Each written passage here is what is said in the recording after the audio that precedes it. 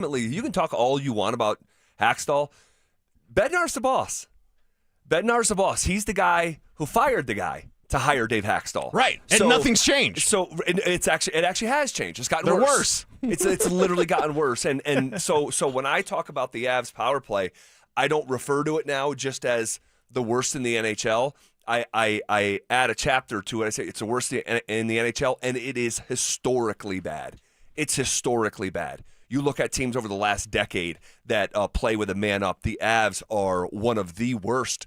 And we talked about the numbers on that with the net power play about a week and 2 weeks ago as they were going on a break.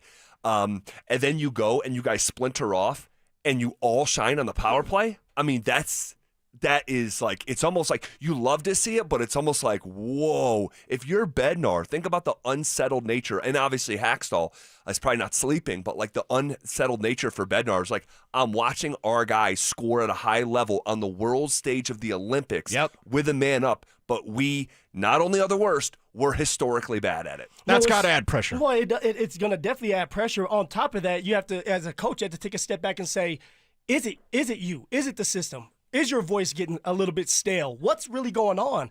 And I'm with Zach on this. A lot of it has to be the coaching and what's going on with it, because when you have 8 different players that go out there and have goals and doing their thing, then come back here when it's time for the power play, it better look really good because you have some of the best players in the world on one team. All right, honestly, you have 8 guys out there at the Olympics doing their part. It shows that the Colorado Avalanche are the best team in the NHL. When it comes back to it now, you got to be better on the power play, and that starts with the coaching, but also it goes with the players making the Can we plays. get our man Phil some spicy food? Knock that stuff out of your sinuses. Man. I can hear it in his voice. I know Phillip Lindsay's voice. I'm like, you're fighting something, brother.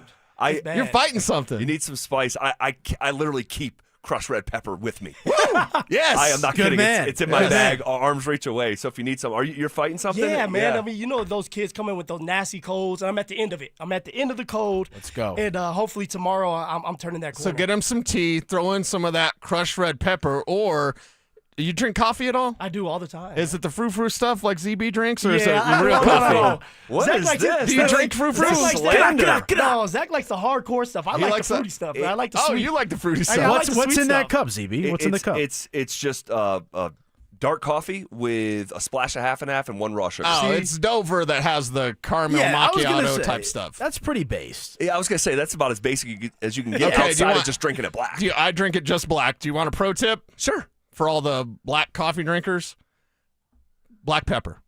What do you mean? In the coffee? Throw black pepper in your coffee. It's an old cowpoke trick for the cow trail when they're out there freezing their ass off and cookies making the dinner and like you're sitting around a campfire.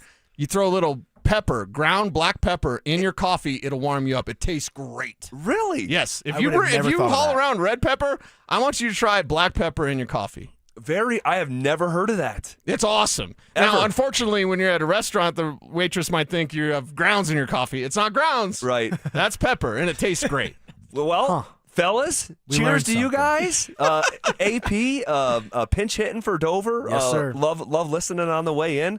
Phil, what did you do with your long weekend, my man? You know what? I was actually talking to Drew out there. I said, this is a blessing and a curse for me when it comes to the long weekends because it never fails, Z. Every time we have a long weekend, I feel like I'm sick. Now, the blessing is by the time it's time to go back to work, I'm healing. I'm on the up and up. Yeah. So for all of us, the Lindsay family, we were down and out. I mean, it was one of those All you handcuffs, guys? all of us, from Sophia to Littlefield to my wife. And so now they're turning the corner. So hopefully tomorrow is my day. My lucky day is tomorrow. So we just relaxed, took a couple of walks. We didn't want to get anybody sick. Yeah. So we kind of stayed at the house, man. What about you? Man, we it was a great weekend. A lot of just hanging around and just chilling. But we also we went out to dinner as a family on Saturday night. Yep. I took my son actually I told you about this. I took my son to the border war. On Saturday afternoon, we drove up to Fort Collins, second time this season, being in Moby Arena. Jam-packed, incredible atmosphere for Wyoming and CSU. A lot of emotion in the building. You could feel it, the intensity of those rivalry games. So I've been at 2 games this year, college games as a fan, not like calling a game, which I'll do again here Thursday. But being as a fan with a beer in my hand, hanging out with my kid as he's eating his pretzel and cheese and watching CU against CSU and then CSU against Wyoming. It doesn't get much better. It doesn't. And we love pro sports. I know I do. I know you do. But there's something about, even in today's climate, especially at that level. Yeah. Especially at that level where it's, it's a less transient, and guys are still transferring, don't get me wrong. But it's just not the same as the highest level. And even there's still charm in that doesn't exist quite in pro sports. But being at that game on Saturday and feeling the intensity and the rivalry and seeing the different colors and the pageantry and the band, the student section, and just everything that comes with it. And I just I'm sitting there on a Saturday afternoon and I'm hanging out with my kid, and I'm like, there's quite literally no other place I would rather be than just sitting here right here, right now. See that, and maybe it's because of how well you tell stories, Z. That's why I like when you tell stories, because you make everything just sound so great. I'm like, damn, man. It was. I'm telling simple, you, right? It's the simple things. Just being able to sit there with your kid and watch a basketball game. See how he feels about it. Let his little eyes open up and say, wow, this is how college is. Yep. Like those experiences that maybe you didn't get with your father. Correct. And so when it comes back to it and you're driving back down, you're sitting there with your kid saying, these are the times, well, I'll never get back. Yep. So, it shares those moments. Hopefully, little Phil will be the same way. He's 5 years old. Yeah. He's starting to kind of get into sports here and there, but, he still likes his Pokemon. Sure. He still likes, the Monster Crash, Monster Cars. Oh, yeah. Same with Micah. He's 7 and still will go 2-hour binge just playing monster trucks. And I love to see that, just the imagination that these kids have. Yeah. But when you're able to talk about that, Z, it's just like, damn, man, I can't wait to have that experience with my son and him really understand about the sports. Yeah, it's great, man. It's great. And I'm telling you guys, and I've done this 3 or 4 times, and Drew started to listen to me if you followed through with it on Friday night. He did. I'm telling you guys, if you guys are looking for something to do that doesn't cost much of any money, that's not a drive. Like, I drove an hour and 20 minutes up to that game. Now, we had free tickets. We had free tickets from the station here. So that was really what nudged us out the door. If we didn't have that, I wouldn't have drove the hour and 20 minutes up there, because that's quite a bit, with a 7-year-old. But I get to talking and asking them questions and stuff. So there's even charm in the car ride. But if you guys are looking for something to do, man, take your kid to a high school sporting event. And I'll tell you what I do with my kid. We go to JV. We go to JV games. Smart. Because it's earlier in the day, before the varsity, because I don't want to be out 8:30 on a Tuesday night or a Friday night. So you go to the JV game. We go to the Grandview girls. We must have done this 8-10 times now, and he loves it. There's no difference. Honestly, when he's sitting there at CSU in Wyoming, at the college level, there's really not that much difference for him than sitting at the Eagle Crest. What did we go to last month? Eagle Crest, Kent, Denver, and 2 recent state champions and a holiday tournament. It's closer up for him too, so he's like, "Wow, I'm really in the action now." Bro, we sat in the first row. See, we sat in the first row, and in his mind, he's 7. So if I said, "Hey, these are the New York Knicks," he'd say, "Yeah, it looks like it. They're huge." Yeah. Drew, how was Friday night? Because you went. You ended up taking my advice and going to something down south, right? I did, yeah. Went to watch some high school basketball at Castleview in Douglas County, down in Castle Rock. Kid had a blast. And we got there early enough. We saw the end of the girls' game as well, the girls' varsity game. Loved doing that. Yep. And then seeing the rivalry high school game, he had an absolute blast. And he's asking me already, like, hey, when can we go to the next one? Unfortunately, now it's like, well, high school basketball's done after this week, unless you go to the state tournament. I was going to say, this will be our 4th year in a row. Yeah. I started to bring this kid when he was freaking 3 years old. We're going to the Coliseum. I know. I might have to actually do that this year because he loved it so much. Yeah, especially if you're going to go to a couple games, because they make you buy the session. They make you buy the session, so it's a little bit pricier. We lied about his age last year, but but it's great, man. It's great. High school, you go to these college. Next weekend, we're going to go to a DU game. So it's just getting out there, and it's not just about the professional level. No, college, high school, and my sisters used to play high school basketball, volleyball, so we were always at their games. Yep. And then they would play. The girls would play first. Yep. Boys would play second, would be varsity. Yep. And we would be there front row waiting to see these guys dunk, right? The warm-up lines, dunking and stuff, the music blaring. I love it. That's what we remember as kids. And getting being able to just stay there and look at these guys just dunk the ball and be like, I can't wait to be like them. That's who I was. I never when I was my son's age or even 10, 12 years old, I never thought about playing in the pros. I wanted to be the heroes of my hometown. Yes. So yeah, really cool. By the way, I talked to a coach. I told you this a couple of years ago. I talked to a coach like 2 years ago. He coached your sister. And he said, yeah, I remember those Lindsay boys. They'd be in the hallway fighting. They'd be all-out wrestling matches in the hallway and all this stuff. Yeah, great stuff there. All right, so there's another link connecting the Broncos with a top pass catcher. But at what cost? We'll discuss next. The champ! Are you ready? Do you consider yourself a super fan? Well, now's your chance to prove it. It's Denver Sports 104.3 The Fan Super Fan Send-Off, presented by 303 Law 4040, sending you to Las Vegas for the biggest pro wrestling event in the world. A pair of 2-night event tickets, airfare, and hotel all included, plus a $500 Visa card. So get in the ring and enter now at DenverSports.com/superfan. That's DenverSports.com/superfan. What's going on, everybody? When you're dealing with joint pain, you don't want just guesswork. You want a real plan. And this is why I send people to RegenRx in Denver. Their professionalism is on another level, guys. The moment you walk in, they break everything down for you. Maybe it's the Wharton's jelly to support the joints. Maybe it's the shockwave therapy to wake up the blood flow. Whatever the situation is, they're going to sit you down and map it out step by step. And they don't just treat you once and disappear. No. At RegenRx, they even build a 6-month booster to help keep your results feeling strong. And that's why you know they're serious about your long-term performance. But here's the part that everybody loves the most. Their consultation is completely free. You heard me, it's free. No risk, no commitment, just real answers. If you're dealing with degenerative joints or pain that's slowing you down, this is your chance to see if their treatments work for you. Look, if joint pain is stealing your explosiveness, your confidence, your ability to keep up with your kids, stop pushing through it. Your quality of life matters. You matter. So you need to give RegenRx a call today at 303-630-9770. Or you can visit them at regenrx.co. Again, that's regenrx.co, and let them know that Phillip Lindsay sent you. Never have I ever called my sister from the finish line of my first marathon.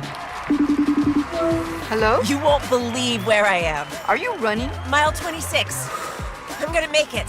Switch to T-Mobile's 55 Plus plan and get iPhone 16e with its advanced camera system on us. Plus, 2 lines for just $30 a line. Guys, I can't believe it. I knew you could do it, babe. That was amazing. Mom, how do you feel? I feel great. I can't feel my feet. Let's take a picture, and then you may carry me to the car. Share every stride, every mile, every memory on America's best network. Switch to T-Mobile's 55 Plus plan and get iPhone 16e on us and 2 lines for just $30 a line.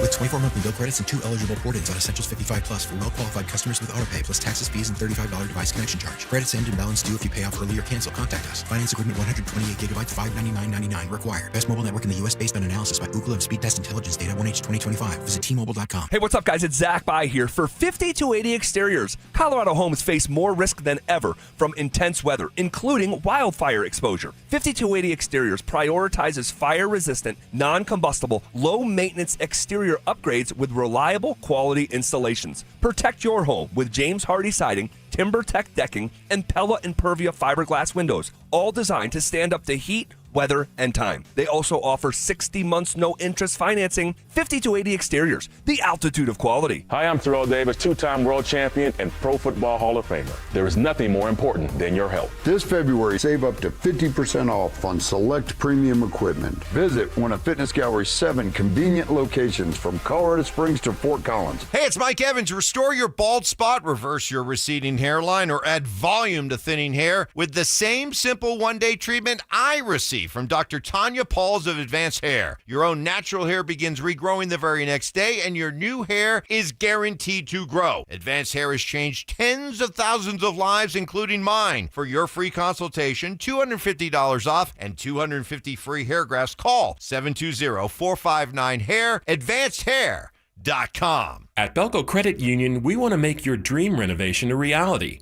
Maybe that means a modern kitchen upgrade or a luxurious new bathroom. With Belco's Home Equity Choice line, you can get easy access to funds with the freedom and convenience of a home equity line of credit, plus the security and stability of a home equity loan. Plus, Belco is also offering low rates for qualified borrowers. Learn more at belco.org/choiceline Belco is an equal opportunity housing lender. Belco, banking for everyone.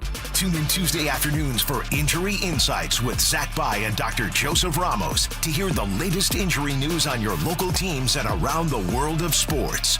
Ramos Law. What makes us different makes us better. Follow us on X at DEN Sports 1043 for up-to-the-minute information and opinions on all things Denver sports. Also, we can still call it Twitter, right? Denver Sports 1043 The Fan, DenverSports.com, and the Denver Sports app. Denver Sports 1043 The Fan presents The Drive with Zach Bai and Phillip Lindsay.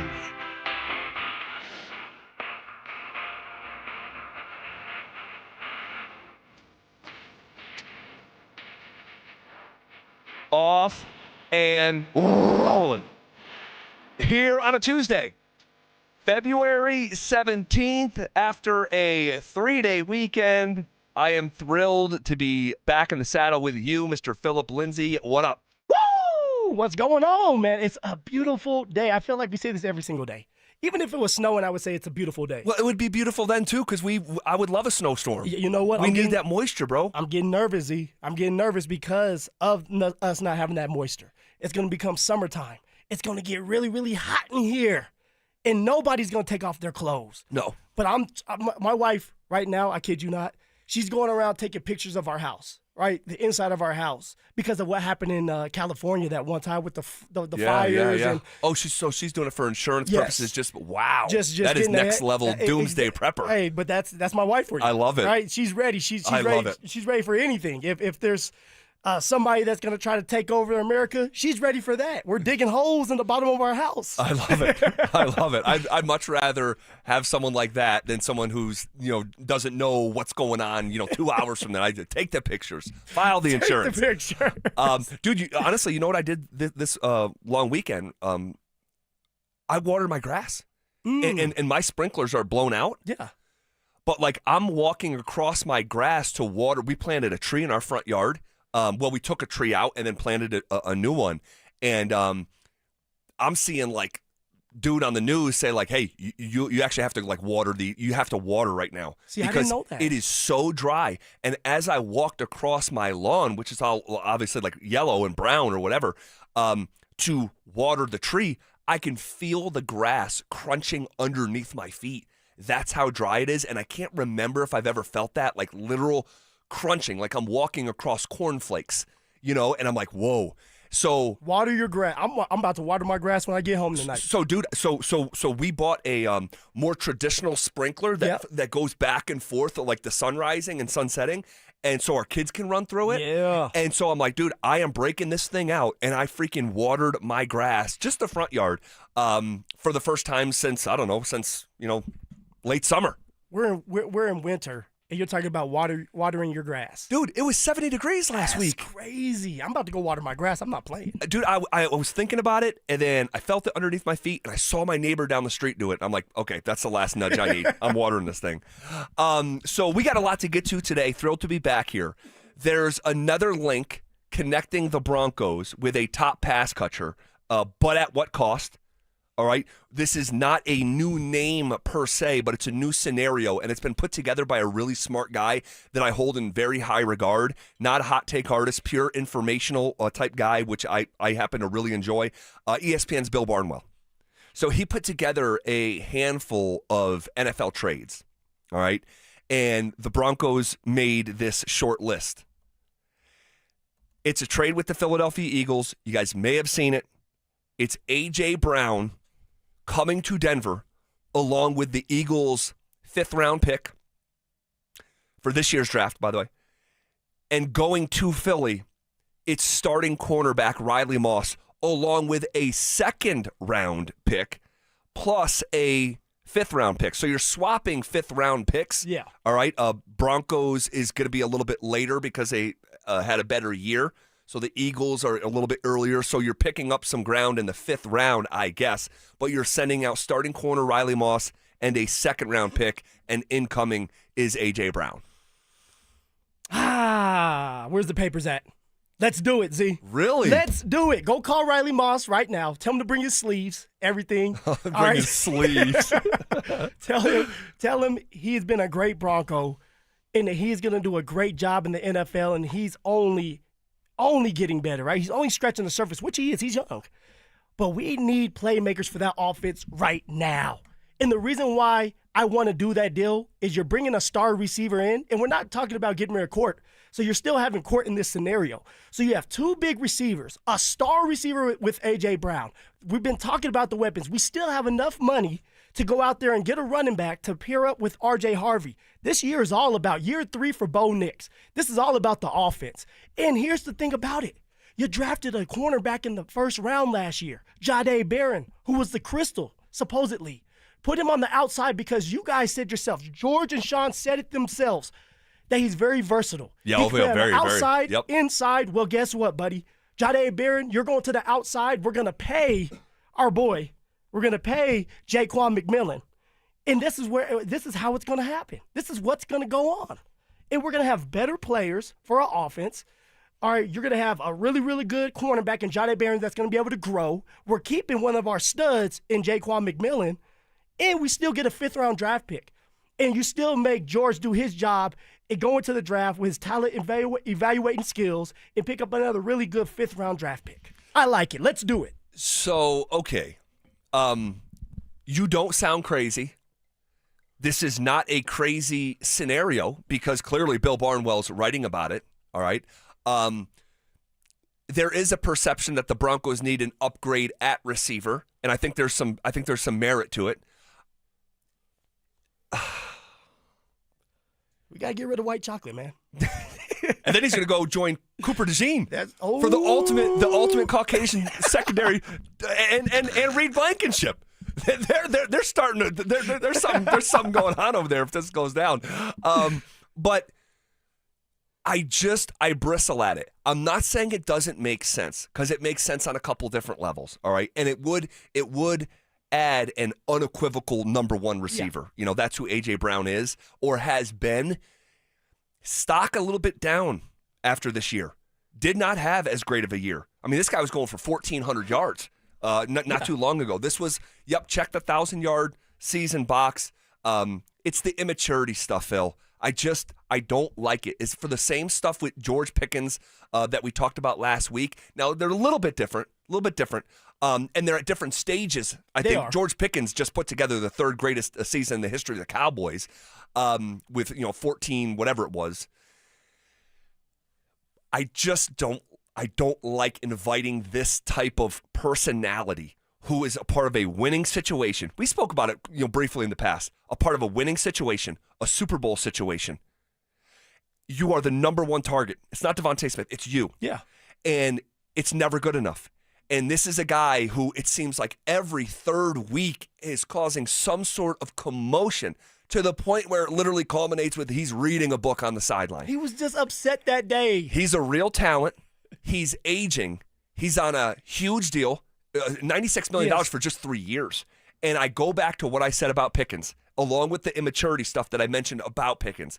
I just don't believe the correct way to build a football team is with multiple $100 million receivers. And that's what the Broncos would have in this situation. Now, they separate from the A.J. Brown thing, okay? So count me out of the A.J. Brown thing. Is it the worst idea I've ever heard? Absolutely not.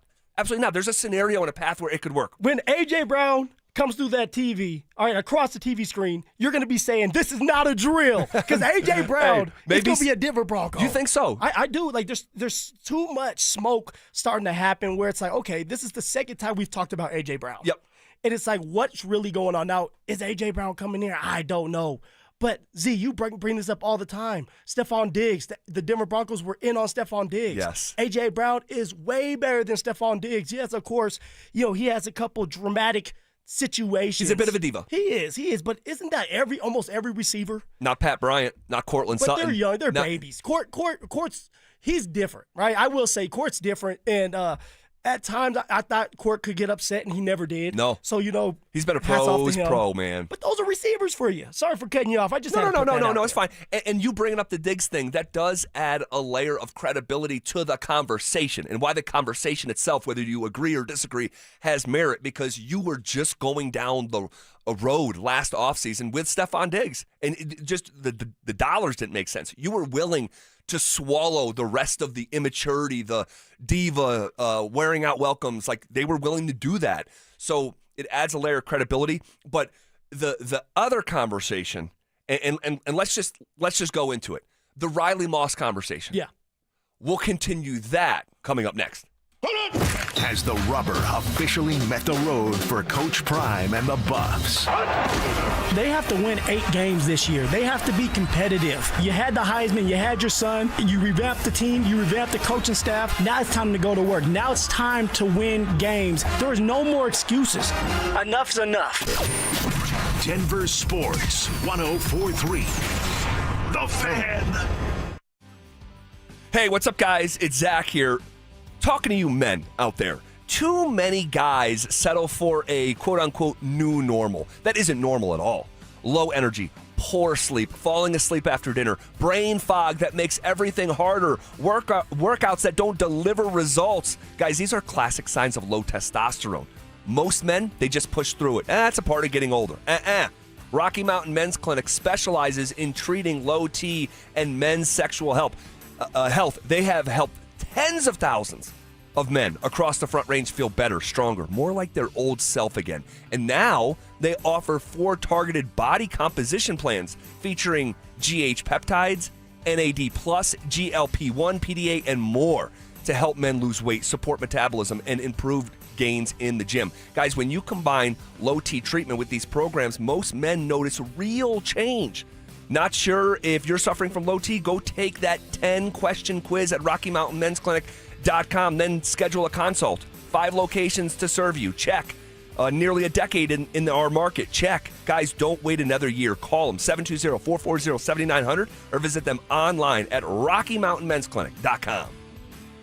Featured therapies are compounded and have not been evaluated nor approved by the FDA. Provider prescription required. See website for details. If you owe back taxes, listen carefully to rule number 1. Never go up against the IRS alone. They're cracking down, freezing bank accounts, garnishing paychecks, canceling passports. Even your home or business could be at risk. But here's what they don't tell you. The IRS has powerful tax relief programs that could save you thousands if you qualify. That's why smart people call Optima Tax Relief, America's #1 tax resolution firm. Nobody knows these programs like the experts at Optima. Their team of tax attorneys and licensed professionals have resolved over $2 billion in tax debt for people just like you. The IRS is not stopping, so don't wait, and don't take them on alone. For tax help you need, for tax help you can trust, call Optima today for a free consultation. Call 800-343-6460. 800-343-6460. 800-343-6460. Optima Tax Relief. Some restrictions apply. For complete details, please visit OptimaTaxRelief.com. Imagine finding your dream home and moving in right away. No waiting to sell your old place first. Sounds perfect, right? That's exactly what Orchard's Move First, Sell Later program lets you do. Buy your new home now and sell the old one later. Here's how it works. Orchard gives you cash so you can buy and move into your new home first on your timeline. No waiting, no showings, no double moves. Then the Orchard experts take it from there. They handle repairs on your old home for you so you attract the right buyers. Once they're done, a local Orchard agent lists and sells your home for top dollar. Orchard's Move First program gives you the freedom to buy and move into your new home first and sell your old home later. Buy before you sell and get top dollar for your home with Orchard. Ready to find out how much your home is worth? Visit Orchard.com to get your free home valuation. That's Orchard.com. I'm Rob Wilhite. A car accident can change everything in a moment. For almost 50 years, my firm has gone up against insurers and won over $1 billion for our clients. If you were hit, don't wait. Evidence fades, witnesses disappear, and the insurance companies know that. We move fast, you should too. Call 303-GOOD-LAW or go to willheightwins.com. That's 303-GOOD-LAW or willheightwins.com. We're here for Coloradans when it matters most. The Will Height Law Firm, Colorado Strong. willheightwins.com. Hey guys, your boy Mark Schlereth here from my friends at Xfinity. Now, when Team USA is on, you can almost see the moment when the kid starts believing, hey, I could be next. Now, while Xfinity can't guarantee that, they can guarantee something super important. That's your internet price won't change for 5 years. No contracts, no commitments. So, while your kid's ordering online or streaming highlight reels, your Xfinity internet price won't change. It will not budge. And who knows, by the time the next Winter Olympics roll around, your kid could be getting fitted for their very own Team USA uniform. And guess what? You'll be paying the same price for reliable Wi-Fi. And there's even more to enjoy with Xfinity Gold Medal Celebration. Now through February 22nd, get our best price on gig Wi-Fi for 5 years guaranteed, just $50 a month. Plus, get Peacock Premium included for 10 years. That's a $10.99 value each month. Xfinity, imagine that. Proud partner of Team USA. Restrictions applies. Requires paperless billing and auto-paid with stored bank account. Taxes, fees, extras. Actual speeds may vary. I'm Drew Carney, anchor with 9 News Mornings. I'm new to Colorado, but not new to the early wake-up call. I'm excited to share my 20-plus years of morning news experience with this community, giving you the info you need to tackle the day and start it with a smile. Across the Denver Metro, we've got you covered, because when news moves fast, you need a team that moves with you. Make the move to Colorado's #1 streaming newscast. Make the move to 9 News Mornings, live starting at 4:30 anywhere you watch. Plumbline Services, serving Colorado since 1998 for all your heating, cooling, plumbing, and electrical needs. Service at home, servants at heart. You're listening to The Drive with Zach By and Phillip Lindsay on Denver Sports 104.3 The Fan.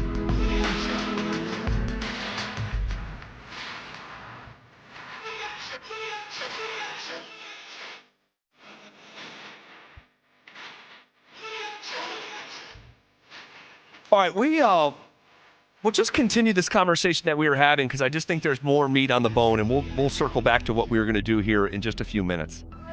Riley. Yeah. And this trade proposal that goes out from Bill Barnwell of ESPN, AJ Brown coming to Denver, Riley Moss, thank you for your service. But also, and I want to have a separate conversation here about Riley, but what I don't like about this is the second round pick that leaves. Phil, the Broncos have done such a good job with mostly, and you're not going to bat 1,000, no one does, but drafting the right guys, developing the right guys. And an example of that is Riley Moss, honestly. But I do not want to lose a second round pick. Give it to Philly. By the way, give it to Howie Roseman. Now, Howie Roseman is sort of like Howie Roseman is to the NFL what Danny Ainge is to the NBA, who long time ran the Celtics. Now he's running the Utah Jazz. Check in on the Jazz in 3 or 4 years. Like, he's just a brilliant mind, and the reputation with Danny Ainge, much like Howie Roseman, is you get in a trade deal with him, man, 8 out of 10 times he's winning the deal. Yeah, it's a win for him. Typically. Yeah. Now, again, not everyone bats 1,000 in free agency either, but or with a trade. But the losing the second round pick and doing a deal with Philly for a player who I believe in, Riley Moss, is ascending still. AJ Brown is still a fantastic receiver. He's a star. But I think you're never going to see what he was 2, 3, 4 years ago. I don't envision that for him into his 30s as he's going to turn 29 here. Why not, though, Z? I mean, you got Cortland Sutton, you got Pat Bryant, you got Marvin Mims, you got Troy Franklin. I mean, those are weapons, so that's going to help AJ Brown out. Or AJ Brown. Yeah. No, it would. He's not going to have as much pressure as if he's somewhere else and he's just a true number one. I mean, you still have to, consider that you have Cortland Sutton, who's been our number one, on the other side. So there's going to be a tension on court, or Cortland's going to eat you up. On top of that, the Eagles did what we want to do. The Eagles have already won a Super Bowl. Right. So for them, it's like we got to get ready to move on from these players anyway because we've already done that. For the Denver Broncos, they're trying to win a Super Bowl. The window is now. Bo Nix is on a rookie contract. So this is the time for you to splurge and go out there and get these bigger, quote unquote, these bigger name players that are going to cost a lot more money to put around Bo Nix so that you have an opportunity to win the AFC Championship and get into the Super Bowl. So I don't disagree about the window of time and striking while the iron's hot, and Bo on his rookie deal. And I think it makes sense in certain regards. And it could make sense at wide receiver. This is not the route that I would go, okay? But it doesn't sound insane to me. But I'm glad you brought up the Super Bowl. You said the Eagles already did what the Broncos are trying to do. Yes. And I'm glad you mentioned that, because what do you think was the main objective for A.J. Brown this past season? To win another Super Bowl. See, I disagree.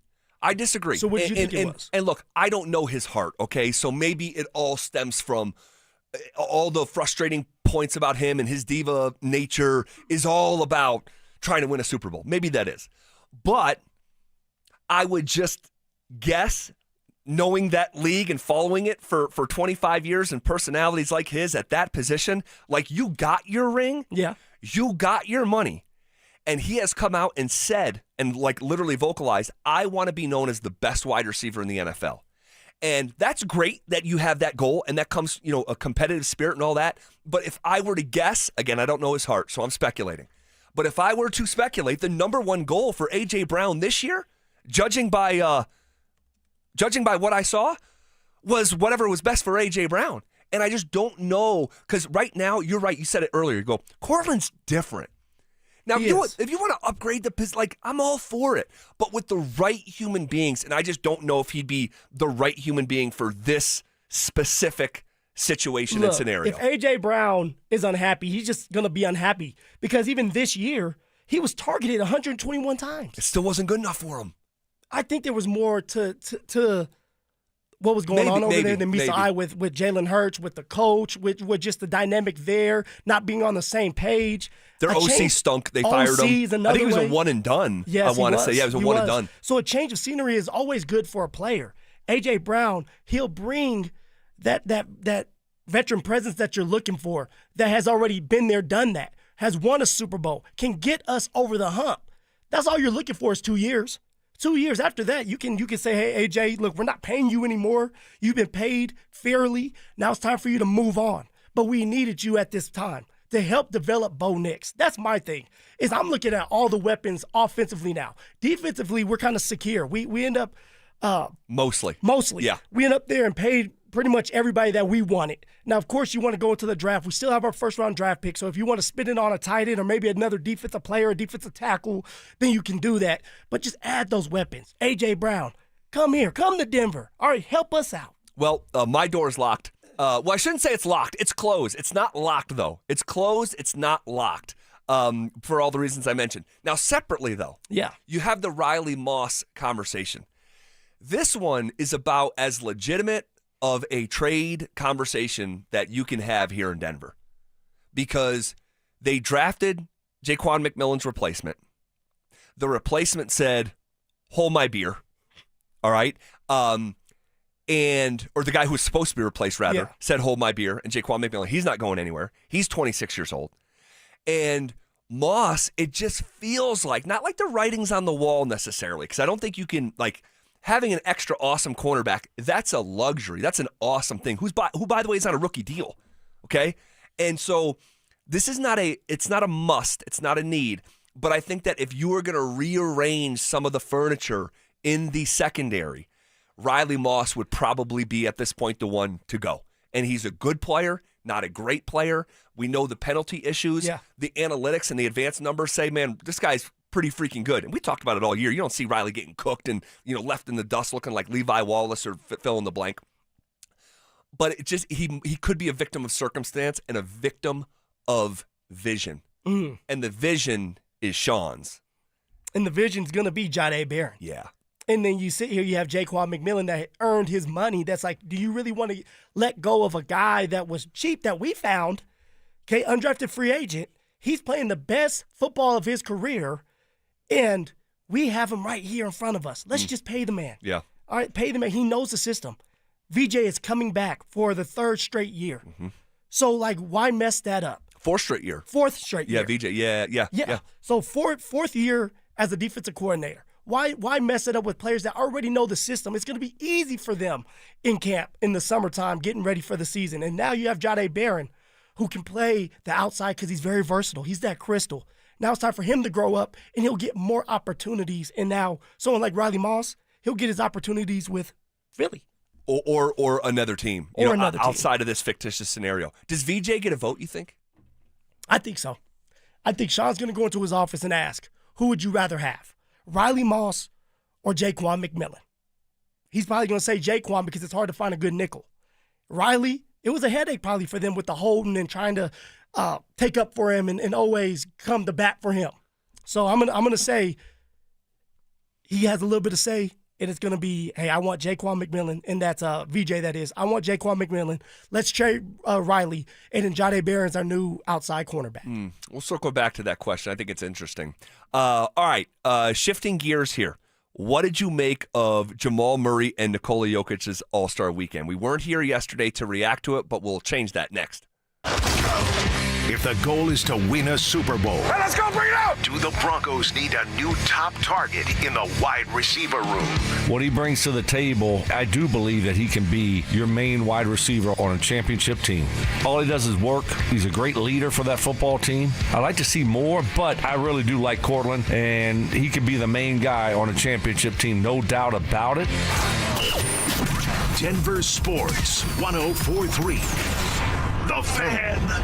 Texting privacy policy and terms and conditions posted at textingterms.us. Texting enrolls you for recurring automated text marketing messages. Message and data rates may apply or play. Stop, opt out. Terms and conditions apply to the earnings promotion. Do you have caregiving experience as a parent, teacher, nanny, coach, or in another similar role? Hop Skip Drive is looking for experienced caregivers who want to help students in their community by driving them to and from school. Earn up to $50 per ride with Hop Skip Drive's welcome promotion, all while helping your community. If you have your own vehicle that is no more than 10 years old, a clean driving record, and at least 5 years of caregiving experience, you could become a Hop Skip Drive care driver. Just text ROAD to 323232 to get started right now. Hop Skip Drive gives you the flexibility to set your own schedule and earn competitive pay. It's simple. Drive in your free time and make a real difference for students right in your neighborhood. Don't wait. Text ROAD to 323232 right now. Text ROAD to 323232 and start earning up to $50 per ride during Hop Skip Drive's welcome promotion period. That's ROAD to 323232. Text ROAD to 323232 now.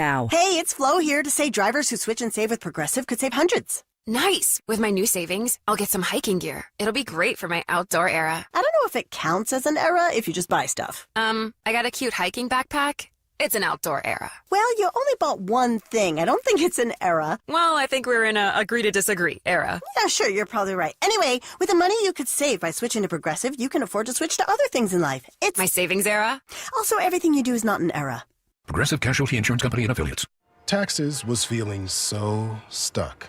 Sitting in traffic, squeezing into a parking spot, all to squeeze in getting tax help during your lunch break. Now Taxes is a TurboTax expert who does your taxes for you, while you go about your day getting real-time notifications about their progress and the most money back guaranteed. Now this is Taxes. Intuit TurboTax. See guarantee details at turbotax.com/guarantees. Only available with TurboTax experts. Real-time updates only in iOS mobile app.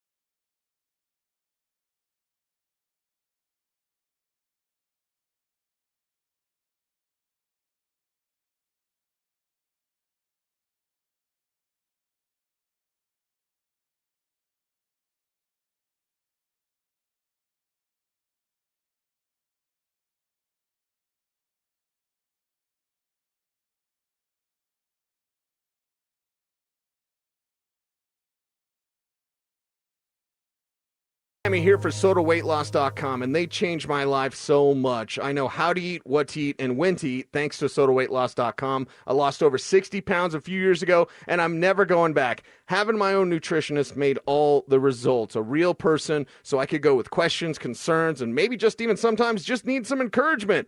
Join Soda Weight Loss for a short time to have results that last a lifetime, just like me. Call them up at 1-866-800-SODA, SodaWeightLoss.com. Soda Weight Loss is, say it with me, state-of-the-art. Hi, I'm Brad Barnett, president and founder of Mountain High Appliance. This President's Day, enjoy huge savings at all of our showrooms. Whether you're replacing a single appliance or planning a full kitchen remodel, we've got you covered. From freezers starting at $199 to complete kitchen packages starting at only $19.99. Plus, save up to $4,200 on select KitchenAid packages. And our price match guarantee means you'll always receive the best pricing. When you think appliances, think Mountain High Appliance. Mountain High Appliance, your favorite appliance store.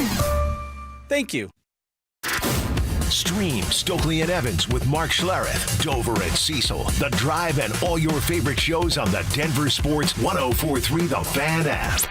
Denver Sports 104.3 The Fan, DenverSports.com, and the Denver Sports app.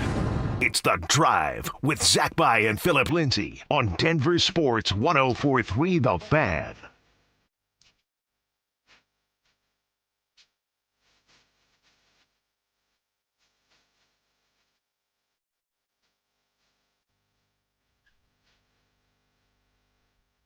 So we were not here yesterday, and I wanted to make sure we touch on All-Star Weekend. I thought it was very interesting, and someone made me look very right.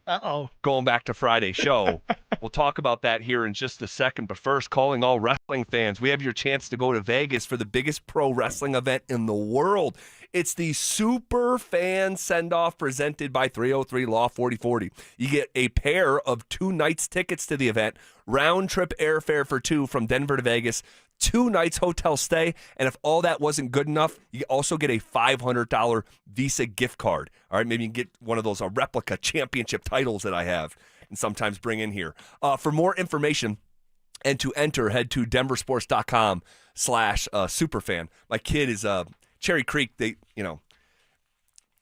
3-day vacation isn't good enough, so they tell the kids to stay home as well on Tuesday. They get a 4th. so the teachers can have more time to prepare and stuff.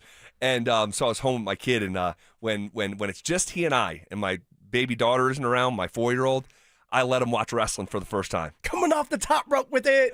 And this dude is getting so into it. He doesn't have a frame of reference of who's who until this month. Like John Cena to Bret Hart and just how different era those are, or The Undertaker and who this guy is, and he just sits there fixated on it, he's being. It's only a matter of time before he says, "You can't see me." Yes, and lands on your daughter, and then your wife's gonna have to whoop all you guys' ass. Yes, you're actually spot on about this. What'd you make of All-Star Weekend? You know what, Z? This was the first time that I was actually dialed in, and although it started at a random time at 2:00, I was dialed in with my little man, and we were just watching the game, and I actually had a good time. Now, the three-point contest, I wanted Jamal to do better than what he did, but you know what? It is what it is. It's hard to do that. I've never had to shoot a three-point shot 100 times, so I'm not even going to try to go that route. I wanted Jamal to do better, but it's his first time doing that. But overall, it was a fun experience.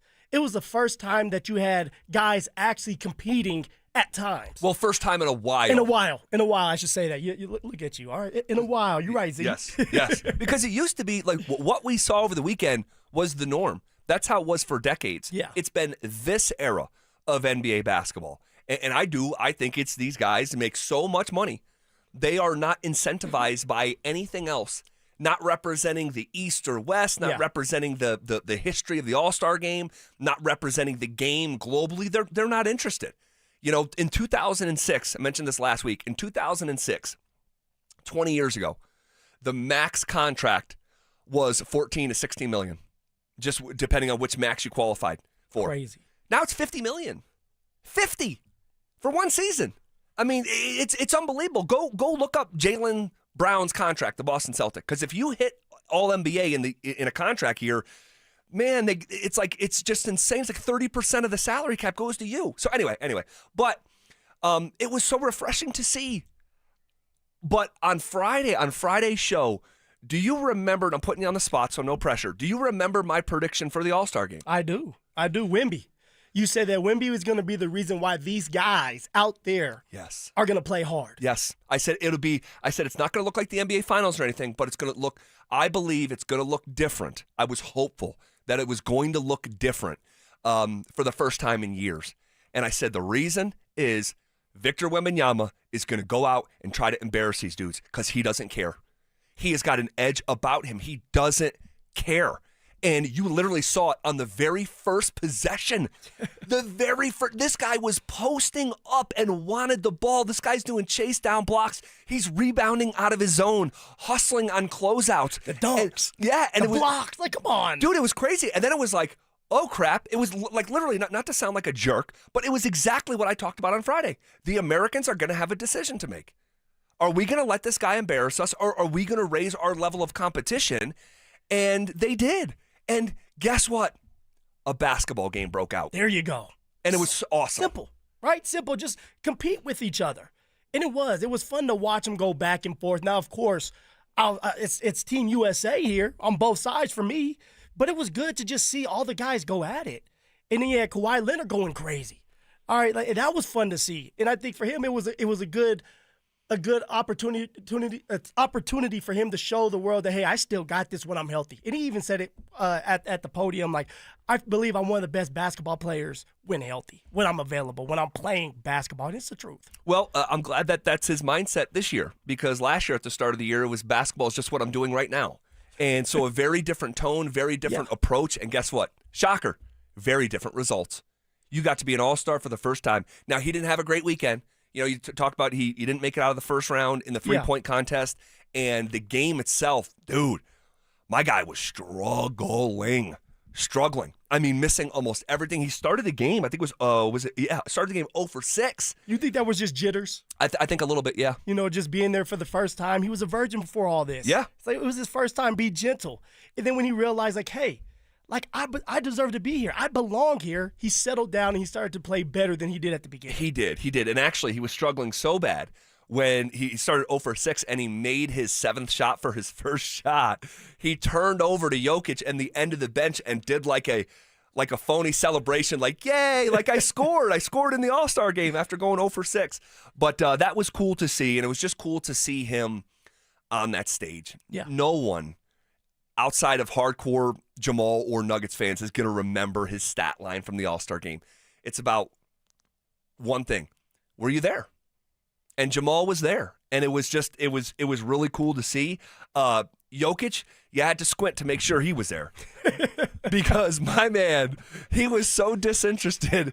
Like, and at one point he's looking at Wembanyama. They're like going for the same ball, and he's like, "Oh, take it, dude. Like, it means a lot to you right now." Just like I'm just relaxing. And I think he played 5 minutes, checked out, never checked back in, and it was very laissez-faire approach. You know, I'm hands off with this game. How'd you feel about that though? I'm so unbothered. It doesn't bother me at all. You missed the most time of your career with a knee injury. You just came back. You haven't quite looked right. If it was a no-lose scenario. If he played hard and played great, it would have been a welcome sight. 5 minutes. This is your time off. You've been banged up. Take yourself out of the game. All good. And honestly, if his approach was, I'm not playing hard for this thing, that game wasn't going to be for him anyway. No, I'm with you on that. Because he missed so much time, I was okay with him taking off. I mean, I'd rather him be ready for the season than an all-star game. Now, if he was healthy this whole time, his teammates on the world team are going at it, then I would hope that he would help them out a little bit. They end up losing. Yeah. But other than that, I'm okay, man. Like, he's banged up. We don't know what he's still dealing with, if he's still banged up. So he went in there, had his 5 minutes of fame, sat his ass on the bench, and I'm happy about it. He's okay. He's healthy. Jamal's healthy. They can go back at it here in a minute. One real quick thing before we go. How about this guy, Kawhi? How fun was that to watch? Scoring 31 points in one quarter. I said this past month. Kawhi Leonard is having the best year of his career. And he's a first ballot Hall of Famer. Yeah. He's never had a better year than what he and the painful irony for the Clippers is they just traded Zubac and Harden's out, and this guy, there he is in the Clippers stadium, like truly, I thought he shined the brightest along with Wemby and Ant. And you know who the first game back is for the Nuggets? The Clippers, baby. Clippers, Thursday night. I cannot wait. All right. We now have 2 years of data and tape. If you redrafted last year's quarterback class, where would Bo Nix go? That's next. After missing 16 games with a knee injury, is something wrong with Nikola Jokic? I'm watching Jokic, and if you're just looking at the stat sheet, and Adelman's, quoting the stats after the game, and I got it. But if you know the standard that Jokic has set for himself for us to judge him by, I mean, we're just not seeing the best version of that guy right now. Denver Sports 104.3. The Fan. For many of us, it's happened before. Your hair is thinning, crowns disappearing. Maybe the hair loss has you feeling your identity is lost altogether. The solution that worked for me, it's an incredible yet simple one-day treatment that starts growing your own natural hair the very next day. And it's guaranteed to grow for life. It's the Advanced FUE from Advanced Hair. We've all seen the pills and lotions that come with monthly subscriptions. They help retain what you have, but what if you want your own natural hair permanently in specific areas? From Advanced Hair's state-of-the-art facilities to world-class Dr. Tanya Paul's, it's not maybe your hair will regrow, it's guaranteed that your new hair will grow. You decide how much, how thick, and where. It's why Advanced Hair is the winner of Westward's Best of Denver. For your free consultation, $250 off and 250 free hair grafts, call 720-459-HAIR. That's 720-459-HAIR or advancedhair.com. Hi, I'm Terrell Davis, two-time world champion and Pro Football Hall of Famer. There is nothing more important than your health. That's why I made the smart move to invest in fitness equipment with Fitness Gallery. It's a game changer. This February, save 25% off all primetime functional trainers, home gyms, and racks. Work out on your schedule on the equipment you choose from the safety and comfort of your own home. Save up to 50% off on select premium equipment. Visit one of Fitness Gallery's 7 convenient locations from Colorado Springs to Fort Collins. A family office is a team built to handle the 3 biggest financial responsibilities a family faces: wealth management, tax strategy, and estate planning. Most firms only manage your investments and refer the rest out, hoping everyone stays aligned. At Trajan, we built something different. Your wealth, tax planning, and estate planning are handled together inside one firm, under one roof. There's no guessing whether your CPA, advisor, and estate attorney are truly in sync, because our team works together every day on your behalf. When your financial life becomes more complex, your advice should become more coordinated, not more fragmented.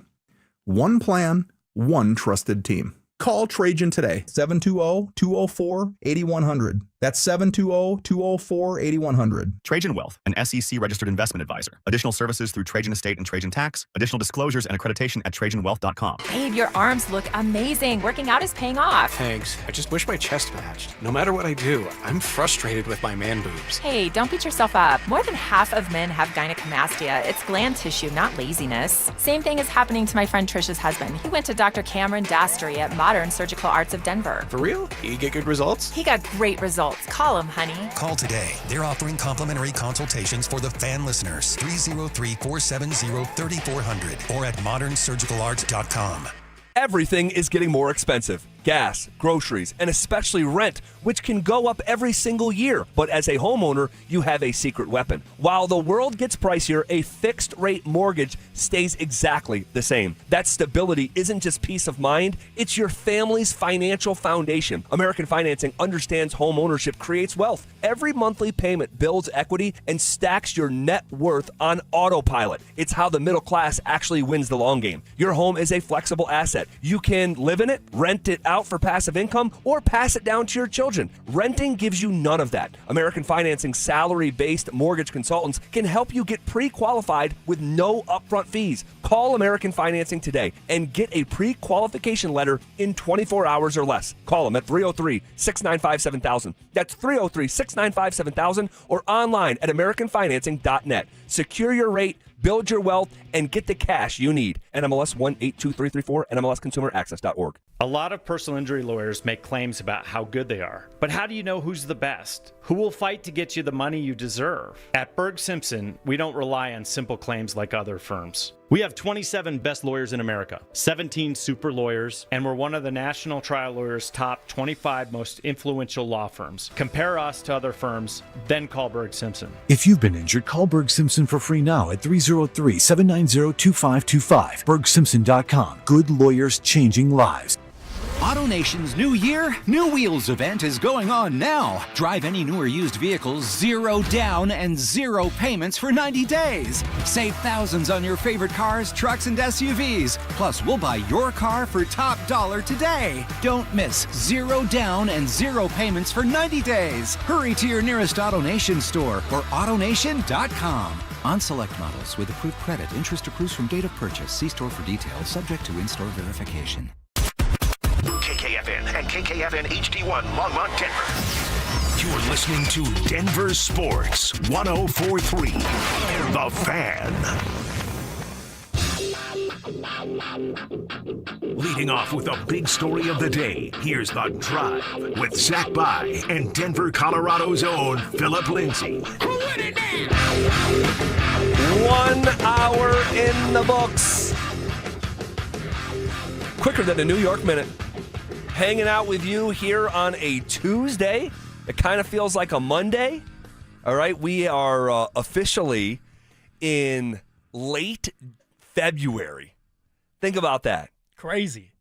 We are officially in late February. That is nuts. Look, it feels like a Tuesday to me, Z. We're not going to rewind time. All right, Monday already came and gone.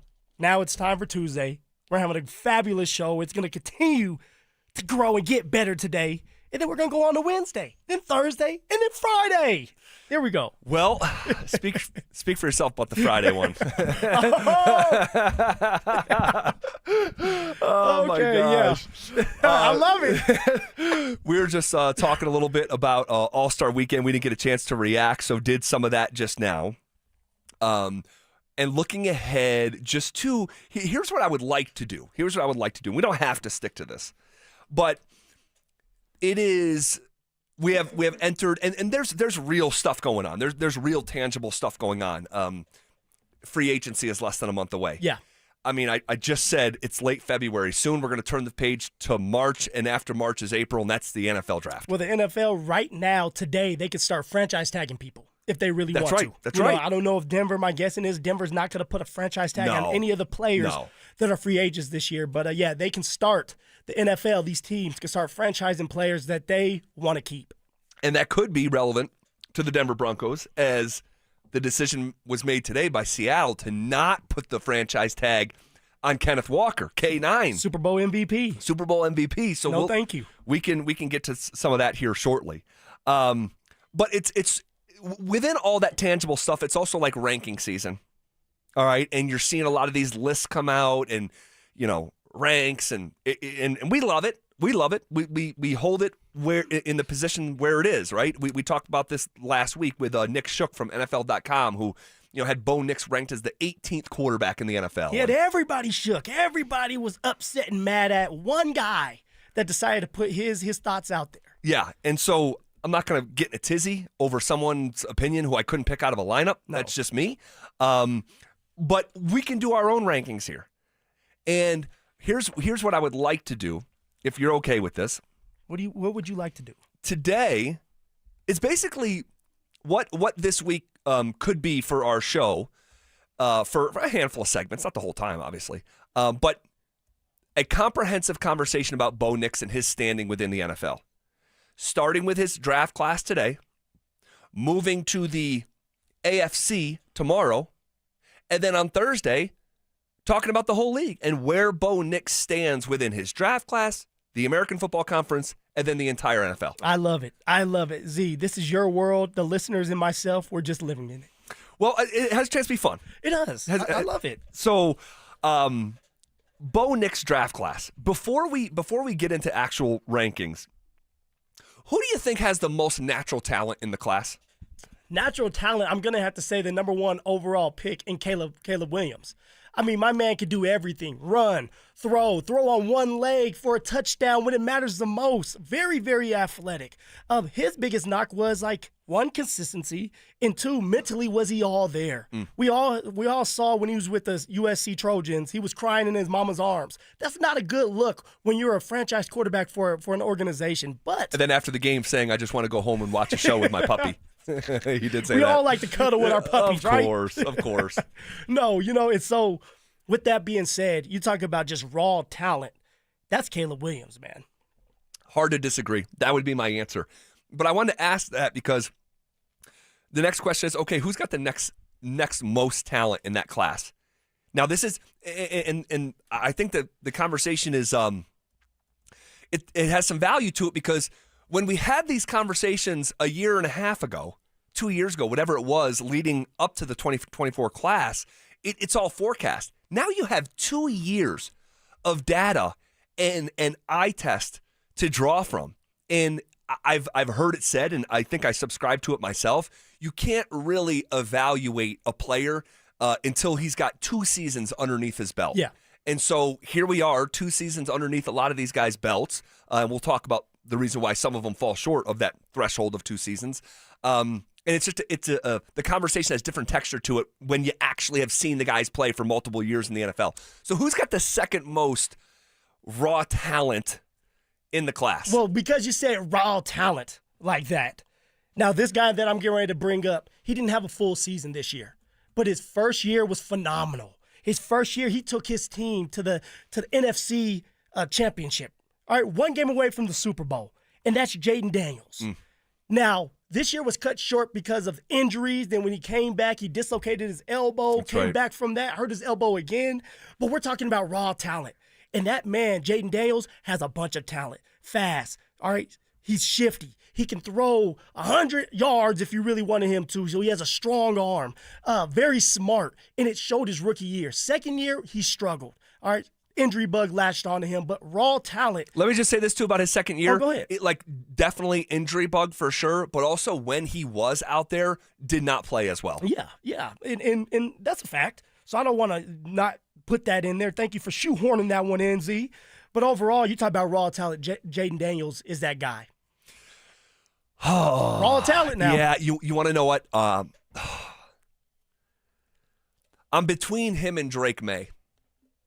Because I think when you have a conversation about talent, Jaden Daniels cannot control the fact that, and well, you know what? Drake May is just a massive human being. He's huge, man. He looks a lot like Josh Allen. And he's athletic, too. He is a very good athlete. I don't think he's more athletic than Josh, though. He's not more athletic than Josh, no. He might be right now. Well, I'm not going to get into the semantics of that. But, okay, I'll give Jaden Daniels to you. Would you say Drake May is the third? When it comes to raw talent? Just a raw talent. I don't think I'm putting Drake May third. I think I'm putting Bo Nix number 3. Really? Because of raw talent. See, we all tend to forget that everybody was bashing Bo Nix for his arm strength. All right, nobody knew that he was as fast. We always agree that, hey, Drake May's one of the fastest quarterbacks in the league right now. He's very athletic, very twitchy. All right, ask Ryan Clark. Ryan Clark said, hey. God, I'm not asking Ryan Clark much of anything. Michael Parsons blew his knee out because of what Bo Nix did to him with the stop and go. Yeah. So I would put raw talent-wise, Bo Nix has some raw talent, man. He has a strong arm. He can throw on the run. Very, very talented. I'm going to have to put him number 3, Z. You know what? Look, because I don't want to lose the plot here. All these guys are talented. They are. They're all first-round draft picks in the NFL. So they're all talented to a degree. In my head, was Bo Nix surprising from a raw talent standpoint? It was for me, and it sounds like it was for you. In terms of the raw, and guess what? Hold on here. Let me cut my own self off. He surprised Sean Payton. Remember Sean Payton in that first year? He said we didn't quite realize what kind of runner we had, and he had the turf toe. He didn't do drills at the combine, and so it kind of caught the NFL and caught the division off guard of just how good of an athlete he was. That said, though, I still would not include Bo Nix in the top 3 for me personally, in the top 3 most talented dudes in that class. I would put him 4th. But I just think it's interesting that the guy who ultimately won the most games and has thrown the most touchdowns, I personally would not have in the top 3 of a natural talent in his class. But shifting gears here, we'll do the ranking in a second. Who do you think, how much for this following evaluation and this ranking does coach come into play? Does roster come into play? Like some of the stuff around, like it matters so much. I mean, it probably is the number one thing we all know, and like you just got done saying, the whole quarterback class was very talented. But you're only as good as the coaches around you. You're only as good as the players around you. Ultimate team game. So, for example, Drake May, he struggled his first year. All right, the players around him weren't as good. The coaching staff around him was not as good. This year, he almost won the MVP because of the coaching staff, because of some of the players that they added. So, system, the scheme, the coaches, the players, all of it matters. And that's where I believe Bo Nix actually thrived, because he was picked 12th overall. All right, he didn't have to go number 1 like Caleb Williams to a bad Drew, a bad Bears team. Yeah. Now, Ben Johnson's a bad dude. You know I love me some Ben Johnson. He helped revamp that team and help that team out. And I can't wait to see what the Bears look like this year. But for Bo was set up for success because before Bo got there, Sean Payton had the foundation set for him. Yes. And I'm glad you just said all that, because, and I've been using this verbiage probably the last 6 months or so with you here on the air. We talk about these quarterbacks like it's a game of one-on-one basketball. That's not what this is. And really what made me start saying that was Josh Allen. Yeah. And it's like, well, he can't win the big one. It's like, well, the defense gives up 33 points a game in their playoff losses and did so again this year. He played great defense for Josh. Now, the Bills. Unfortunately, then he turns around and rewards me by giving the ball away over and over again in the divisional round. But that was why I started saying it. I'm like, dude, like there's 22 starters in the game of football. Yeah. 50 guys touch the grass on game day. So I just want to keep that in mind when we talk about these rankings. And you pointed it out fantastically. Look at the year-over-year difference for Drake May. That guy in his first year was 3-9 and completed 66% of his passes, which a lot of guys would take, but he threw 15 touchdowns to 10 interceptions. And then in year 2, he's leading the NFL in completion percentage. Come on. With 72% of his passes instead of 15 touchdowns. Now, he missed a couple games, played in 4 more, but that doesn't make up the difference of 15 touchdowns to 31 passing touchdowns. The interceptions going from 10 to 8. So year 1, you throw 15 tutties and 10 interceptions. In year 2, you throw 31 and 8. And you stay healthier. And you stay, yep. But look, you point out Caleb Williams too. Look at the difference of Caleb Williams' first year playing for Matt Eberflus comparatively to playing with Ben Johnson. It's a world of difference, Phil. 5-12, snap your fingers, year over year, 11-6. And so I just want to keep that in mind when we have these conversations of ranking these quarterbacks from the 2024 class. All right. Who's number 1 for you? Number 1 for me is going to be Caleb Williams for what he brings to the table already and what he looked like this year. Ben Johnson, we just got done laying it all out when it comes down to coaching, players, scheme. Well, Ben Johnson has done a hell of a job with Caleb Williams in year 1.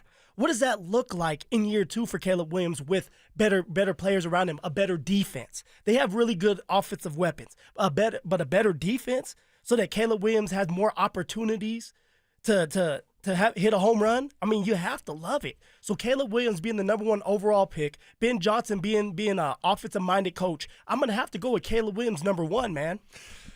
So come on now. So I'm going to agree with you. All right. I'm going to agree with you. And the function of this conversation isn't just to rank them, but go through the game theory or the mental exercise if you were literally going to redraft the class. Do you really think Caleb Williams still wouldn't go number 1? Guys, he would. He would. And he's the one guy from this class. I don't know about the one guy, but he's the most likely guy from this class of quarterbacks, which is shaping up to be a really good class in general.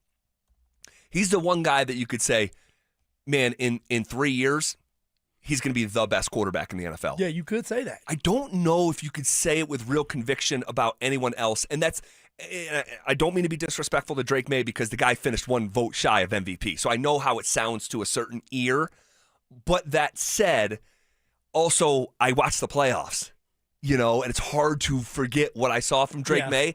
And then playoffs, like you watched all of them, not just one game, all of them in the Super Bowl. Woo. Yeah, and it almost like they were winning in spite of Drake May. Now, he was a big reason during the regular season. He deserves credit for that. But it's still Caleb Williams, I think, is the most likely quarterback to one day be like, yeah, that guy's the best quarterback in the league. All right, so we're on the same page with this. Yeah, to start, I think Caleb. And by the way, if we did this, if we put out like an anonymous poll to every market, all 32 NFL markets or all 50 states, and you said, hey, redraft the class, who would you have? I think in most markets, most states, most people would say Caleb Williams. I like it. So we agree there. So Caleb, number one, all right. If you're redrafting the class, who goes number two? I don't know if you're going to agree with me on this one. Number two for Fill the Deals draft board. I'm drafting the ultimate Bo Nix. Bo Nix is number two for me, Z. Because I look at Bo Nix and what he has done for 2 straight years. He knows how to win. We talk about the tangibles and the intangibles. He has both of them. He's getting better every single year. Now, of course, he has been set up for success with the offensive line, Sean Payton. But imagine, we're talking about Sean Payton giving up play calling duties.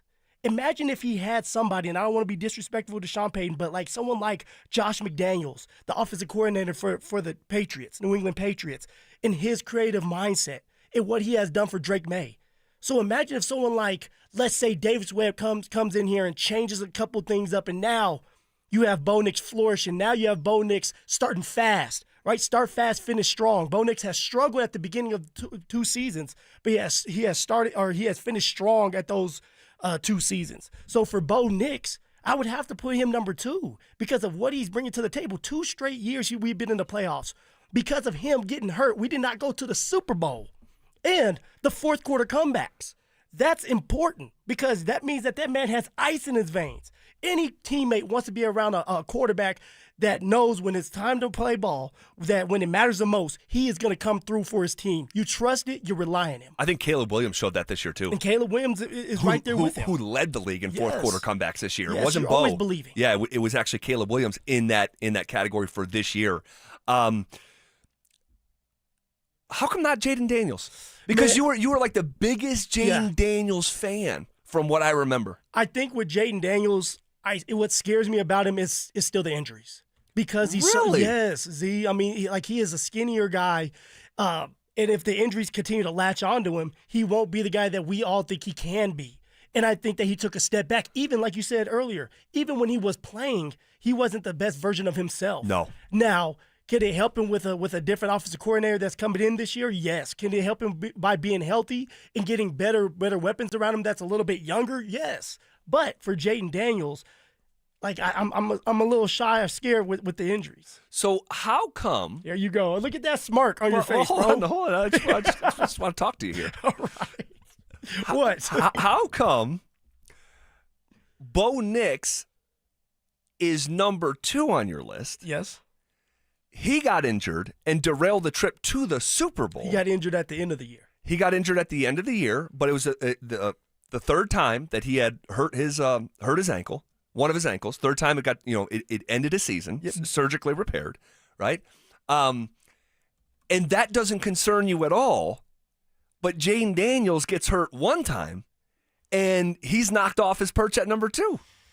Look, I said for Jaden Daniels, he got hurt throughout the season. If it wasn't the arm, it was his hamstring. If it wasn't his hamstring, I think he was dealing with some type of little knee issue at the beginning. So it's always something with Jaden Daniels.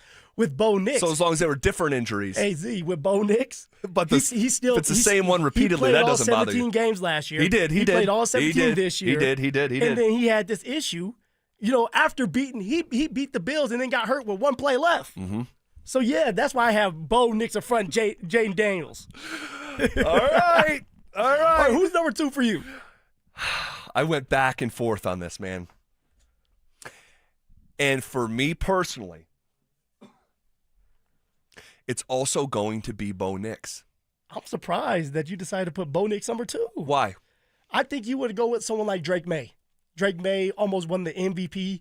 Bo Nix, maybe with the health thing that you're so concerned about. Yeah, I am concerned about it. Bo Nix, not as consistent at the beginning of the year. The overthrows. Bo Nix with Sean Payton, paired with Sean Payton, it hasn't been the best when it comes to just exploding with offense as of right now. Maybe that's why. So, no, and those are good points, and the injuries do concern me, okay? Like the lone voice in our market that's like concerned about the quarterback. It's in their corner. And honestly, like, because I forgot about this too.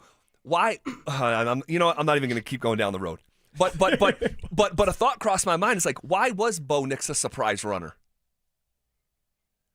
Why was he a surprise runner? Yeah, because he had a turf toe. Is there just something else going on with him physically? You know how it is when you're an athlete. I got it. Running. I don't know it. how fast you were. You said you could jump out of the gym, but I got you it. fast. I could show you some videos. Sometimes you hurt your toes when you're fast. No, I got it. I just look. I don't want to spend a lot of time on this because we did this a week or two ago. Yeah. I forget, and I am concerned because, and I know people get hurt in football, but I have 3 ankle surgeries. Each of them ended a football season. I have an additional ankle cleanup job, which is that a surgery? So a minor surgery on the ankle as well. So that's like 3.5 ankle surgeries. You couldn't run at the combine because you had the turf toe. Yep. You had fractures in your back after your rookie season as well. So like you holding this offense up, it's a lot. It's heavy. Honestly, great point, because he has been the best part about this offense. It's heavy now. The offensive identity for the Broncos for 2 years has been Bo Nix just making plays. My man, watch out! My man might have a hernia or something trying to hold up this offense. No doubt. But 2 things can be true at the same time. I can be concerned about an injury history that is tangible that I can point to the way that I just itemized. But I also can point to real production. 54 touchdown passes since coming in the NFL. Number 1 mark in his class. Okay, the next highest is Caleb Williams at 47, Drake May with 46.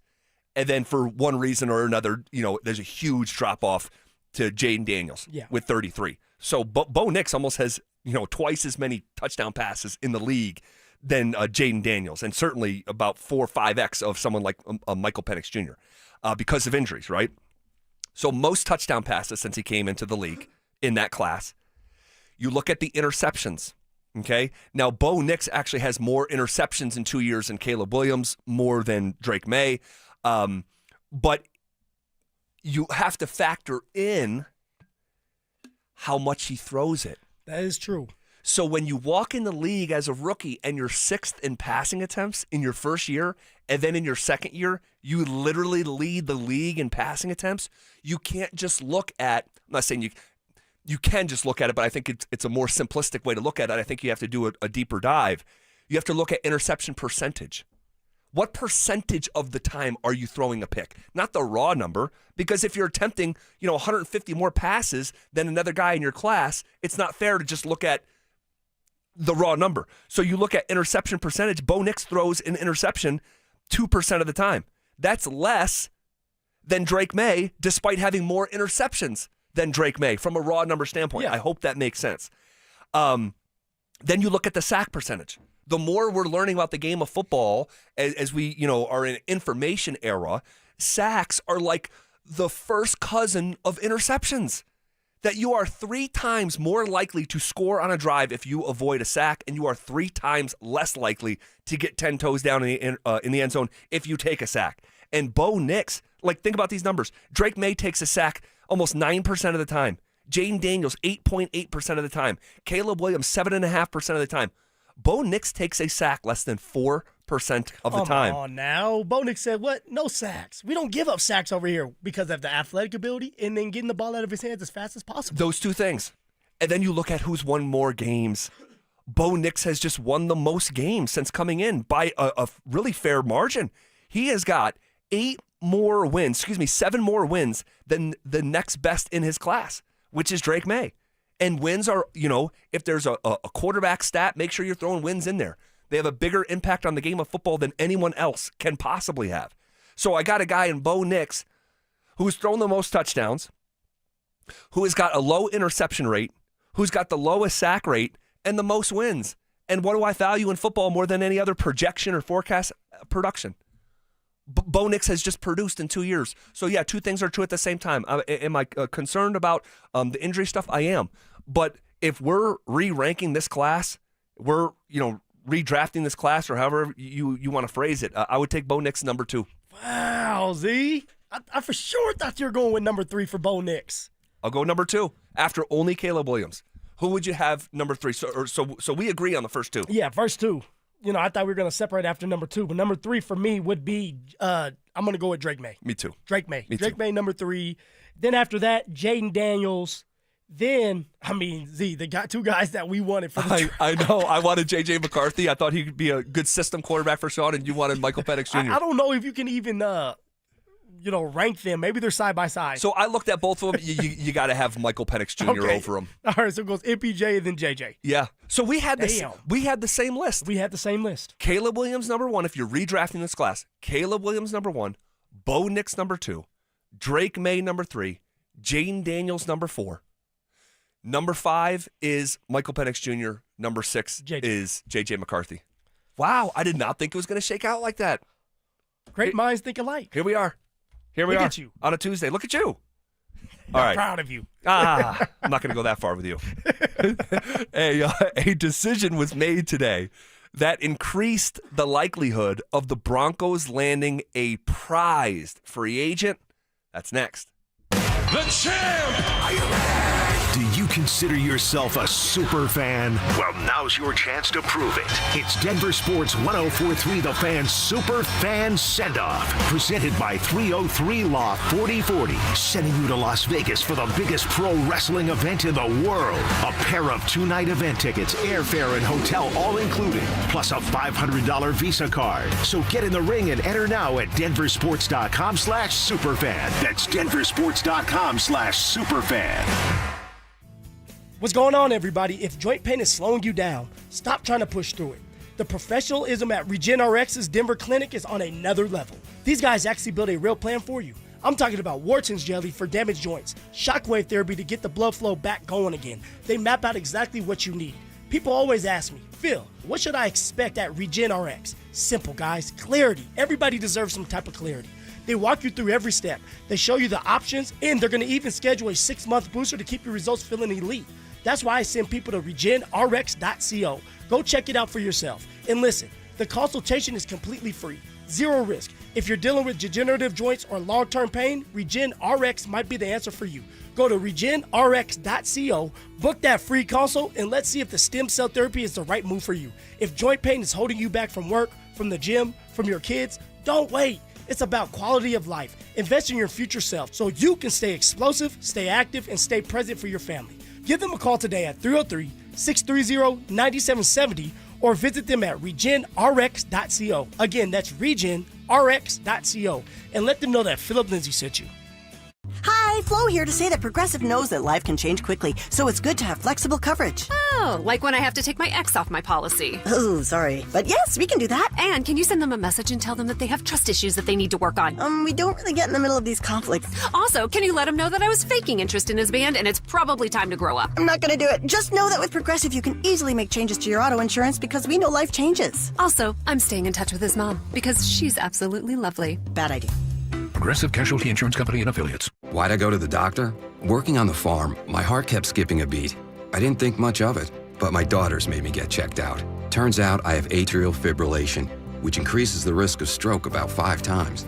Symptoms like irregular heartbeat, heart racing, chest pain, shortness of breath, fatigue, or lightheadedness can come and go. But if it's AFib, the risk of stroke remains. If you have symptoms, contact a doctor. I'm so glad I did.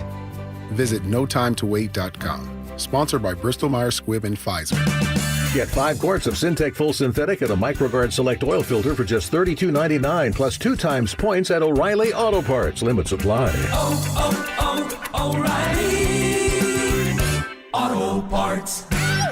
This message comes from Viking, committed to exploring the world in comfort. Journey through the heart of Europe on an elegant Viking longship with thoughtful service, destination-focused dining, and cultural enrichment on board and on shore. With small ships that bring travelers closer to the destination, there's more time to explore. And every Viking voyage is all-inclusive, with no children and no casinos. Discover more at Viking.com. How can you grow your business from idea to industry leader? With smart business buying tools and technology from Amazon Business. From fast, free shipping to in-depth buying insights and automated purchase approvals, we deliver everything you need. Go to AmazonBusiness.com for support. Hi, I'm Kamiko, the founder of Miko's Hot Chicken. When we started our family restaurant, we were also raising a family. But let me tell you, it wasn't easy. Our Chase Ink card was there to reward us on all of our business needs. Now we have a thriving location, and we're hungry for more. With the Chase Ink Business Unlimited card, you can earn unlimited 1.5% cash back on every purchase, so your business can go from here to possible.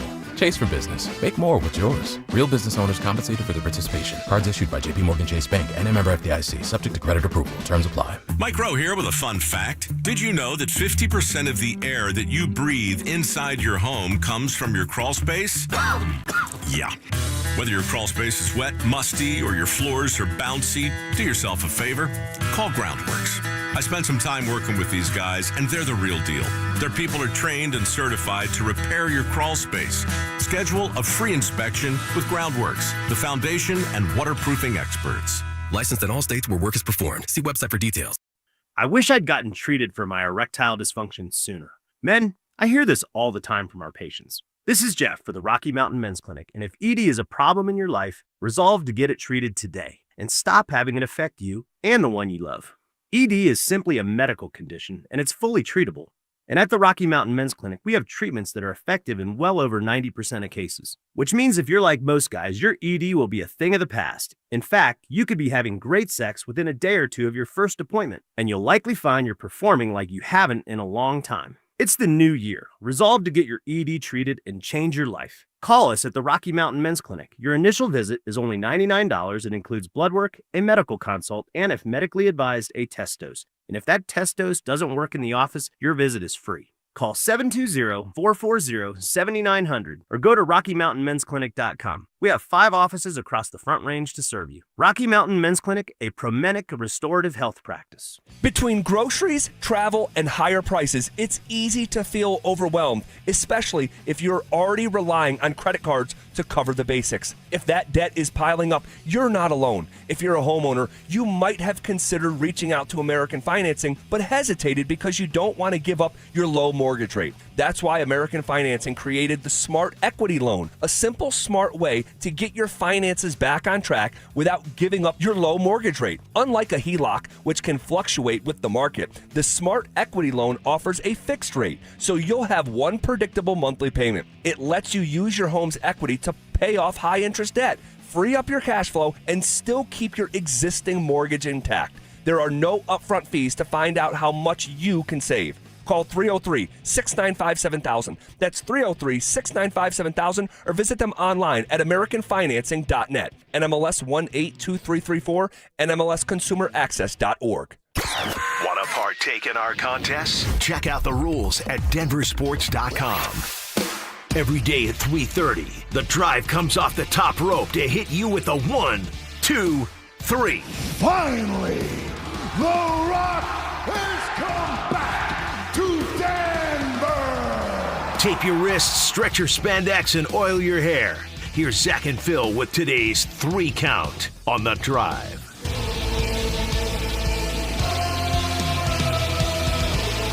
Let's come up the top rope with it!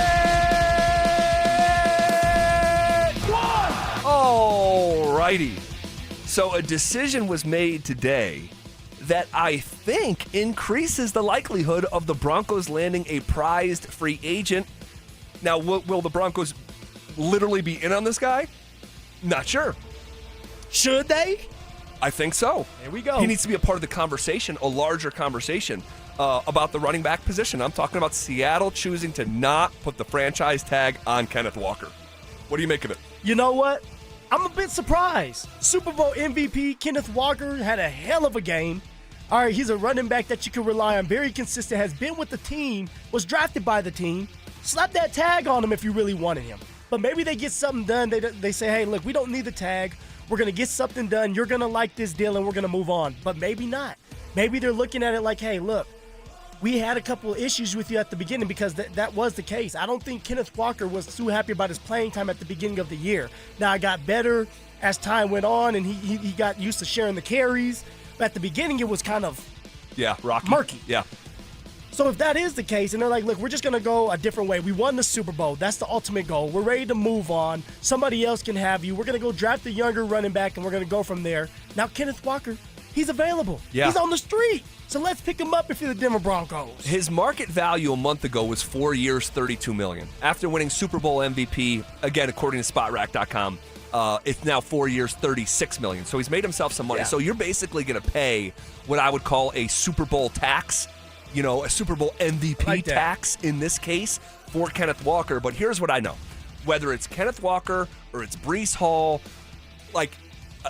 you have to address the position with a heavy hand in a way that they really haven't, okay? And I know you can point to examples of them drafting the position in the second round. Yeah. Okay. Dobbins, that was more of a flyer late in the game. Trying to revive Javonte Williams in year number 4 didn't really work out. You need to address it in the most meaningful way than they have in years. And Kenneth Walker would represent that. Breece Hall would represent that. And maybe Travis Etienne. Yeah, Etienne would represent that. Yeah, so whether it's Kenneth Walker or otherwise, it needs to be addressed. They need to invest financially into the position. Now, there's other teams out there that might let go of some of their running backs because of cap casualty, right? Sure. So some rumors are out there that maybe Josh Jacobs is a guy that ends up getting cut because they can save $8 to $10 million, maybe even more. James Conner. All right, if you guys know the name, he's another one. Now, he's an older one. Yeah, but, thank you on that one. Well, it's just a little too old. Yeah, for sure. But James Conner's another one for the Arizona Cardinals. You release him, I think the Arizona Cardinals get $8 million back. So you're going to have a couple other running backs on the market because of cap casualty and teams want to get rid of their vets. Josh Jacobs, that one's interesting if that does happen at still just 28 years old. Yeah. You're probably going to get him on a 1-year deal. And maybe it's structured as a, 2-year deal, but it's kind of a fake second year. But yeah, that market is going to be an interesting one to watch. Cap casualties, just like the sort of buyout market in the NBA that relates to the Denver Nuggets on the hardwood side. All right, we'll keep our eye on that Kenneth Walker situation in the Pacific Northwest. Next in the 3 count. 1, 2. All right, man. So after the All-Star game, Anthony Edwards, who, by the way, gave Wemby the credit after the game. Wemby set the tone. Give him the credit. Anthony Edwards also said after the game, he basically piggybacked on Kevin Durant's comments last week when asked about, hey, are the older Americans going to play hard? And he's like, well, how come you guys don't talk like this about Jokic, who basically lays down on the floor? He only played 5 minutes. And right, so this All-Star. Yes. And Luka didn't play much at all either. But when he did, he pulls up from half court and stuff. Basically, after the game, Anthony Edwards, now who idolizes KD, so let's keep that in mind, but he piggybacked on Durant's comments after the All-Star game saying, quote, no shade towards Luka and Jokic, but they're 2 of the best players in the league. They're not trying to play in the All-Star game, end quote. This is now, after the second comment was made, this is going to be a little topic of conversation every year around this time because they've been named by name now multiple times by American stars. So I'm not saying it means anything, meaningful or big picture, but be prepared for this not to be the last time that this sort of conversation is intersecting with All-Star Weekend when it comes to Jokic and Luka. How do you feel about that, though? Does it seem like they're taking shots or are they being real? I think they're taking shots. Do you? I do, because I think they hear the noise from people like me who are saying that the world players are better than the American players. And I think this is like a splintering off of that conversation. It's held in a different way because you're talking about the All-Star game, but I think it speaks to the larger conversation about look at the MVPs, look at the best players in the world, But they also have a point when the media goes to Kevin Durant or Anthony Edwards and asks them, are they going to play hard? But then you have Jokic and you have Luka. Nobody's asking them because they know they don't care. So then why ask the American players the same thing? I would feel some type of way. Sure. Because this is a whole thing. This is not just about us. It's about everybody that's playing in this game. Dante, you got something there behind the glass. Yeah, I have a theory that Jokic and Luka don't really care about the fans as much, and that if this game was played in Europe or in Serbia, that Jokic and Luka would try a heck of a lot harder than what we see. I love that. Yeah, it's not crazy. And look, didn't Jokic play for? He was back in Serbia or something like that, and there was a guy that was being recognized that used to play in the NBA. I have to go back and he played in a game in an event for him. You're thinking of oh my God, who was that? And there was a bunch of representation. Yes, it wasn't just Jokic. It was Miami Heat guard, white guy, lefty. Goran Dragic. Shifty, Goran Dragic. Okay. Yes, a Phoenix too, I think. Yeah. He played over there for him. He did. He did. Like he just doesn't take it seriously. He just he just doesn't. And this was the first time in a generation that anyone took it seriously. Yep. So maybe Jokic will respond in kind next time, but I wouldn't bank on it. I just wouldn't. Next in the 3 count. 1, 2, 3. All right, how about this? I was not expecting to see this today. Ronda Rousey coming out of retirement after a decade, essentially? What is your interest level 1 out of 10? She's going to fight here in just a few months. I mean, I'm definitely going to be tuned in. I want to see where Rousey got, but it's at the end of the day, you've been out of the game for so long. Why are you going back to it? Do you need money? Maybe she saw Phillip Rivers, got inspired. I mean, decided to do that. I mean, this is combat sports. A decade out of the game, I don't like it. I don't like it. I mean, again, I'm going to watch it. I like it from an entertaining standpoint. I don't like it for her because you're going to go up against someone hungry and maybe starving. And there's only one version of being starving, and that's to actually be starving. Yeah. And you've been sleeping in silk sheets for a long time. You've been WWE Women's Champion, and now you're going to go back into the ring where once upon a time, you remember the time she got knocked out and defecated. Yeah. In her. I mean, that's that world you're going back into. This isn't about that one. Yeah. This is not. You want to sit this one out, Ron. There's not an agent structuring your match before you go out to the ring. This is MMA. So I don't like it for her, but I like it for me as a fan. All right, the Avs haven't played a game in nearly 2 weeks, and somehow there's even more pressure on them to win the Stanley Cup. I want to have that conversation next. Has the rubber officially met the road for Coach Prime and the Buffs? They have to win 8 games this year. They have to be competitive. You had the Heisman, you had your son, you revamped the team, you revamped the coaching staff. Now it's time to go to work. Now it's time to win games. There is no more excuses. Enough's enough. Denver Sports 104.3. The Fan. Injury Insights, powered by Ramos Law. Taking a look at the latest sports injuries in Colorado and beyond. Here's Dr. Joseph Ramos with Zach By. All right, Dr. Ramos. Christian Brown, Nuggets guard, suffered a high ankle sprain over a month ago. Missed some time, tried to come back, played a couple games, had to miss more time. Now he's back again, but he says he's missing his explosion. What exactly is he going through? Oh, man, Zach, great question. Good to talk to you this morning. You know, these high ankle sprains are a real issue.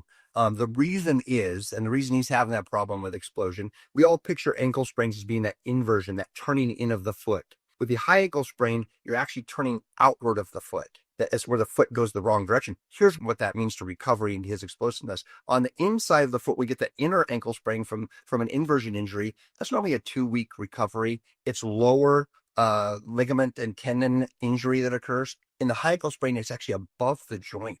So where the tibia comes down and meets the ankle, you're injuring those structures right above that. And man, you're talking, 6 weeks often and he's to recover from. During that 6 weeks, you'll lose about 25 to 30% of your strength in the muscles in the first week. How long will this linger for him, do you think?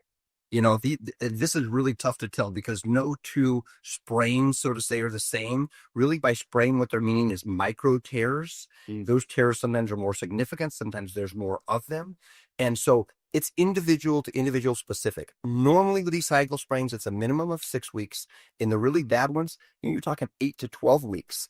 And then if they return too soon and they get a recurrent tear like he may have, then you see him sit back out again. So this could be a long road for him, and we'll be fortunate if he makes it through the playoffs. Ramos Law. What makes us different makes us better. With the new IHOP value menu, $6 is all it takes to go to your happy plates, where stacks of pancakes with bacon and eggs are just $6 every day. French toast, sausage, and eggs are, you guessed it, $6. And fluffy omelets come with a side of pancakes and only cost $6. Go to your happy plates every day at IHOP. $7 in some locations. Available every day for a limited time at participating restaurants in the U.S. Hours may vary. No substitutions. Not valid with other discounts or promotions. Prices may vary. Welcome to guided meditation. Close your eyes. You're at the beach. The seagulls are calling. You take out your iPhone 16e you got from Cricket and use Apple Intelligence to clean up that selfie you just took. It's a good one. You send it to your friends instantly thanks to reliable nationwide 5G. They're totally jealous. Get iPhone 16e for $49.99 when you switch. Smile, you're on Cricket. Requires new line on the Supreme Unlimited plan. First service charge and tax due at sale. $25 activation fee. Terms and restrictions apply. Cricket 5G is not available everywhere. See store for details. Winter is in full swing, and Aleve is here to keep you moving. When the cold weather sets in, everyday aches and pains can linger, but Aleve's got your back. With up to 12 hours of body pain relief per dose, Aleve keeps you going with long-lasting body pain relief to get you through whatever the season brings. Chilly days or cozy nights, Aleve gives you that long-lasting body pain relief you can count on this winter. Try Aleve. Use as directed for minor aches and pains. Why'd I go to the doctor? Working on the farm, my heart kept skipping a beat. I didn't think much of it, but my daughters made me get checked out. Turns out I have atrial fibrillation, which increases the risk of stroke about 5 times. Symptoms like irregular heartbeat, heart racing, chest pain, shortness of breath, fatigue, or lightheadedness can come and go. But if it's AFib, the risk of stroke remains. If you have symptoms, contact a doctor. I'm so glad I did. Visit notimetowait.com. Sponsored by Bristol-Myers Squibb and Pfizer. Hi, Dan Cicchini with Dunright. Great pricing options and bank financing? You bet. Kitchens, baths, counters and floors, finished basements, windows and doors. Done right since 1985. You have our word, we'll treat you right at Dunright. Visit drhi.com. Thanks. Looking for TRT? Don't pay hundreds out of pockets for a franchise or settle for low-dose TRT from your doctor just for insurance coverage. Centergenics and Low T Center take most insurance plans and customize each dose of testosterone for maximum safe results. Go to Centergenics.com or LowTCenter.com to book a free test today. Hi, I'm Terrell Davis, 2-time world champion and Pro Football Hall of Famer. There is nothing more important than your health. This February, save up to 50% off on select premium equipment. Visit one of Fitness Gallery's 7 convenient locations from Colorado Springs to Fort Collins. Stay up to date on the Broncos with our 9 News Broncos insider Mike Kliss. Presented by Fitness Gallery. Hear the latest from every practice and every game every single week during football season. Denver Sports 104.3. The Fan. Denver Sports 104.3 The Fan presents The Drive with Zach By and Phillip Lindsay.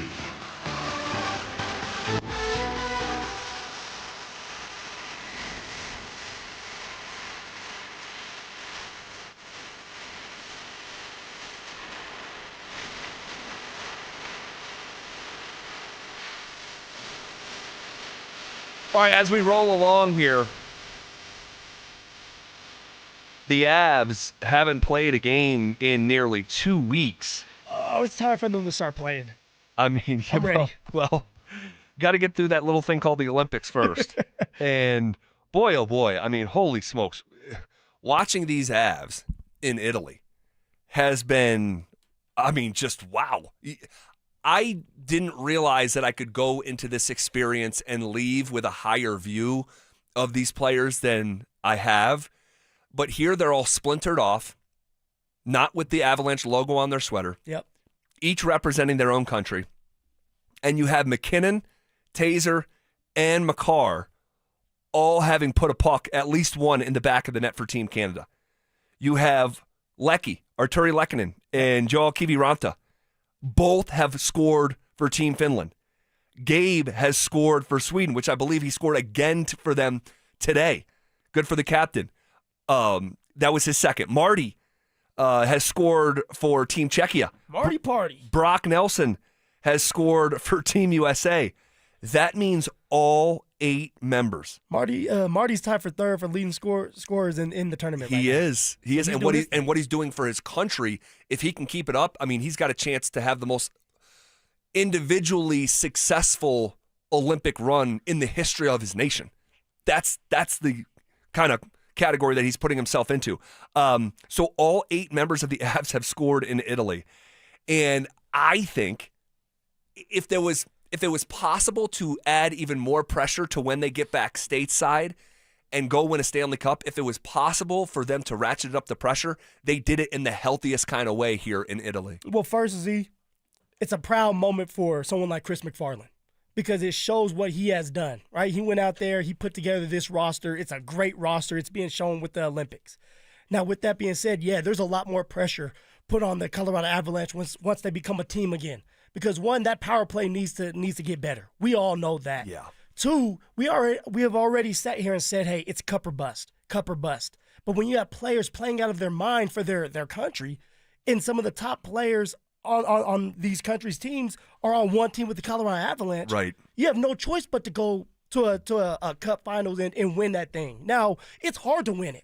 But we at least got to get there. We got to get into the dance. Yes. Get into the dance. We have goalies. See, it's not just about the 8 that are there. You have 2 goalies and one that should have probably been in there in Blackwood. Yeah. All right, so you finally have 2 goalies that you could rely on that needed this rest because Blackwood was kind of like hot and cold, not consistent enough. But all of a sudden, you get that rest. If you can get the same production out of both these goalies and the same production out of the guys that have been playing in the Olympics, you should be able to come out this break on fire, get into the postseason, and make that noise. Well, it literally feels like, and I know we just had NBA All-Star Weekend, it feels like watching all these guys in different jerseys and different sweaters for their home countries and the way that they're producing. It does feel like when they all put the Avs sweater back on here shortly, it does feel a bit like the Avs have an all-star team. They do. It feels like it, right? like what Netchus is doing, what Gabe is doing for like all these guys, they're producing at such a high level. It's great to see, but also how they're doing it on the power play, where Netchus scores today again on the power play. Gabe scoring on the power play earlier in the tournament, and we talked about this at the top of the show with our crosstalk. The Avs don't just have the worst power play in the league. It's historically bad. One of the worst in the last 10 years. Yeah. Okay? Because of it's not converting, but it's also you've given up the most shorthanded goals in the league. How many shorthanded? I think is it 8 now? That was 9. Was it 9 by the break? Oh my gosh. That's unthinkable. Yeah, it's bad. So from a net power play standpoint, it's historically bad. And then you see the same collection of human beings who can't get it done here go to Italy and produce at such an incredibly high level. If I'm Jared Bednar, I mean, I don't know, man. Who do you blame? Because you said, hey, you kind of have to look at yourself in the mirror of your Bednar.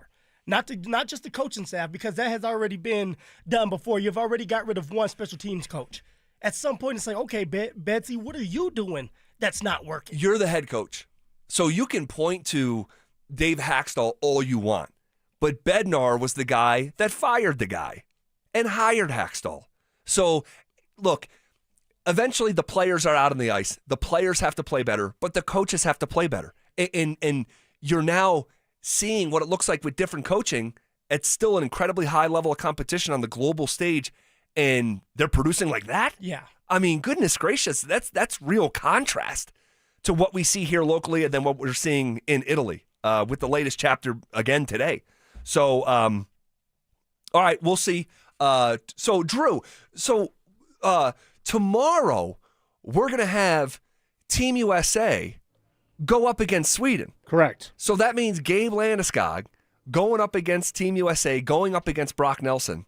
And then Canada on the Canadian side with Taser and McCarr and McKinnon, They have who here? They have Czechia, which is Marty Necas. Going against Necas. That's right. That's right. And then so the gold medal is ultimately going to be played on Sunday morning, right? Mm-hmm. I believe so. Do we know what time that game will be? I think it's an early face-off. I think it's like an 8:40 face-off. Right? I know it's early. I just didn't know how early. Yeah. So okay, we'll keep that in mind. And it's gonna get for some Avs fans, it could get a little bit uncomfortable here. Now we'll talk about that a little bit more tomorrow. But so we'll put a pin in it. Put a pin in it. Get comfortable being uncomfortable because it's coming. You are not lying. You are not lying. Okay, more on that tomorrow. Are the Broncos about to peel away a member of the most established unit they have? That's next. If the goal is to win a Super Bowl, Let's go, bring it out! do the Broncos need a new top target in the wide receiver room? What he brings to the table, I do believe that he can be your main wide receiver on a championship team. All he does is work. He's a great leader for that football team. I like to see more, but I really do like Cortland, and he could be the main guy on a championship team, no doubt about it. Denver Sports 104.3. The Fan. Hey, what's up, guys? It's Zach here to tell you about one of the most unique places in the world. Talk about the Basketball Social House Bar and Grill in Centennial. This place has elite award-winning food and drinks. Guys, try the brunch. Thank me later. But what really sets it apart is that it's the first of its kind sports bar and entertainment experience. Literally the only one in the world, and it's right here in Centennial, Colorado. Don't get it twisted. This place isn't just for hoopers. Even if you never touch a basketball, it is an awesome spot to eat, drink, hang out, and catch the game. But if you do want to play, you can book your own private basketball suite with a court, lounge seating, music, TVs, and more. Guys, take it from me. It is perfect for parties, birthdays, or just an upgraded night out. But it's also one of the best places in Colorado to watch big games with what might be the best happy hour in the state every single day from 7 p.m. to close. You can find them at 7450 South University Boulevard in Centennial, or check them out online at thebasketballsocialhouse.com. And because you heard it from me, get half off your first private basketball suite rental when you use the code HALFOFFHOOPS. Guys, trust me, this place is a slam dunk. Is your money doing everything it can for you? Like automatically pushing more of your money to savings every day? I don't think so. Then switch to Huntington Bank. And let's get more from money. Huntington Bank. Welcome. Eligibility requirements apply. Some features may require enrollment. I am down 60 pounds because of SodaWeightLoss.com. The weight came off a few years ago, and it came off naturally. And I got to tell you, having my own nutritionist, someone who was always available via text, made all the difference. It's real support from a real person. That's what keeps you consistent with SodaWeightLoss.com. Soda is the #1 weight loss company in America for client satisfaction and results. Clients look and feel 10 years younger, just like I do. I move easier, I sleep better, I got my confidence back, baby, and all thanks to SodaWeightLoss.com. And here's the best part. Join now and your partner joins for free. You start together, you support each other, and you both get younger, feeling healthier versions of yourselves. Call them up, 1-866-800-SODA. That's 1-866-800-SODA. Join Soda for a short time to have results that last a lifetime. Go to SodaWeightLoss.com. That's SOTA weightloss.com. Soda Weight Loss is, say it with me, it's got to be state-of-the-art. I'm Rob Wilhite of the Wilhite Law Firm. A lot of new firms aren't even from Colorado, but we are. For 47 years, we've known Colorado law, we fought for our neighbors, and we won for our community. If you've been injured, call 303-GOOD-LAW. Texting privacy policy and terms and conditions posted at textingterms.us. Texting enrolls you for recurring automated text marketing messages. Message and data rates may apply or play stop, opt out. Terms and conditions apply to the earnings promotion. Do you have caregiving experience as a parent, teacher, nanny, coach, or in another similar role? Hop Skip Drive is looking for experienced caregivers who want to help students in their community by driving them to and from school. Earn up to $50 per ride with Hop Skip Drive's welcome promotion, all while helping your community. If you have your own vehicle that is no more than 10 years old, a clean driving record, and at least 5 5 years of caregiving experience, you could become a Hop Skip Drive care driver. Just text ROAD to 323232 to get started right now. Hop Skip Drive gives you the flexibility to set your own schedule and earn competitive pay. It's simple. Drive in your free time and make a real difference for students right in your neighborhood. Don't wait. Text ROAD to 323232 right now. Text ROAD to 323232 and start earning up to $50 per ride during Hop Skip Drive's welcome promotion period. That's ROAD to 323232. Text ROAD to 323232 now. AutoNation's New Year, New Wheels event is going on now. Drive any new or used vehicles 0 down and 0 payments for 90 days. Save thousands on your favorite cars, trucks, and SUVs. Plus, we'll buy your car for top dollar today. Don't miss 0 down and 0 payments for 90 days. Hurry to your nearest AutoNation store or AutoNation.com. On select models with approved credit, interest accrues from date of purchase. See store for details, subject to in-store verification.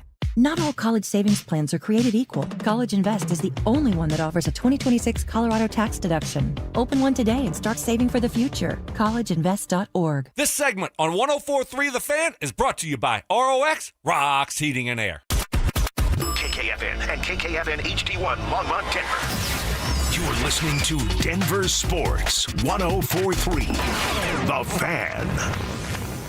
You're listening to The Drive with Zach By and Phillip Lindsay on Denver Sports 104.3 The Fan.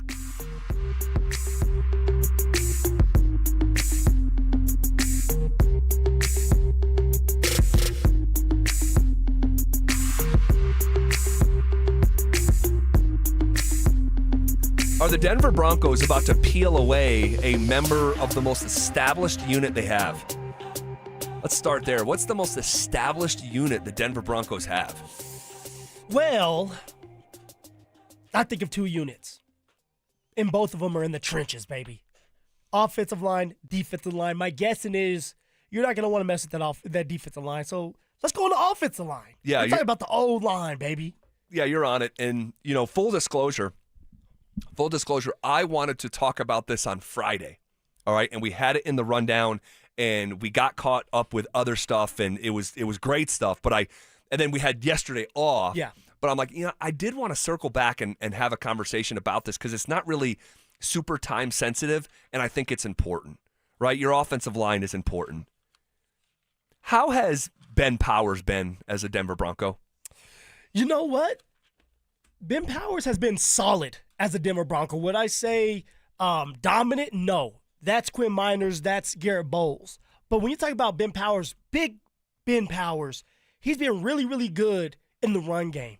Really, really good and got better in the pass game. He's a solid guy that's gonna get downhill, gonna pick up those yards for you or help you pick up those yards, and has been reliable up until this point where he ends up hurting his bicep, or was it his tricep? Oh, I think it was his bicep. Yeah, bicep. Tore his bicep up, gets surgery on it, comes back. All right, that's a tough man to come back from a bicep injury the same year. Sure. To try to help his team get to a Super Bowl. So I would say solid, Z. What about you, man? Yeah, I would say solid. They got what they paid for mostly because they paid him.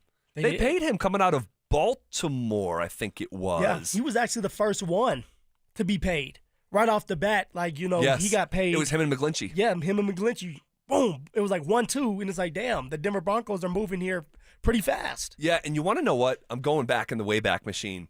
Because this is years ago.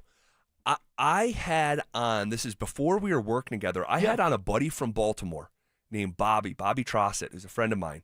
And he covers the Ravens. And when they signed him, I remember my buddy Bobby saying, hey, just a heads up, he had a really good year. But this time last year, he was competing for his job in training camp. Won the job, then had a good year, then the Broncos paid him. But there was some apprehension. I remember being like, hold on a second. He played really well in a contract year, but was fighting for his job. What are we actually getting here? The results are pretty good, and I know he got banged up, had to miss 9 weeks this year. Put on IR.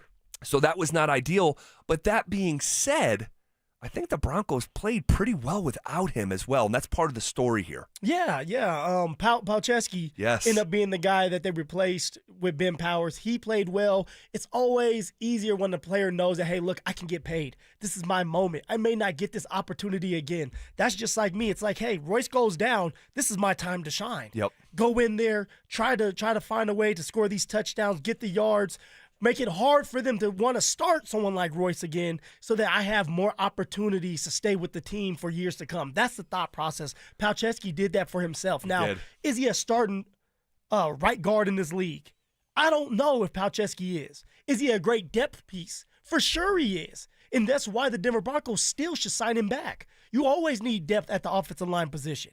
Ben Powers, okay, I know he has one more year on his contract. We're getting ready to talk about that. Yeah. He's been a solid Denver Bronco. Do you really, you talk about ripping the Band-Aid off, do you really want to break this band up in Bo Nix's third year, going into Bo Nix's third year when he's supposed to have his best year? Yeah. Oh, man. This is kind of a tough one. So here are the dynamics at play here when it comes to Ben Powers. If the Broncos cut or traded him before June 1st, all right, you'd have a cap savings of around $8 million. But you'd also have nearly $10 million in dead money. If they wait and cut or traded him with a post-June 1st designation, your cap savings goes from $8 million, and these are in general, around $8 million in cap savings.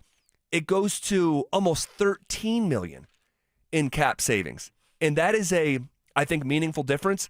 The dead money, if you did a post-June 1st designation, would go from around $10 million in dead money. If you did it before June 1st, you'd wait till after June 1st, it goes from around $10 million to around $5 million. So I think this is a real conversation within the Denver Broncos right now. I just don't know exactly if they're valuing Paucho in the way that we might. If they're valuing the savings when it comes to their offensive line, like do you want to mess with that? That's the question I want to ask you. Do we get rid of Ben Powers to hope that Paucho ends up progressing in the right direction and he can truly be a starting guard in this league? Or do you want to still keep Paucho, because you can? We have enough money to keep him. I think he's an undrafted free agent. He is. So he's a guy that you could put a tender on him. And keep him and help him continue to develop. You need depth pieces. Keep Ben Powers for another year. Because when Ben Powers was healthy this year, at the start, the first 5 starts of this year, he only gave up 5 pressures. And that's in the pass game. We all know that Ben Powers is good at running, getting downhill. That's why he was brought here, to get downhill. And he helped J.K. Dobbins at the beginning of the year get his yards. Although once he was gone, Paucho replaces him. J.K. Dobbins still did a good job. I think you keep a strength of strength. You keep this unit together. It's very hard to get an offensive line that sticks together for more than 2 or 3 years. All right, this is going to be the time where the unit sticks together. They know each other. They're familiar with each other's voices, and they can just go to work. Help their quarterback, who's now no longer a young quarterback. He's going to be considered a vet in year 3 years. So it's 3 games in 3 years. So it's 3 years, 3 games, and you're considered a vet. So, yeah. Well, I think if they kept the offensive line together, I think this would be the 4th straight year. That's damn near unheard of. It really is. I remember at the start of the season last year, the New York Jets, they said every single member of the offensive line was different. Every 5 for 5. The Broncos haven't had anything like that, and it obviously is a reflection of the both organizations there. But Paucho is a restricted free agent. If the Broncos tender him at his original value, which is that undrafted free agent, he's going to draw so much interest on the market, right? Denver would have a right of first refusal. So that is projected to be about $3.5 million per over the cap. But if the Broncos tender Palczewski at a second round level, he would have a projected value of $5.8 million. Man, just tender him. Give him the regular tender. See if the original round tender. Original round tender. There's going to be teams that want that guy. But I just ask you, do you think that Paucho is a starting guard in this league? The only way a team is going to poach him is because they're saying you can start for our offensive line. Sure. Do you believe that? Yes, I think he's a starter. Yes. I do. All right, so but you can have the right of refusal, right? So you can match that if you feel like Paucho is a great asset to you, which he is for the Denver Broncos. But I'm not giving up Ben Powers. I'm not separating this unit right now when they're playing their best football as a unit. Well, I'm tendering. Here's what I think you do. I think you didn't draft him, but you did develop him. All right. Paucho, I'm going to pull up his age here in less than 5 seconds here. He is 26 years old. I think you sign this guy to a long-term deal. What? Yeah, and I'm not saying anything crazy, and because his services don't require anything crazy. But I think that you say, we brought this guy in. We've developed him for 3 years. He played right tackle for Mike McGlinchey admirably last year. Yes. We had him play right guard for for us this year. He filled in admirably again. I don't think I just think you sign this guy to a 3-year contract. He's 26 years old. You're so generous with the money. I don't think you mess with it. Sign everybody. It's the trenches. It's the trenches. And then I would just him. sure. Tender him. Okay, force him. If you really think that highly of him, give him a 2nd-round tender. Give him his $5 million. Let him continue to develop under Ben Powers. If Ben Powers does not do well throughout the season, you could try to trade him, or you finish off the season and then you let him go, and then you have Palczewski, who's been a part of this unit that's like, hey, plug and play. That's exactly what you think of it as. But I don't think you give this man a long-term deal when he hasn't played a lot of football. He played 9 games. That's why you can get him for cheap. Give him a 3-year contract. Get him through the rest of his 20s for cheap. He hasn't made real NFL money yet. I think he'd go for it. Look, Palczewski is loving you right now. Like, yes, sign me to a 3-year deal. Undrafted to a 3-year deal? He has developed into, like, man, again, a guy who can play tackle, guy who can step in and play versatile. guard. Like, that versatility is valued. And he is, positionally right there in the middle of his prime as an offensive lineman, 26, 27, 28, 29. Tender him. We'll see what it looks like. We'll see what it looks like here, but that is certainly a topic of conversation over there at Broncos Park, powered by Common Spirit. Okay, there's another link connecting the Broncos with a top pass catcher, but at what cost? Does it make sense? That's next. After missing 16 games with a knee injury, is something wrong with Nikola Jokic? I'm watching Jokic, and if you're just looking at the stat sheet, and Adelman's, quoting the stats after the game, and I got it. But if you know the standard that Jokic has set for himself for us to judge him by, I mean, we're just not seeing the best version of that guy right now. Denver Sports 104.3. The Fan. Hey, you. Yeah, I'm talking to you. That man that's driving down the street that's dealing with low testosterone. Guys, you don't have to deal with low T anymore. All right? It's this simple. You need to go see my guys at Rocky Mountain Men's Clinic because they're experts in treating low T and other men's sexual health conditions. They've treated tens of thousands of men across Colorado. And this year, they're helping guys even go further with their 4 targeted body composition plans featuring GH peptides, NAD+, GLP-1, PDA, and more, all designed to boost your energy, support metabolism, and enhance recovery, and accelerate fat loss. You heard me, accelerate that fat loss. Finding out is so simple. All you need to do is go to RockyMountainMen'sClinic.com and take their 2-minute low T quiz. Then schedule a consult. They're going to draw your blood and have the results within 30 minutes. The appointment is only $99, and this will include a medical consult with a Colorado licensed medical provider, a T and PSA test, and if medically advised, a test dose. And here's the thing, gentlemen. If the test dose does not work in the office, the visit is free. They also have 5 locations out there to serve you, so there are no excuses. Go get treated. You could go to Fort Collins, North Denver, Central Denver, Castle Rock, and Colorado Springs. So don't ignore these signs. If you're dealing with low T, go get treated. Give them a call today at 720-440-7900 or visit RockyMountainMen'sClinic.com. That's RockyMountainMen'sClinic.com. Featured therapies are compounded and have not been evaluated nor approved by the FDA. Provider prescription required. See website for details. Winter is in full swing, and Aleve is here to keep you moving. When the cold weather sets in, everyday aches and pains can linger. But Aleve's got your back. With up to 12 hours of body pain relief per dose, Aleve keeps you going with long-lasting body pain relief to get you through whatever the season brings. Chilly days or cozy nights, Aleve gives you that long-lasting body pain relief you can count on this winter. Try Aleve. Use as directed for minor aches and pains. Why'd I go to the doctor? Working on the farm, my heart kept skipping a beat. I didn't think much of it, but my daughters made me get checked out. Turns out I have atrial fibrillation, which increases the risk of stroke about 5 times. Symptoms like irregular heartbeat, heart racing, chest pain, shortness of breath, fatigue, or lightheadedness can come and go. But if it's AFib, the risk of stroke remains. If you have symptoms, contact a doctor. I'm so glad I did. Visit notimetowait.com. Sponsored by Bristol Myers Squibb and Pfizer. Ben Franklin here to talk to you about your water heater. A water heater is a vital part of your home's plumbing. When it doesn't work, it can really freeze up your routine. Call the pros at Benjamin Franklin Plumbing about water heater options for your home. Visit BenjaminFranklinPlumbing.com or call 877-BEN-1776 to request an appointment. Call for details. Independently owned and operated. Licensed in their respective state or county. Okay, does this happen to anybody else? You sit down with a juicy QPC, some McNuggets, and those golden fries from McDonald's. Then you take a long sip of your Sprite because you can still hear your mama saying, don't fill up on that drink before you eat your food. But you're grown now, so you do what you want. Share and share alike with a 20-piece McNuggets from McDonald's for just $6. Limited time only. Price and participation may vary. Cannot be combined with any other offer. Ba-da-ba-ba-ba.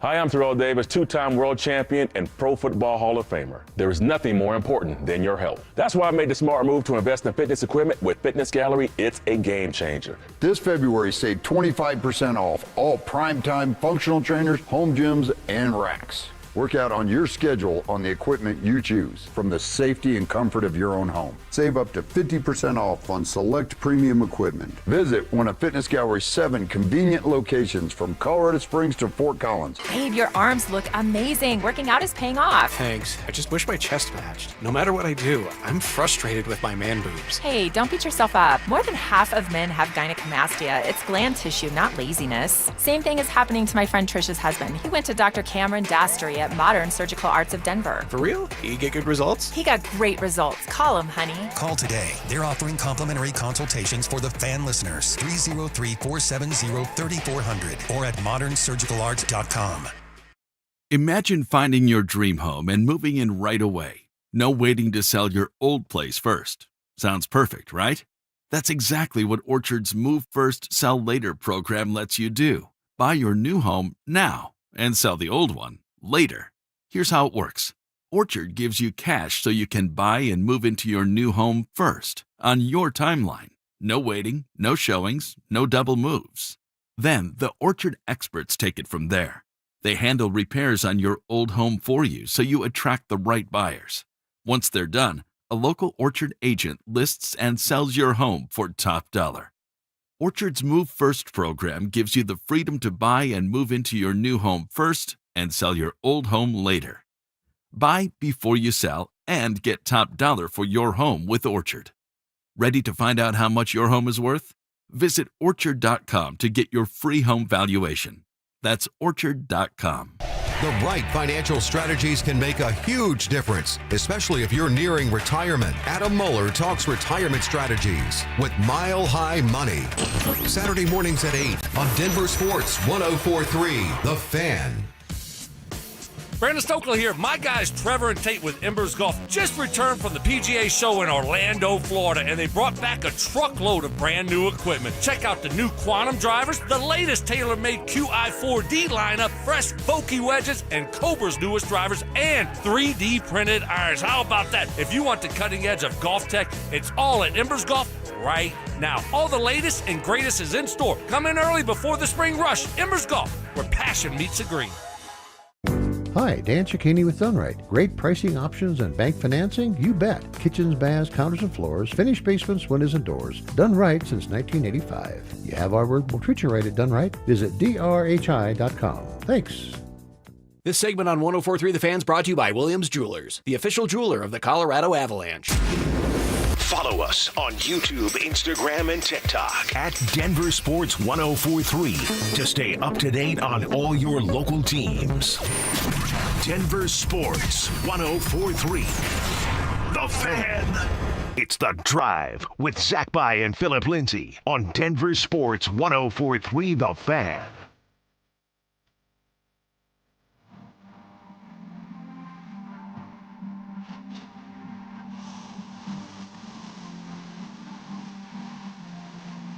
All right, there's another link connecting the Broncos with a top pass catcher. But at what cost?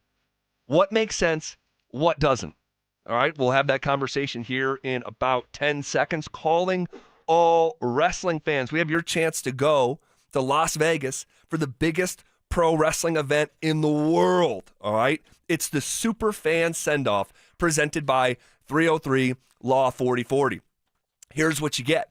A pair of 2 nights tickets to the event, round-trip airfare for 2 from Denver to Las Vegas, 2 nights hotel stay, and a $500 Visa gift card. For more information and to enter, head to denversports.com/superfan. And if you are a superfan and you win this prize, that prize would be, as CM Punk would say, the best in the world. Ooh-wee. All right. There's another link connecting the Broncos with a top pass catcher. This guy's name got brought up last week, all right, for an unrelated article. This one was from ESPN's Bill Barnwell, who I enjoy, very information-based, all right, not a hot take guy. And he was tasked with putting together a handful of NFL trades with some of the biggest names in the sport, all right? It's got to live within reality, and I think this one does. He had a trade that sent Philadelphia Eagles wide receiver A.J. Brown to Denver, and in return, the Eagles would get starting cornerback Riley Moss plus a second-round pick in this spring's draft. Now, they also swap fifth-rounders. Don't worry about that. Yeah. That's on the back end. Basically, just think of it. A.J. Brown comes to Denver, and Riley Moss and the Broncos' second-round pick go to Philly. What do you make of this? Oh, where do we sign, Z? Let's make this trade happen. Speak for yourself over there. Let's make this trade happen. Because now all of a sudden, you have an all-star receiver on one side, a really, really good receiver on the other side with Cortland Sutton. We're building weapons around Bo Nix. Isn't that the most important thing now? We got our defense kind of solidified. Of course, we need a couple things that happen here or there, free agency, maybe the draft. But this year, it's all about the offense. Davis Webb may be the one calling the plays. So why not give your young offensive play caller offensive weapons? A.J. Brown is a star that's going to help out the whole offense. It's going to free up Cortland Sutton. It's going to free up Mims and Troy Franklin and Pat Bryant. It's going to free up the run game. Maybe we get a young tight end in the draft to go with A.J. Brown, Cortland Sutton, and this young tight end. Like, think about how dynamic this offense will be with A.J. Brown. And you're giving up, I know, Riley Moss. And Riley Moss is getting better every single year. But Riley Moss still has an issue, and the issue is he holds too much. He's too handsy. You get put in jail in the real world if you're too handsy. So for Riley Moss, he could develop over there with the Eagles, which is not a bad thing. The Eagles are a great organization. Oh, yeah. So you get to develop over there with the Eagles. We give up a second, but tell me a second-round draft pick that's going to be better than A.J. Brown. Not right now. Okay. It'd be really, really hard to find. I love that you just said not right now. It's about the now. All right, it's about the 2 years you have before you have to pay Mr. Bo Nix. So right now, if you're going to spend a lot of money, you spend it on the offense, you put weapons around Bo before you have to pay Bo, and let's go get that damn Super Bowl. The Eagles have already won a Super Bowl. They're getting ready to start getting rid of their players. All right, you have someone like Saquon Barkley. My guessing is if Saquon does not do good this year coming up, they're going to trade him or get rid of him. That's just how it goes. That's just the way it is. So therefore, I like this. Trade for A.J. Brown, and let's Bo. Oh, all right. You don't You with me on this? You don't sound crazy. I think you make some fair points. I'll also mention, and I mentioned this with the George Pickens conversation last week, what adds a layer of credibility to the conversation, whether you agree with Phil's take or not, is that they were already going down that road with Stephon Diggs this past offseason. All right, and he is a bit of a diva. He can be a bit of a head case. He wears out his welcome. So if you were willing to do that, the only thing that didn't make it happen was the dollars and cents of it, and New England really paid in a way that the Broncos wouldn't, but they've already shown the propensity to sort of wade into those waters of diva wide receiver. And even with Stephon Diggs, look what it got with the New England Patriots. It got them to the Super Bowl. They didn't win it, but it got him there with a guy that had experience. A.J. Brown has that experience. Not only has he been to a Super Bowl, but he won one. he's a star receiver. Let's add him to this mix of receivers that we have here. Well, you say he's a star. He's a star. And while he has had a star-like career, I don't know if he is the same player that he was 3 or 4 years ago. The player that he was 3 years ago and 4 years ago was over 1,400 yards. I mean, 4 years ago, he was 4 yards away from being a 1,500-yard receiver with 11 touchdowns. Yeah. But the current version of A.J. Brown, do we realize that Cortland Sutton went for more yards than A.J. Brown this year? He did. Same amount of touchdones? And then also, you have 2 of them now. Well, I would say Imagine this. that. I would say this, like if you went to, and this doesn't have to do with anything here, but I was just gonna say, if you went up to like an average NFL fan, and we're like, hey, who got more targets this past year, A.J. Brown or Sutton? It'd be like A.J. Brown. Yeah. Incorrect. Sutton actually got a tick more targets than Brown. Now, to tell the whole story, he played 2 less games than Cortland Sutton did. So that's obviously a part of, the raw numbers there. But same number of touchdowns. All right? Same number of touchdowns. I'm looking for the big plays. I'll get them here in a second.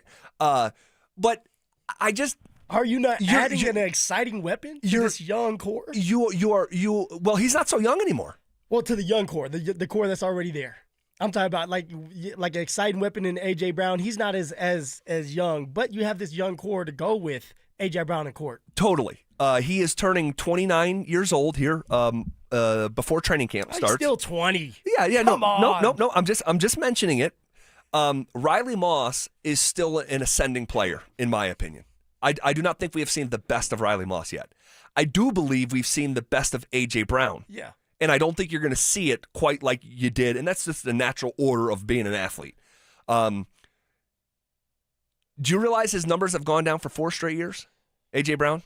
It's taken a dip. And while his numbers have gone down for 4 consecutive years, the problematic nature that is A.J. Brown is ascending. So if you're like looking at them on a graph, his production is descending. His problematic nature is ascending. And I don't know if I want to invite that. Same reason I told you last week as a part of our conversation with George Pickens. I just don't want to disrupt the really healthy environment. A.J. Brown has been a headache, and he's in a Super Bowl situation. And here's the thing. We'll go into overtime with this conversation because there's even more pushback for A.J. Brown, plus a larger conversation as it relates to Riley Moss. Next. The champ! Are you ready? Do you consider yourself a super fan? Well, now's your chance to prove it. It's Denver Sports 104.3 The Fan Super Fan Send-Off, presented by 303 Law 4040, sending you to Las Vegas for the biggest pro wrestling event in the world. A pair of 2-night event tickets, airfare, and hotel all included, plus a $500 Visa card. So get in the ring and enter now at DenverSports.com/superfan. That's DenverSports.com/superfan. This is the story of the one. As an HVAC technician, he and his digital multimeter are in high demand. So when a noisy office HVAC turns out to be a failing blower motor, he doesn't break a sweat. With Grainger's easy-to-use website and product information, he selects the product he needs to keep everything humming right along. Call 1-800-GRAINGER, click Grainger.com, or just stop by. Grainger, for the ones who get it done. Need life insurance but have diabetes, high blood pressure, or on anxiety meds? If you're a 50-year-old male, even porky, or with type 2 diabetes, $1 million of life insurance may only cost you about $200 a month. For affordable term life insurance, call Term Provider and speak with Big Lou at 800-230-2777, 800-230-2777, or visit biglou.com. Remember, Big Lou's like you. He's on meds too. 800-230-2777. Still haven't filed your taxes? Hey, you're not the only one. A lot of good people fall behind. But here's the thing. The longer you wait, the harder the IRS can hit back. Penalties stack up. Interest piles on. The letters get more aggressive. None of it magically disappears. It's why I always tell folks, call my friends at Advanced Tax Solutions. These are not generalists. They don't dabble in tax problems. They live in this world. Resolving IRS issues is all they do. Maybe you're 1 year behind. Maybe you're 10. Maybe you've got unfiled returns, wage garnishments, bank levies, or you're just losing sleep wondering what the IRS is going to do next. Their licensed tax professionals can step in fast, talk to the IRS for you, stop the stress, and start putting a real plan in place. And listen, waiting never makes it better. Every day you delay is another day the IRS gets to tighten the screws. One quick call to Advanced Tax Solutions, that could be the start of a quick resolution. So take control of your tax situation before the IRS does. Reach out to Advanced Tax Solutions today and breathe again. Hoops in Hamilton on the DU campus is intense this season. And the Denver Pioneers have scored more points than any game in program history. The threes are flying and the atmosphere is electric. Join us to create a home court advantage as conference play heats up. Goes down low, feeds Wysocki, up with a two-handed dunk. Group discounts and one-of-a-kind experiences await. Denver basketball. Get your tickets today at denverpioneers.com. Hey, it's Zach By here. Protect your home with 5280 Exteriors and their James Hardy siding, Timber Tech decking, and Pella Impervia fiberglass windows. They also offer 60 months, no interest financing. 5280 Exteriors, the altitude of quality. HelloFresh makes home cooking nutritious, delicious, and exciting. You excited when you get those freezer-burnt, pre-packaged meals in the mail? I know I'm not. Go to HelloFresh.com to explore plans and menus because nothing hits like home cooking. Men, the new year is here, and if you're like many of us, you're ready to improve your health. But if you're feeling low energy, not sleeping well, or not seeing results in the gym, keeping that resolution can be tough. This is Jeff for the Rocky Mountain Men's Clinic, and if those symptoms sound familiar, we can likely help. They often point to low testosterone, and treating low T is what we do. But this year, we're also helping men go further with 4 targeted body composition plans featuring growth hormone peptides, NAD+, GLP-1s, PDA, and more, designed to boost energy, support metabolism, enhance recovery, and accelerate fat loss. With our low T treatments combined with our body composition programs, most men notice real improvements. More energy, better focus, improved sleep, stronger workouts, and often a renewed sex drive as well. So call us. Your initial visit is just $99 and includes blood work and a medical consult. And if you start on treatment the same day, your visit is free. Call 720-440-7900 or visit RockyMountainMen'sClinic.com. Featured therapies are compounded and have not been evaluated nor approved by the FDA. Provider prescription required. See website for details.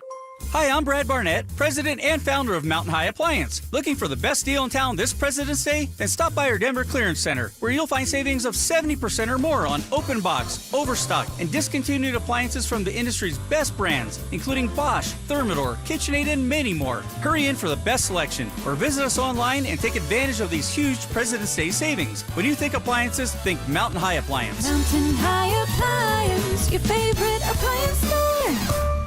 Thank you. Winter isn't over just yet. In Colorado, your furnace has one job: to keep you warm. If it's been a while since your last tune-up, you're rolling the dice. Stoke here. ROX Rocks Heating and Air is local and honest. Get your furnace tuned up before the cold settles back in for only $39. Call ROX Rocks Heating and Air today or schedule online. Keep your home warm, keep your family safe, but only with ROX Rocks Heating and Air. Now play that jingle. HVAC service, installation, repair. ROX Rocks Heating and Air. One iced coffee? $1, please. For real? No way. One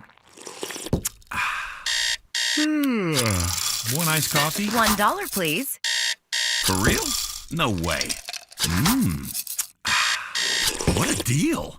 Your new morning groove. Iced coffee from McDonald's, any size for just $1 until 11 a.m. Price and participation may vary. Cannot be combined with any other offer. Ba-da-ba-ba-ba. A careless driver caused your crash. Medical bills are piling up, and you might not be able to work.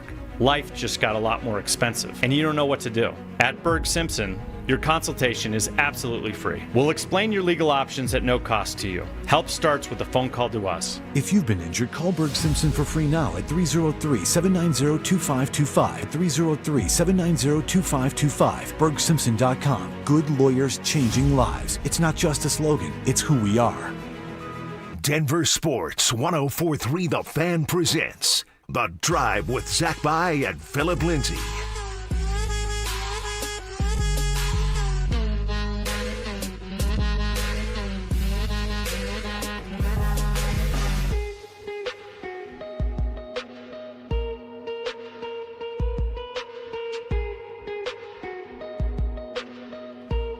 All right, just to continue the conversation that we were just having, this fictitious trade that is rooted in reality, I do believe. Yeah, you don't want a bad apple. Like, no, it's purity over here. Not Keep looking it clean, clean water. No. I want clean water, by the way. I do love me some clean water. I do want clean water. Of course I do. It's not, I'm not, the entire conversation is not just A.J. Brown being a bad apple. Do I think that he's a bit of a bad apple? I do, but it's not just about that. It's about you're a bit of a bad apple. You're a bit of a diva. You're wildly unhappy in a situation where you're winning Super Bowls and getting over 100 targets. Yeah. You're signed for a 3-year, nearly $100 million contract. And it's like you're reading books, you're pissing and moaning on the sideline. And by the way, in the biggest game of the year, you drop the most balls. Your production's gone down for 4 years in a row. So it's all of it coming together. And then don't forget, I don't want to move on from a draft pick. I don't want to move on from a second-round pick, in addition to a starting cornerback. Now, you may have to do that anyway with Riley, and we'll talk about that here in a second. But it's like it's you and these draft picks for 2 straight years. You've been on it about these damn draft picks and how you don't want to lose any of them. The draft is the lifeblood to your organization. I agree, but the foundation has already been built. All right, like think about defense is almost secured. You need a couple other picks. You're not giving up your first-round draft pick. So that could go to a defensive player like a defensive tackle that you like. Or maybe it's a tight end. Who knows? You still have other draft picks. You're talking about giving up one draft pick in the second round. But this is a premium one. This is a premium one. But those draft picks, all right, it may be a good one or it may be a bust. Okay, it could be. With A.J. Brown, at least you know what you're getting out of him. He's still going to be productive. Is he going to be like he was 3 years ago? No. But can he go in here and help this team win a lot of games? Hell yes, he can. And he could just help Courtland, free up Troy Franklin, free up everybody, and now Bo Nix has no choice but to succeed, because if he can't succeed with A.J. Brown and Courtland Sutton and Troy Franklin and Marvin Mims and your boy Pat Bryant, then what is he doing? He's not an elite quarterback then. Now we're going to sit here, we're going to have some concerns about old Bo Nix. Well, here's the thing. You just fell into a trap that I set for you. A bear trap. Do you believe in Bo Nix? Yeah, I believe in Bo Nix. How much? I believe him a lot. Okay. If you believe the Broncos have an elite quarterback on their hands or someone that's trending to be elite, and we'll talk about, Bo in more dedicated fashion here at top of the hour. If you believe that's where he's going, or maybe you already think he's there, you don't need to add. You don't want to help him out? You can elevate to the top quarterbacks. You know what they say? You want to know what? We can move on from Tyreek Hill. We're not. Our success isn't handcuffed to Tyreek Hill. What has it looked like since Tyreek Hill has left? They won a Super Bowl, so that's pretty good. The defense, though. The offense has struggled. In Buffalo, they say, hey, we don't think that Josh Allen's his success is handcuffed to Stephon Diggs. We're going to move because he can elevate. And then the first year, he wins the MVP without him. Well, are you going to be happy if Josh Allen gets someone like A.J. Brown? Because that's what he's missing. For sure, and they do need that. They definitely do need that. But I think that I would very fairly argue that not to get too bogged down with Buffalo, but the complement of pass catchers, wide receivers specifically that Denver has is better than Buffalo's. Yeah. So they need a real upgrade in a more urgent way. I do not think that the Broncos urgently need another wide receiver. I think it would help. And I'm open to the right wide receiver. And I talked to you about Alec Pierce last week. Number 1 in the NFL in yards per catch. He's going to cost, $80 million, not $120 million that you're talking about for either Pickens or the $100 million for A.J. Brown here. So I think there's ways to upgrade the room without doing something you might regret. Now they could. This is the window for them. If they don't get to a Super Bowl here soon, we are going to all be concerned. Sean Payton called his shot last year, and they were 1 game away. Bo Nix hurts himself 1/2 away. Now, you need to add depth. If it's not at the receiver position, it's definitely going to be running back and tight end. Totally, yeah. But having that extra star receiver does not hurt somebody. Peyton Manning, all right, with the Colts, Reggie Wayne, Marvin Harris, all right, when he was with the Denver Broncos, Emmanuel Sanders, Demaryius Thomas. Like, if you can have that help, you want it. Bo Nix, Cortland Sutton, A.J. Brown, that sounds sexy to me. It sounds like we can have a powerful offense under someone like Davis Webb, who's going to be calling plays this year. We add a running back to the mix. Let's say Kenneth Walker, right? We're playing free agency right now. Hell, Kenneth Walker, was it P9 or K9? K9. K9. You add him to the mix? I mean, come on. It's Super Bowl or bust at that point, and you're doing it right now because you know that Bo Nix is on that rookie deal. Yeah, no, look, I'll say this. A lot of what you're saying, you don't sound like a crazy person. And A.J. Brown is a little bit different than someone like the George Pickens, who I think that his effort issues on the field, sometimes they're just like, wow. Now, A.J., he's a bit of a headache too. He is. But Bo Nix, I mean, come on now. Bo Nix is going to hold everybody accountable. Sure. And Sean has the personality also to manage some of these other larger personalities. And he has before. We've seen it in New Orleans. So, look, I don't think you sound crazy.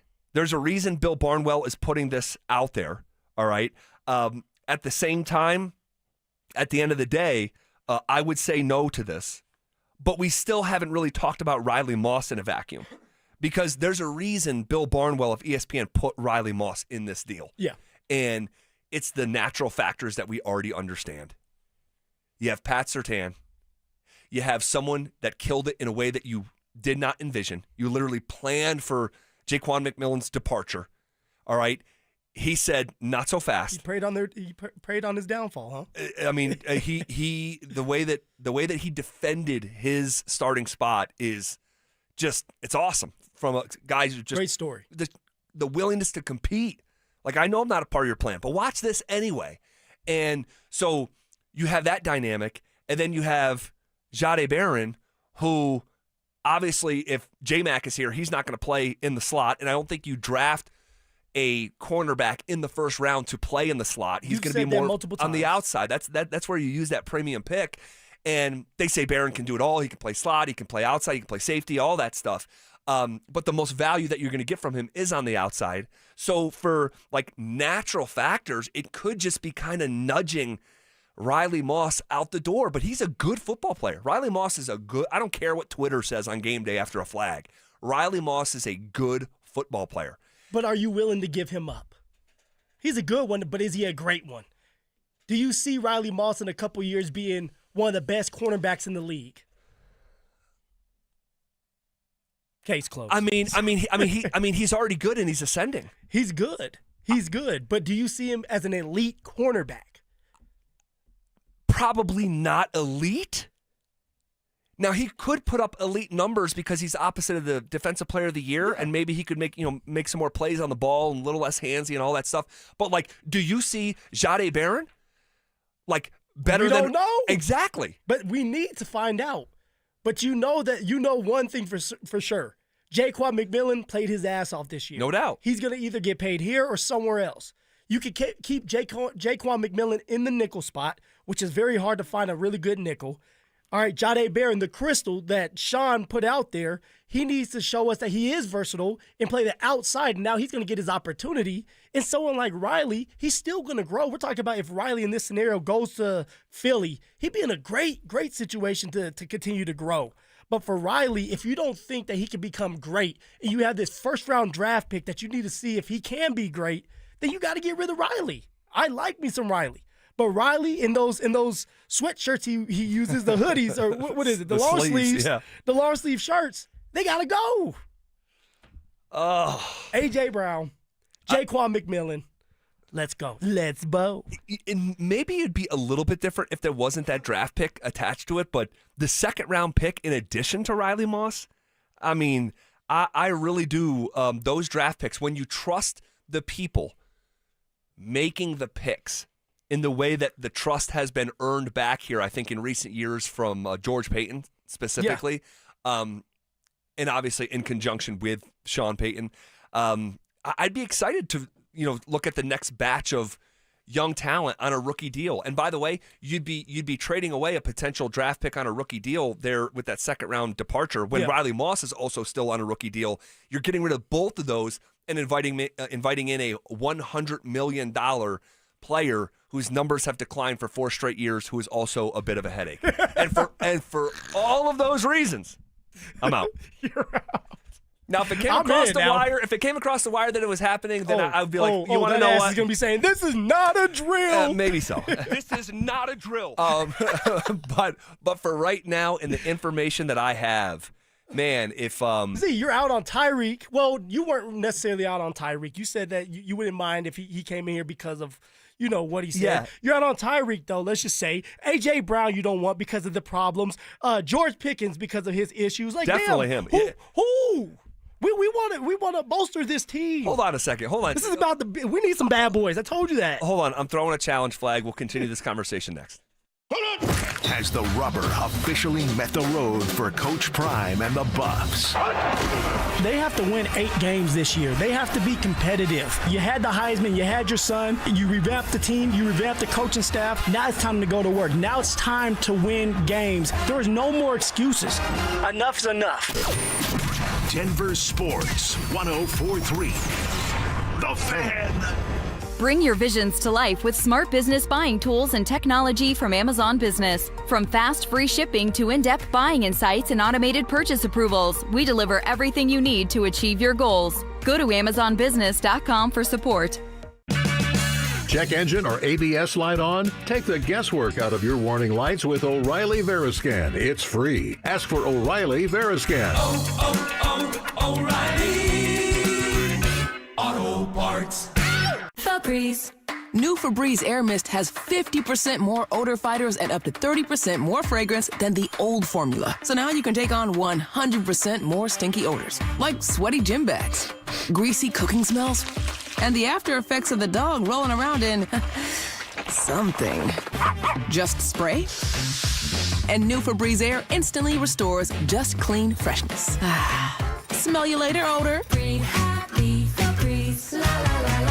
Looking for the best deal on TRT? Don't pay hundreds of dollars out of pocket for a franchise or settle for one of those one-size-fits-all from your doctor just because they take your insurance. At Synergetics and Low T Center, you can get powerful TRT dosed to your body and get it covered by insurance. Synergetics and Low T Center work with your insurance plans and customize each dose of TRT for maximum effectiveness and safety. It's TRT that actually works with your body. And this February, they're offering free testosterone tests and discounted peptides and GLP-1s to make getting your life back as easy as possible. Don't miss this opportunity. Go to Synergetics.com or LowTCenter.com to book an appointment online.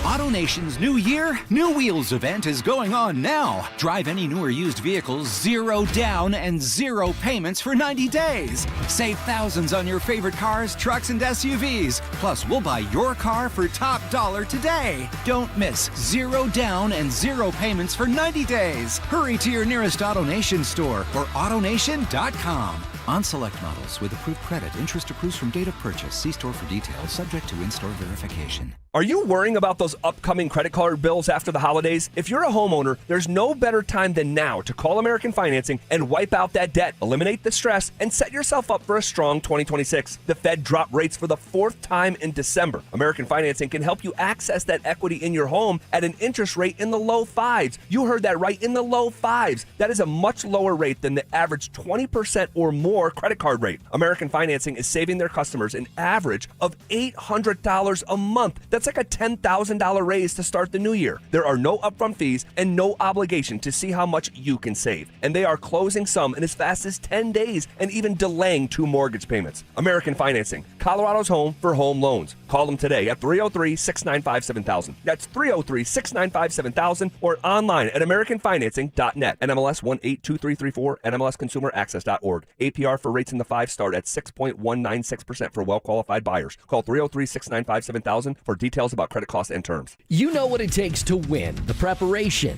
the game plan, the refusal to quit when things get hard. You bring that same mentality to your business every single day. But even the best teams need fans in the seats. At Denver Sports, we put your business in front of Denver's most passionate, loyal audience, on air, online, and on the big screen. You've got the drive, we've got the reach. Visit us online at DenverSports.com.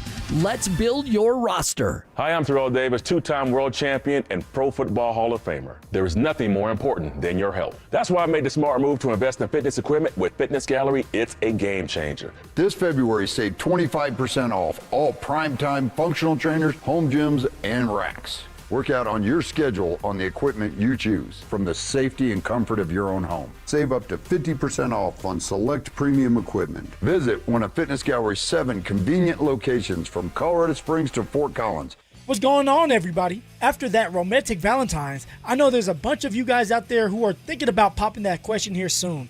Am I right? Well, let me save you some time and money by telling you something as simple as this. Whether you're starting your next chapter with your perfect diamond engagement ring, or celebrating a new milestone, or finally just doing something special for yourself for once, this is where it all begins. Imagine the finest jewelry legends all in one store together, making you feel just like family, and their surface is going to reflect that. So come shop the finest Zeus diamonds in Denver. They have every size, shape, and price range you can imagine, and the largest selection of engagement ring settings I've ever set eyes on. And not only are they going to share the secrets of the business with you, they're going to give you the best price in Colorado, guaranteed. So why wouldn't you want to create moments and memories for yourself and the ones you love by going to Williams Jewelers, the official jeweler of the Colorado Avalanche, Denver's first family of fine jewelers, located in Cherry Creek North on 3rd Avenue, and also in Inglewood and Broadway and Bellevue. And don't forget to mention my name, Phillip Lindsay, when you step through one of those doors. Gather round year-round at the new National Western Center. Unforgettable experiences await. Visit nationalwesterncenter.com. Follow us on X at DEN Sports 1043 for up-to-the-minute information and opinions on all things Denver sports. Also, we can still call it Twitter, right? Denver Sports 1043 The Fan, DenverSports.com, and the Denver Sports app. You're listening to The Drive with Zach By and Phillip Lindsay on Denver Sports 1043 The Fan.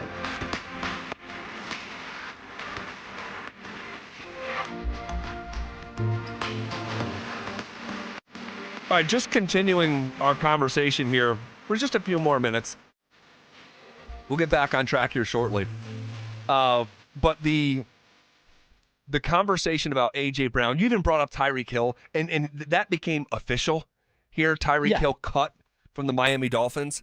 I'd like to touch on that too, just for a minute here before we move on. But with the A.J. Brown stuff, A.J. Brown just won a Super Bowl. He did. A.J. Brown has been to the mountaintop in a way that the Broncos, this iteration of the Broncos, has not.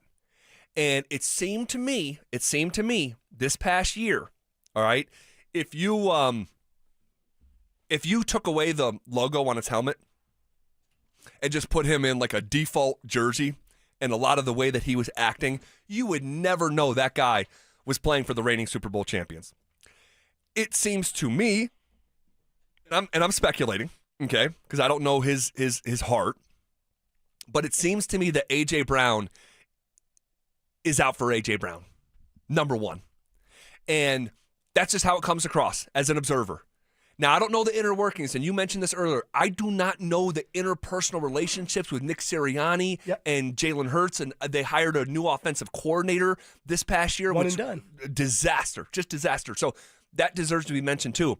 But if he were to come to Denver, it feels like right now the Broncos have such an organic group that we have heard consistently about. Man, this is the closest team I've ever been on. Man, these guys, we just all hang out. Like there is a almost like, and I'll just say it feels like almost like a collegiate like vibe with the Broncos right now.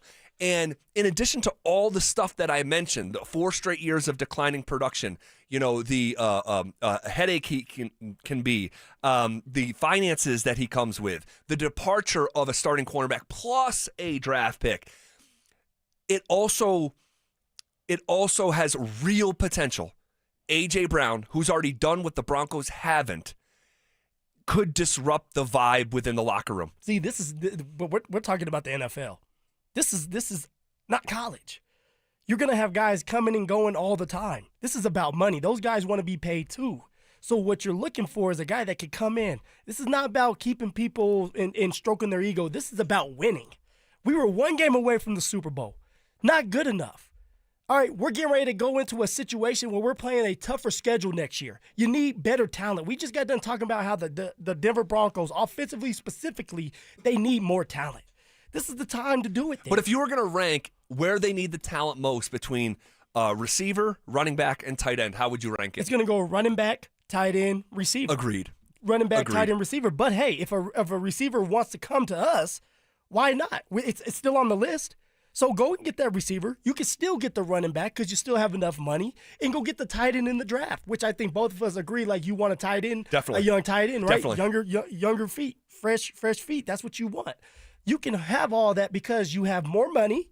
Okay, you have a young quarterback on a rookie deal, and you have a lot of your foundation built. You have enough young players. I'm tired of the damn young players. I want some more vets that could come in. Well, hold on because a when we second. had the vets like Hufanga, they help out. Vets matter, not just young players. This is about winning. How did the Greenlaw vet work out? He still played. How did the Ingram vet work out? He still played. Okay. Can you tell me a young player that's going to just come in and say, okay, guys, I can take us to the promised land? Well, hold on. I'm not talking about just a young drafted player. What about the growth and development? And this deserves to get mentioned. The growth and development of Troy Franklin. The growth and development of Pat Bryant. These about guys winning. I understand. The Broncos did a lot of it with those guys. Yeah, they were just they 14 did, and but 3. did they win a Super Bowl? They did not. Did they win? Why didn't they win a Super Bowl? Because of Bo Nix, but also a run game. And then you had inconsistency with Troy Franklin, and Pat Bryant couldn't stay healthy at the end there. What kind of year was it for Troy Franklin? Did he Troy take a big Franklin, leap forward? He took a big leap, but he needs to take a bigger one. How was Pat Bryant's growth through the season? It was pretty good. Pretty good. But you pretty got to go legitimate. year two. But and, year two. And don't forget, like that guy in the divisional round had 3 catches for like over between 30 and 40 yards. He was on his way. His growth, it was like, but it's too inconsistent. With Pat Bryant? More, yes, he's still inconsistent. We don't know what year two is going to look like for him. Guess. There is more film on this young man.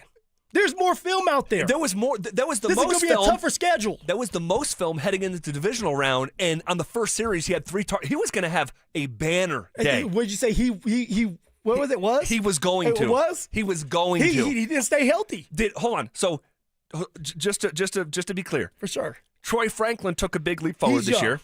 Okay, still young. He's going into year 3. Pat Bryant consistently improved through the season. He's young, going into year number 2. Yep. Marvin Mims performed in the postseason better than anyone, doubled anyone else's production. We don't use Marvin Mims. Well, we just don't use him. I'm not going to give you too much pushback on that. And he's put on the shelf. Well, hold on a second. Like, that's part of this. Like, this is now on Davis Webb. Like, I'm not going to cut Sean out of it. This is on Sean Payton and Davis Webb. Yeah. To figure out, like, what do you think is going to happen to Marvin Mims if A.J. Brown is in the fold? My guessing is they're going to trade him. My guessing is they would trade him. This is Marvin Mims' last year on his contract. And if Sean can't get him going in year 3 or 4, was it going to be 4 for him this year? Then my guessing is you probably should trade the man somewhere where he would fit in, where you can have an A.J. Brown that's ready to go, hot and ready. It's all about now, man. The Little Caesars? It's all about hot and ready to go. Ready. I want to win a damn Super Bowl. I care about their development, but not enough for us to win a Super Bowl. We talk about getting weapons around. You don't need a star wide receiver to win the Super Bowl. Peyton Manning had a star in Emmanuel Sanders and Demaryius Thomas. All right, he also had a star with Marvin. And what was the strength of that team? With when they won a Super Bowl, the defense, of course. But we all know our defense in this scenario. Our defense is taken care of pretty much. You need more weapons. Ben Roethlisberger. He had AB, Antonio Brown, which, by the way, I still think he does a lot of crazy stuff. But he may end up going to the Hall of Fame for his records, right? His numbers. But by the numbers, he should. I don't know. By the numbers. Yeah, I'm hoping he's for sure with us. Moving forward. Yeah, he does some crazy stuff. But so, look, at the end of the day, for me personally, all right, and what makes us different. Larry Fitzgerald and our guy, Kurt Warner. They didn't win a Super Bowl. But they got there. They did get there. We're still trying to get there. Yeah, I understand. I would prioritize running back and tight end over receiver. You can still do that. I want to see. I think you can add to the room without adding that guy. All right. I think that. Whoever you add is going to stunt somebody's growth, if that's the case. You talk about the development of Pat Bryant, the development of Troy Franklin, where you add someone like Alec Pierce. Pierce, yeah. He's going to stunt somebody's growth because you're not just adding Alec Pierce. You're adding somebody that's going to get paid some money to be a number 2 receiver for you, or a number 1 if that's the case. All right, we'll see how this all shakes out. It wouldn't shock me at all if the Broncos stay sort of dormant at receiver. Yeah. In terms of like big names. For sure. Like they're going to add someone. Like someone's going to come into the fold. Is it A.J. Brown? I don't think so. We'll see, though. It lives within the realm of possibility. There's a reason Bill Barnwell was writing about this. Is Riley Moss getting moved this offseason one way or another? Has he played his last down as a Denver Bronco? Oh, man, you put me on the spot on this one. Oh, Riley. If there's a big-name receiver that they want to trade for, a big-name player, Riley Moss is going to be a part of that package because of how well he played this year. But also, he's a developmental, quote-unquote, project still because he's young. And he played good. What does it look like in 2 more years if he gets the right coaching? Did he not get the right coaching? No, he did. Is that what you're saying? But the cornerback coach got fired. The cornerback coach got. I'm just trying to touch that buff's nerve. Look. The cornerback coach got fired. There's a reason for that. He did. They brought in that the dude from USC. Yes. Yeah. How about that? Sean once again sort of like betting on an unproven NFL coach or a coach at the NFL level and kind of taking a chance on him. So to answer your question with Riley Moss, I think and believe that they're going to trade Riley. You do. They're going to find a way to get another asset in here for Riley because they're not going to want to give up Jaquan McMillan, and they're going to want to see what Jahdae Barron can bring to the table. He's that crystal that Sean and George raved about during the draft. I just hope they're right, man. I hope they're right because I'm telling you, it would suck because we already know Riley Moss is a good football player. We know that. We don't know about Jahdae Barron. But see, I don't think it's on George because George drafted Riley. Agreed. I believe this is going to be a Sean Payton move where it's like, hey, look, you're really not my guy. Right. I don't really have a vision for you. Vele. There you go, Vele. Yeah. And the vision is Jahdae Barron. I could see that happening. Me too. I really could. I could. Well, at least we're on the same page with that one. Well, this is honestly, George Payton's name came up a couple weeks ago, and it was, hey, he could be up for an extension. Would they do this? And no, excuse me. His name came up because of the Minnesota opening. And there was a power struggle with the Vikings, and they move on from their GM, and they still look at George very highly. I think he worked there for like 16 years or whatever it was under Rick Spielman. And you say, well, why would he want to leave that scenario? Why would he want to leave this Denver Broncos scenario? New ownership, ascending, but it's like, because you do not run this with autonomy. You answer in an untraditional way to a coach that in the historical hierarchy is under you. Yeah. You hire him, and you're able to fire him, but that's not the setup here in Denver. So if you draft someone like Riley Moss and you hit on him, you draft someone like Vele and you hit on him, and the coach is like, yeah, but he's not part of my plan. It's like that would be a reason. Do I think that's going to happen? No, I don't. I don't think he's going anywhere. Talking about George Payton. But that would be a reason I would point to. It's like, dude, you're not, you're outside You're not of in full control. You're not. Not anywhere making the close, decisions. really. Yeah.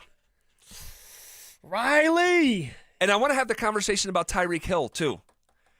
I love me some Tyreek Hill. I know you do. Not off the field, though. I know. My man's crazy off the field. No, but on the field. Well, there's even some nuance to that. And I also want to have a conversation about Bo Nix and his own draft class, and we'll do all of that. This is KKFN and KKFN HD1 Longmont, Denver.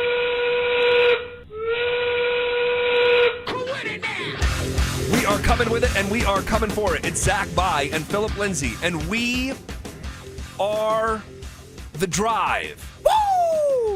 Rolling downhill on a Tuesday. Look at you, Z. Heading into hour 4. What do you mean, look at me? I'll tell you this. When coaches were lining up to watch you play, they weren't like, oh, this is a choir boy. But they're like, oh, this man gets down and dirty. This man gets the rebounds. He's high-flying. And my man's jumping off of trains. Oh, my gosh. They didn't know that. They didn't know the full scout. Oh, my gosh. Was it Birdman? They called you. Yes. They called you Birdman. They did. To the point where when I was announced at graduation by my principal, Zach the Birdman. All my friends from home still call me Bird or some version of that, Birdie, Z-Bird. But the Tyreek Hill, I want to talk about that, and then I want to shift gears to the Bo Nix conversation. The Tyreek Hill conversation, when we were talking about George Pickens last week, and I was like, no, I'm out, and you were more receptive to it, and I was out for the reasons I itemized last week. Tyreek Hill's name was brought up because there was speculation at the time that he could get cut. So we had almost like a joint conversation, one after the other, about Pickens, then Hill. Now it becomes official, Hill's cut, Tyreek Hill's cut. And for a lot of Broncos fans, man, they just cannot close their eyes and see Tyreek Hill in orange and blue. And I get it. And I mostly can't either, for reasons that we can kind of discuss. And you may see it differently, and my guessing is you do. But I don't know yet. I'm a nice guy. Hill is different. And I know I'm repeating myself from last week, the middle of last week. But Tyreek Hill, there's no wiggle room for nonsense with him. You're now 32. You're not 28. Yeah. Right? You're 32 years old. And I forget if he's actually going into his age 33 season. I'll find out here in 10 seconds. But you have no wiggle room. You're coming off a wild injury where your knee was going backwards. Yeah, that was a gruesome one right there, man. And the team that you were playing for just cut you. You're probably looking for, so he's going into his age 32 season. He was 31 this past year. You're probably, if you're thinking like him, he'll actually turn 32 here in just a few days at the start of March. You're thinking, I could maybe kill it for 1 year and then get my last big financial bite at the apple. All right, and he's going to need him for all the kiddos running around. Yeah, he has a lot going on. And between him and Stephon Diggs, those guys, oh my gosh. They got a lot. It's a lot. But with Hill specifically, it's more intriguing to me. And I know last week when I said that, you're like, wait, what? Yeah, I'm surprised. Like, usually, like, you're like organic purity. And nobody comes in this. No. Not everyone has to be choir boy. Now, Hill is an extreme version when I'll talk about that element in just a second.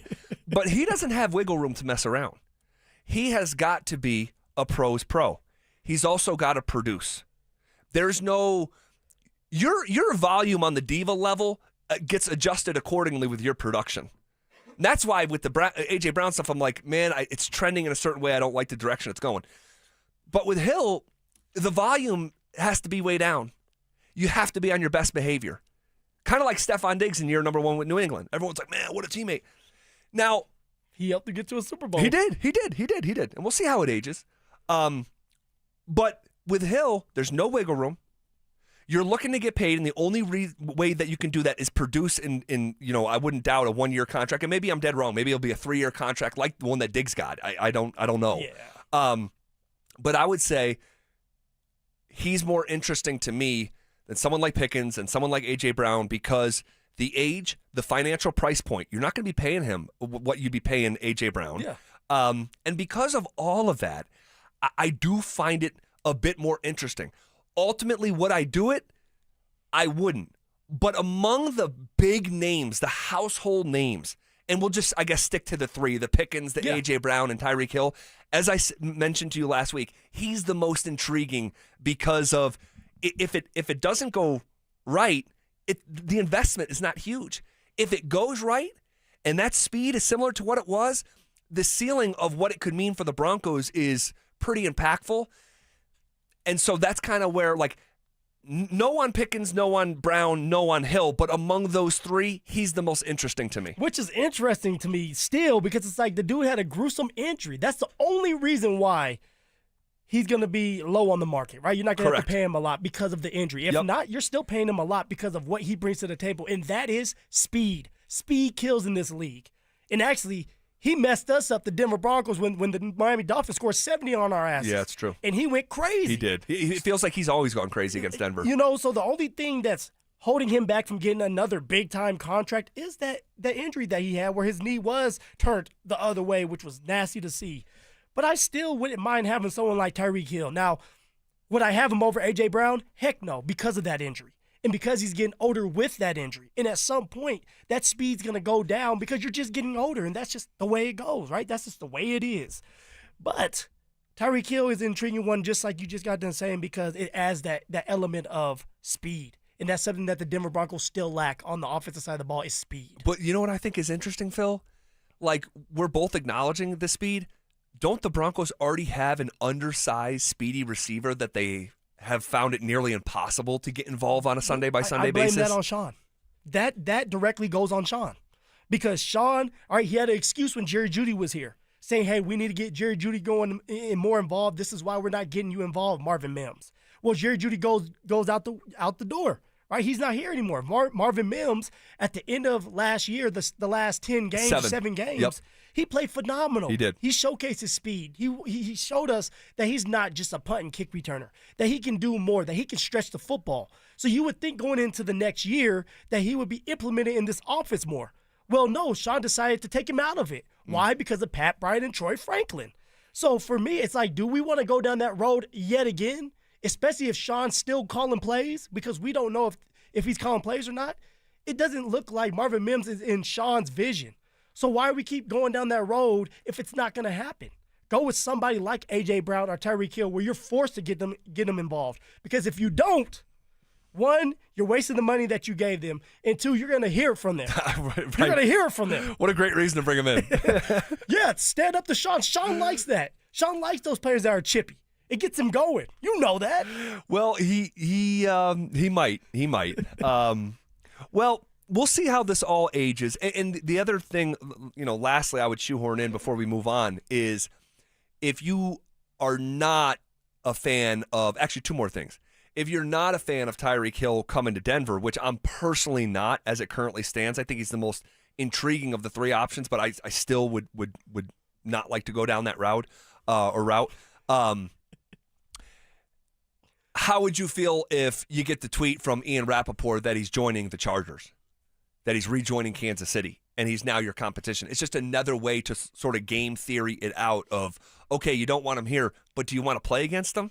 And if he's a similar version of his former self, which is a first ballot Hall of Famer, it's like, okay, now he's lined up across from you. So I would just add that. And then the other thing I would mention with someone like Tyreek Hill is I go back to the end of the season press conference with Greg Penner. And he was asked a football question.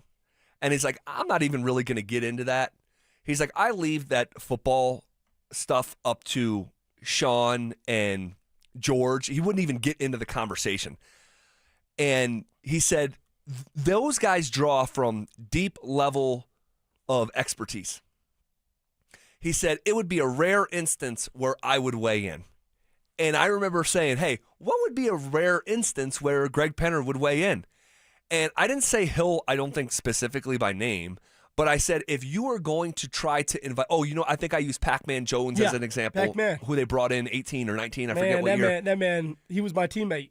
He loved me. But I tell you what, you never knew what you're going to get with old Pac-Man. Right. He was either going to get a fight. Right. Or he was going to show up one day, or maybe he was going to be in a good mood and he was going to show up. And it's just roll the dice. What version of Pac-Man are you getting? And with Tyreek Hill, I think that if you're Greg Penner and you're like, okay, who is this player? If he doesn't already know. I'm sure he has a frame of reference, but has he done a deep dive? And when he did that deep dive, or would do that deep dive in this scenario, would he be like, hey, fellas, like, I got it. He'd be an upgrade, but like, this would be like a 1-year thing, like a rental, and with his baggage, and he's going to wear the logo that I'm now responsible for. I could actually see someone like Greg Penner stepping in saying, you want to know what? I know we're not looking for choir boys, but at the same time, we're trying to find someone between choir boy and convict, and this is just a little bit too much here. Well, this is when Sean says, well, Mr. Penner, you're paying me a lot of money here. All right, you want a Super Bowl, right?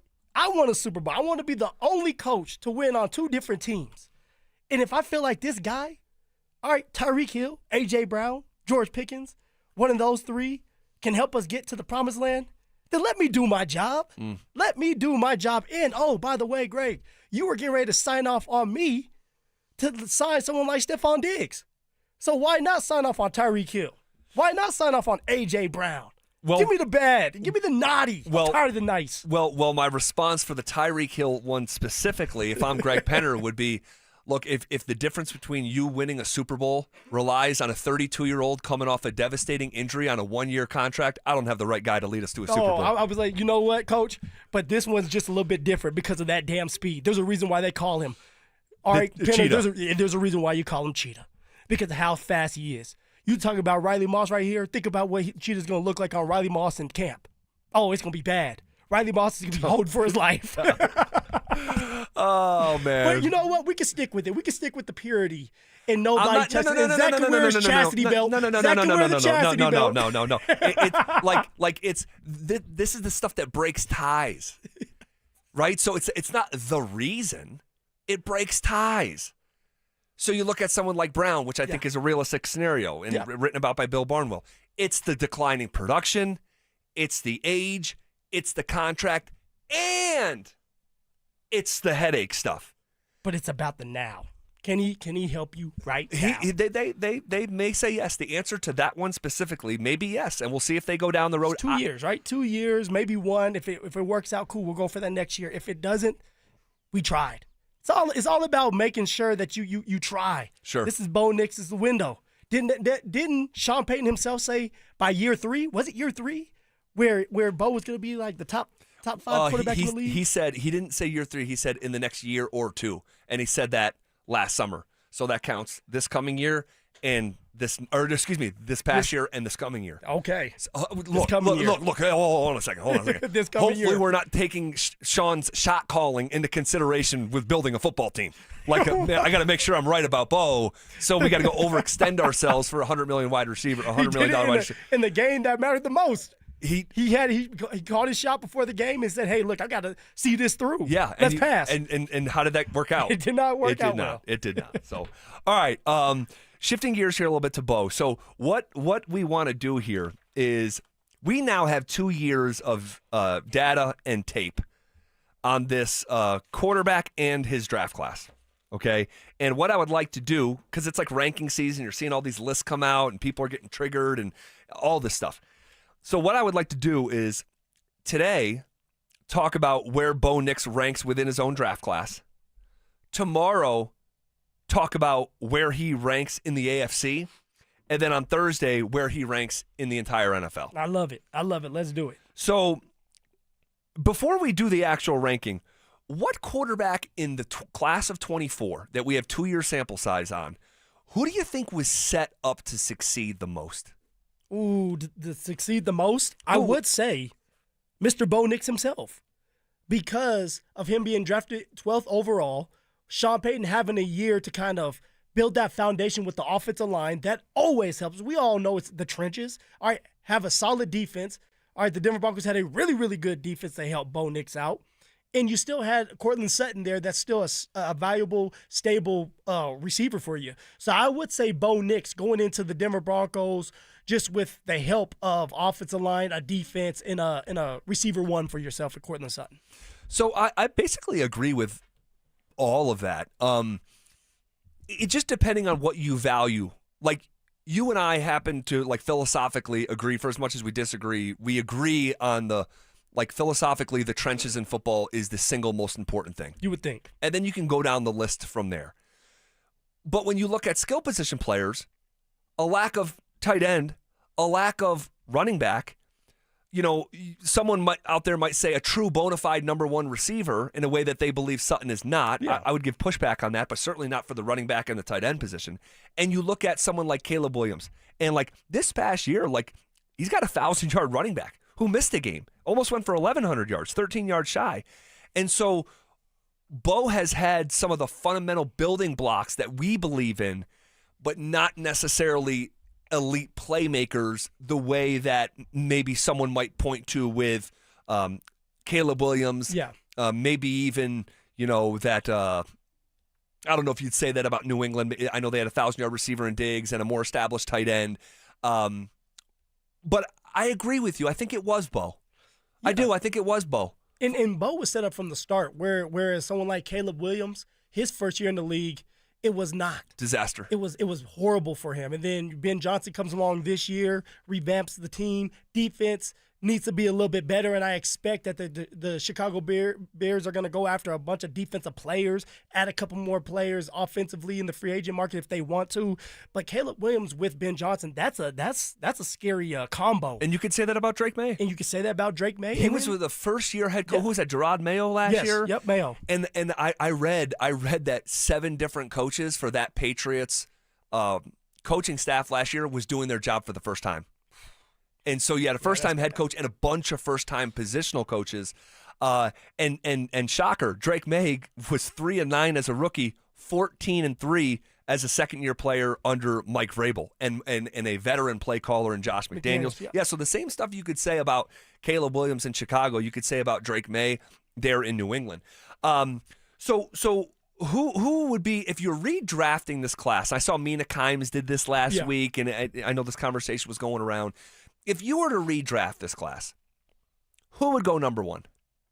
Number 1 for me is still going to be Caleb Williams because of what he has done this year with Ben Johnson, how he elevates the players around him. I mean, he was making amazing plays just like Bo Nix.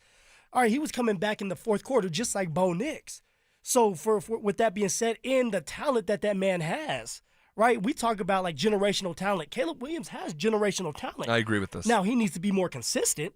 He needs to figure that part out, be able to read defenses more. But you'll do that the longer you're in the NFL, and you have a really good head coach / offensive coordinator, Ben Johnson, that's going to help be creative with you. So I would have to say Caleb Williams. Z, what about you? I think so too, and I think that most folks around the country, if you were just going to say, hey, your team. So say if you went in 31 other markets, hey, your team is going to have their handpick of the 6 quarterbacks who were drafted in the first round in 2024, who are you going with?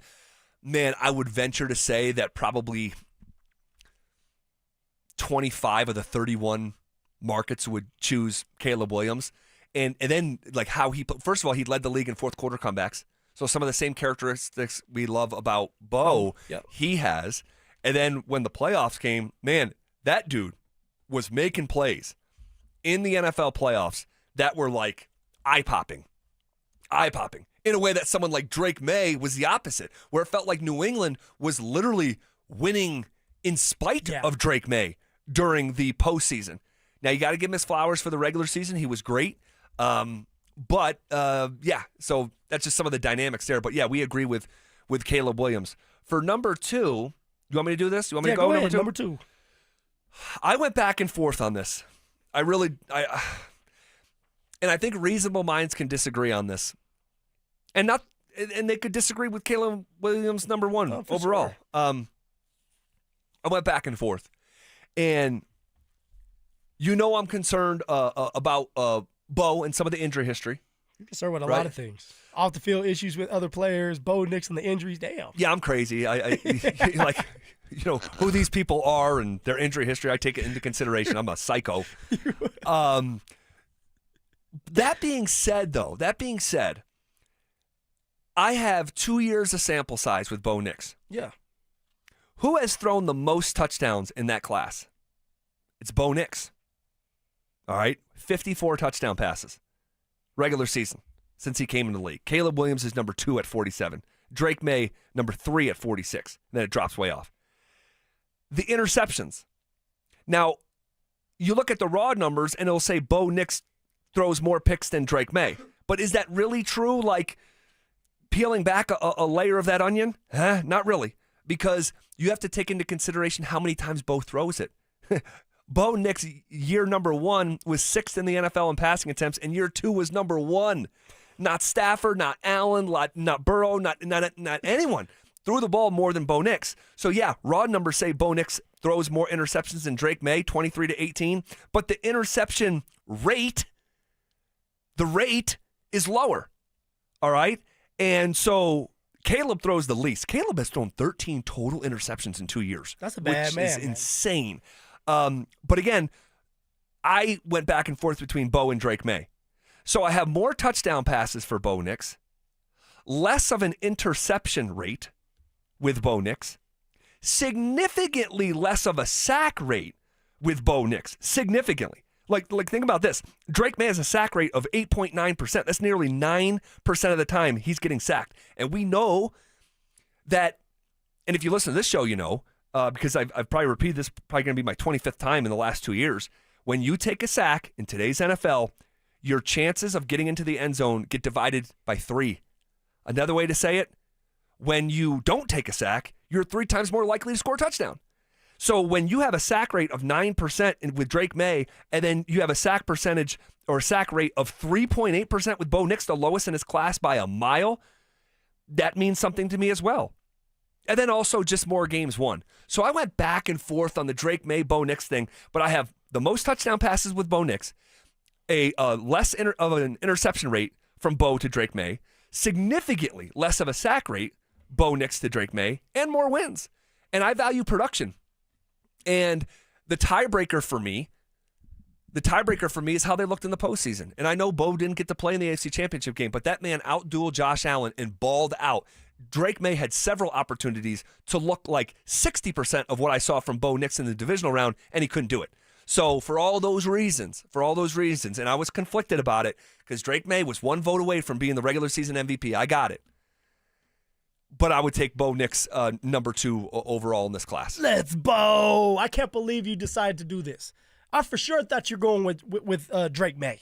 Just because of what Drake May did this year. All right, the coaching staff that Drake May's around, getting to the Super Bowl. But you're right. Drake May was a shell of himself in the postseason. Kind of like Justin Herbert, right? Herbert always has that. So hopefully Drake May can knock that stigma off and decide to do something later on because it's Bo Nix show this year or the year coming up. But I love that you decided to go with Bo Nix because that's who exactly I'm going with. Because of everything you just said. And when you're dealing with Bo Nix, he has the tangibles and the intangibles. You know that you're in every single game. Even when you feel like you're out, you know that you have a chance with Bo in the game. That's how cool, calm, collected he is. All right, 8 fourth-quarter comebacks. That's hard to do in 2 years. Yeah. 2 years. All right, so with that and all the information that you just put out there, Z, how could you not draft Bo Nix number 2? Well, you say, how could you not? I went back and forth on it. I mean, it's not cut and dry. Everybody sit here and says we would be in the Super Bowl if Bo Nix was playing. I believe that. Drake May had the opportunity to put it on us. All right, to put it on us because he was healthy enough to be in that game, the AFC Championship. Bo Nix was not. What does it look like if Bo Nix is playing? We probably go to a Super Bowl. That's why he's number 2. Who's number 3 for you? Drake May. Drake May. Drake May for whatever he did. Same. You know, Drake May. Then it went from Drake May to, was it Jaden Daniels? Yeah. Which is crazy because this time last year, it was like Jaden Daniels was the toast of the town, and when he played, he did not look right. And then he just didn't play. I think he missed 10 games this year, and it was several different injuries that he had going on. What we say, a knee, it was the a knee, elbow, the elbow twice because it was an elbow. Then he came back, and it hurt it again. It was just not a good year for Jaden Daniels. Yeah. And then Michael Penix Jr. followed by J.J. McCarthy? Yeah, our 2 guys. The 2 guys that we thought about drafting. What clowns. I know, like, who listens to that? Oh, my gosh. Well, good conversation. If you want to react to it, you can hit us up on the RamosLaw.com text line, 303-713-1043. Maybe we can read 1 or 2 of those when we get back. Switching gears mostly, though. Are the Broncos about to peel away a member of the most established unit that they have? That's next. If the goal is to win a Super Bowl, let's go, bring it out! Do the Broncos need a new top target in the wide receiver room? What he brings to the table, I do believe that he can be your main wide receiver on a championship team. All he does is work. He's a great leader for that football team. I like to see more, but I really do like Cortland, and he could be the main guy on a championship team, no doubt about it. Denver Sports 104.3. The Fan. Why'd I go to the doctor? Working on the farm, my heart kept skipping a beat. I didn't think much of it, but my daughters made me get checked out. Turns out I have atrial fibrillation, which increases the risk of stroke about 5 times. Symptoms like irregular heartbeat, heart racing, chest pain, shortness of breath, fatigue, or lightheadedness can come and go. But if it's AFib, the risk of stroke remains. If you have symptoms, contact a doctor. I'm so glad I did. Visit notimetowait.com. Sponsored by Bristol Myers Squibb and Pfizer. Wesley Financial Group is not a law firm, and Chuck McDowell definitely not an attorney. This is Chuck. If someone talked you into buying something really silly and you want to get out of that silly little thing, my advice, get the facts. Call me and I'll send you our timeshare exit kit absolutely free. Inside, you'll learn how timeshare works and all your options for cancellation. Call Wesley now for your free exit info kit. 800-290-7100. That's 800-290-7100. Right now, save $16 on a pair of Rain-X Rugged XL wiper blades, plus get 2 times O rewards points only at O'Reilly Auto Parts. O'Reilly Auto Parts. Here's a tale of Linda trying to lose weight, but the med prices she found were all over the place. Hidden fees and markups made her jaw drop low. Then she found Good RX. Now she's in the know. GLP-1 subscriptions FDA approved. With clear upfront pricing. And same-day pickup. That's Good RX, the no-nonsense way. Save time and money on prescriptions. Get to goodrx.com/weight loss. GoodRx is not insurance. Every business starts with an idea. With smart business buying from Amazon Business, get everything you need to grow in one familiar place. From office supplies to IT essentials and maintenance tools. Ready to bring your visions to life? Learn how at AmazonBusiness.com. AutoNation's New Year, New Wheels event is going on now. Drive any new or used vehicles 0 down and 0 payments for 90 days. Save thousands on your favorite cars, trucks, and SUVs. Plus, we'll buy your car for top dollar today. Don't miss 0 down and 0 payments for 90 days. Hurry to your nearest AutoNation store or AutoNation.com. On select models with approved credit, interest accrues from date of purchase. See store for details, subject to in-store verification. Brenda Stokely here from my friends at Roller Auction, leader in Colorado auctions for over 40 years. They conduct over 150 auctions every year, selling tens of thousands of items at the price you set. Auctions are held regularly for Colorado government agencies, and they always have big-ticket items at great prices. That's why I love Roller Auction. And almost all bidding is conducted online in real time, and it's open to the public. Anyone can participate. Check back regularly. New auctions are added weekly. Be the first to know about new auctions available for bidding when you sign up for email notifications. Go to rollerauction.com/thefan. Men, it's the new year, and for many of us, it's a time of deciding to make positive changes in our lives. This is Jeff for the Rocky Mountain Men's Clinic, and if you're suffering with erectile dysfunction and are tired of the frustration and embarrassment ED causes, you should call the Rocky Mountain Men's Clinic today, because there probably isn't a better resolution you can make than to be done with ED. You see, ED doesn't just affect you, it can also affect your partner, even if they don't talk about it. But here's some great news. If you're like most guys, the treatments at the Rocky Mountain Men's Clinic will give you back your sex life, because our protocols have success rates that work in well over 90% of cases. Seriously, you might even find you're performing like you haven't in years. So, make an appointment and get ED out of your life. Your initial visit is only $99 and includes blood work, a medical consult, and if medically advised, a test dose. And if that test dose doesn't work in the office, your visit is free. Call 720-440-7900 or go to RockyMountainMen'sClinic.com. That's RockyMountainMen'sClinic.com. We have 5 offices across the Front Range to serve you. I'm Katie LaSalle, 9 News Weather Impact Team forecaster and outdoor enthusiast who loves to hike in Boulder County. I love preparing you for your day ahead. Whether it's tracking the frigid storm coming in or giving you the latest snow totals for your favorite mountain, we've got you covered. Because weather never stops, and neither do we. Make the move to Colorado's #1 streaming newscast. Make the move to 9 News Mornings. Weekday mornings, live starting at 4:30, anywhere you watch. Drivers who switch their home and auto with Progressive could save money and time. Other things try to do this, but they really don't. Like the touchscreen at fast food places. It's not like you save time because it takes you longer to use a touchscreen than, I don't know, someone who works there. And another thing, you'd think it would save money because they're not paying a cashier, right? But no, same price. Also, why is there an option to tip? Who am I tipping? Exactly. Anyway, even if you can't save money and time with some things, you could with a Progressive home and auto bundle. Progressive Casualty Insurance Company affiliates and other insurers not available in all states or situations. Wesley Financial Group is not a law firm, and Chuck McDowell, definitely not an attorney. This is Chuck. If someone talked you into buying something really silly and you want to get out of that silly little thing, my advice, get the facts. Call me and I'll send you our timeshare exit kit absolutely free. Inside, you'll learn how timeshare works and all your options for cancellation. Call Wesley now for your free exit info kit. 800-290-7100. That's 800-290-7100. At Belco Credit Union, we want to make your dream renovation a reality.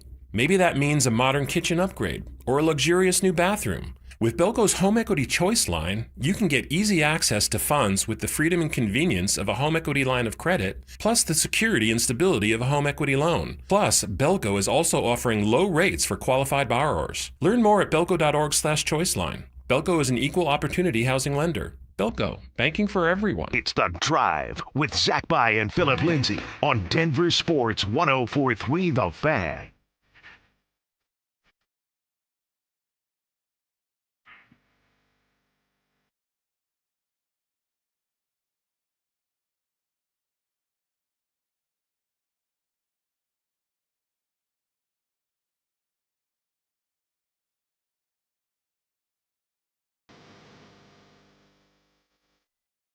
All right, welcome back to it. Just had a massive debate through the commercial break. Man. What does Bo Nix have to do? What does Bo Nix have to do? One game away from the Super Bowl. He didn't even get to attend the AFC Championship. Yeah, Dante and Drew just waging war through the commercial break. They had McCarthy and Penix over Bo. And, you know, oh my gosh. Yeah, I told you I went back and forth on it. I did. But I drew from some real substance why it was Bo for me. But if you want to argue that it's Drake May, hey, would you guys, to the guys behind the glass, would you have Bo Nix lower than, actually, where would you have him if you were to redraft the class? I had Bo at 3. Bo at 3? Yes. Okay. I also would probably have Bo at 3. Okay. I would make an argument Probably. for Jaden Daniels, but I would probably have Bo at 3. And okay. All right, so we're not. I don't like the unavailability of Jaden Daniels. I think that would make me nervous. He's kind of a slight frame and a history of injuries. He is. I want my guy to be able to play. So would he be 4? Yes, he'd still be 4. Just because the other two don't look like starters in the NFL. Despite you trying to pin us into the going J.J. McCarthy, Michael Penix ahead of us, yes. Yes. Yeah, no, he'd be 4. But, you know, Penix, there's a couple times when he was out there where he passes the eye test, though, too. That he's just not out there enough. And you tear that ACL for a third time? Third time? Are you concerned after his third ACL, Phil? I mean, third ACL? Yeah, it's an ACL. It's not an ankle. What would you rather have, an ACL or an ankle? I'd rather have an ankle. Okay. The ankle heals. It's a bone. ACL's ligaments. That's different. Yeah. I'm not going to do it again. Go. No, I'm not going to do it again. I'd rather have both, an ACL and an ankle. Have them both intact. Well, yeah. You know, I mean. Well, that's not the case when you're talking about Michael Penix Jr. and Bo Nix. I know. And that's part of the problem. I'm not going to do it again. I'm not going to do it again. I mean, you can because I'm going to go from a Bo Nix apologist to everyone's going to be saying I'm a Bo Nix hater because I'm pointing out injury concern. So, but yeah, don't go down that road. I'm not going to do it today. All right. So, question. In full disclosure, we had this conversation scheduled for Friday. All right. We got caught up in the way that we get caught up. All right. And we weren't here yesterday. But it's not really time sensitive, and I think it's pretty important. I think the following topic, I think, is a pretty important sequence for the Denver Broncos offseason. And it's significant enough where I can almost promise you the conversation's being had at Broncos Park powered by Common Spirit. All right. And that is the idea that Ben Powers has played his last game for the Denver Broncos on what is and has been the single most established unit on the team. And I don't think the offensive line is God's gift. All right. I just want to say that. But I do think it's a top 10 offensive line. One of the best to do it. And I think that a lot of times we're critical of certain things within the Broncos because we're so close to the situation. And if we watch other teams' offensive lines as closely as we watch the Denver Broncos offensive line, we might have a greater appreciation for that offensive line, almost like wife swap. If we did O-line swap, a lot of times that wife swap show, I didn't watch a lot of it. Yeah, I used to watch it all the time. That stuff was funny. But like the there was this big kid, and the guy threw away his bacon. He said, "You throwing away the bacon?" No, he had it. He was done. The little kid was like, "No more." I might have watched one episode, but I understand the concept of it. And if you remove one thing and add another, it's the grass isn't always greener conversation, right? Unless it was super green, and you're like, "Holy smokes!" Like what I have got going on here is not great. We got to keep this. But so that being said about the offensive line, how has Ben Powers been? How is his Broncos career? How would you define it? Yeah, so for Ben Powers, a lot of times guards, they don't get a lot of recognition. Now you have to have Quinn Miners. All right, you have a Big Q with the Colts. Quentin Nelson. Yeah, Quentin Nelson. Those type of guards are elite, and that they're going to get the recognition. They're going to get the All Pros, the Pro Bowls. But for Ben Powers, he's been a solid guard for the Denver Broncos, a guy that was brought in to do run blocking and actually got better as a pass blocker. Now, of course, could he have done better throughout his years so far with the Denver Broncos? Of course. But for the most part, he's been solid protecting Bo Nix, all right, picking up yards or helping the running back pick up the yards. This year, all right, he had a strong start, just 5 pressures in 5 games. So like he was off to a strong start before he got hurt. Then he ends up missing 9 games this year. He's put on IR. He has the bicep. And that's really hard to come back from, but he comes back from it. He's not fully healthy, but he's back out there trying to help his team out, help his team win.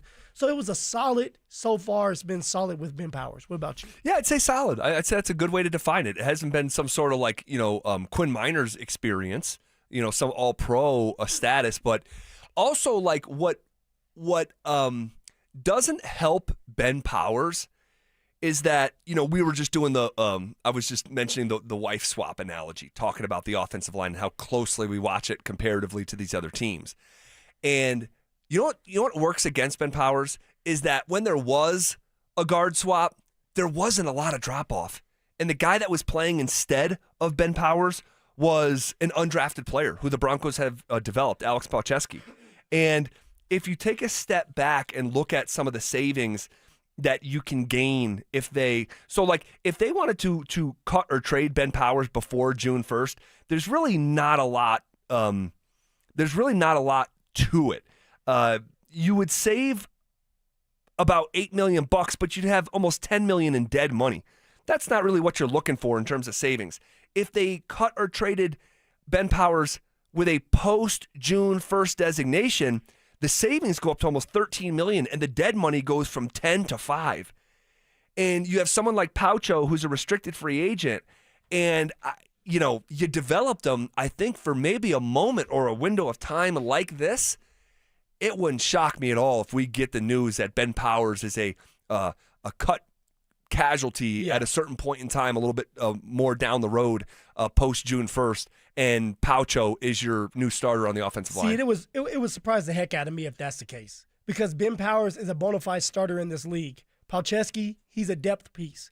All right, I can't sit here today and say Palczewski is definitely going to be a starter in this league for us. A great guy, a great addition that you can plug in and play, and you need your depth pieces. So I hope the Denver Broncos, he's a free agent or undrafted free agent, so you can tender him. I hope the Denver Broncos tender him, but you need to keep Ben Powers for another year because it's hard to find a guard in this league. It's hard to put together a team like the Denver Broncos have put together, that George Payton has put together, in a unit that has stayed together for now going to be 4 years if they do stay together.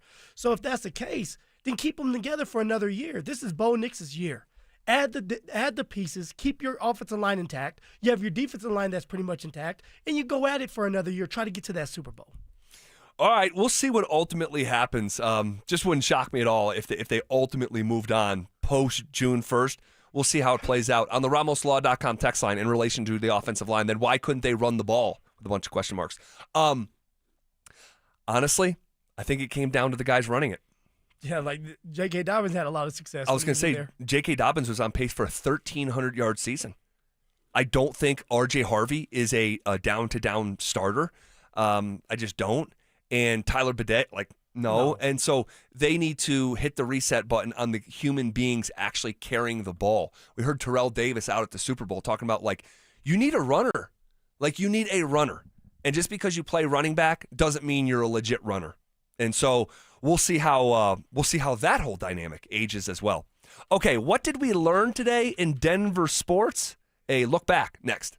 After missing 16 games with a knee injury, is something wrong with Nikola Jokic? I'm watching Jokic, and if you're just looking at the stat sheet, and Adelman's, quoting the stats after the game, and I got it. But if you know the standard that Jokic has set for himself for us to judge him by, we're just not seeing the best version of that guy right now.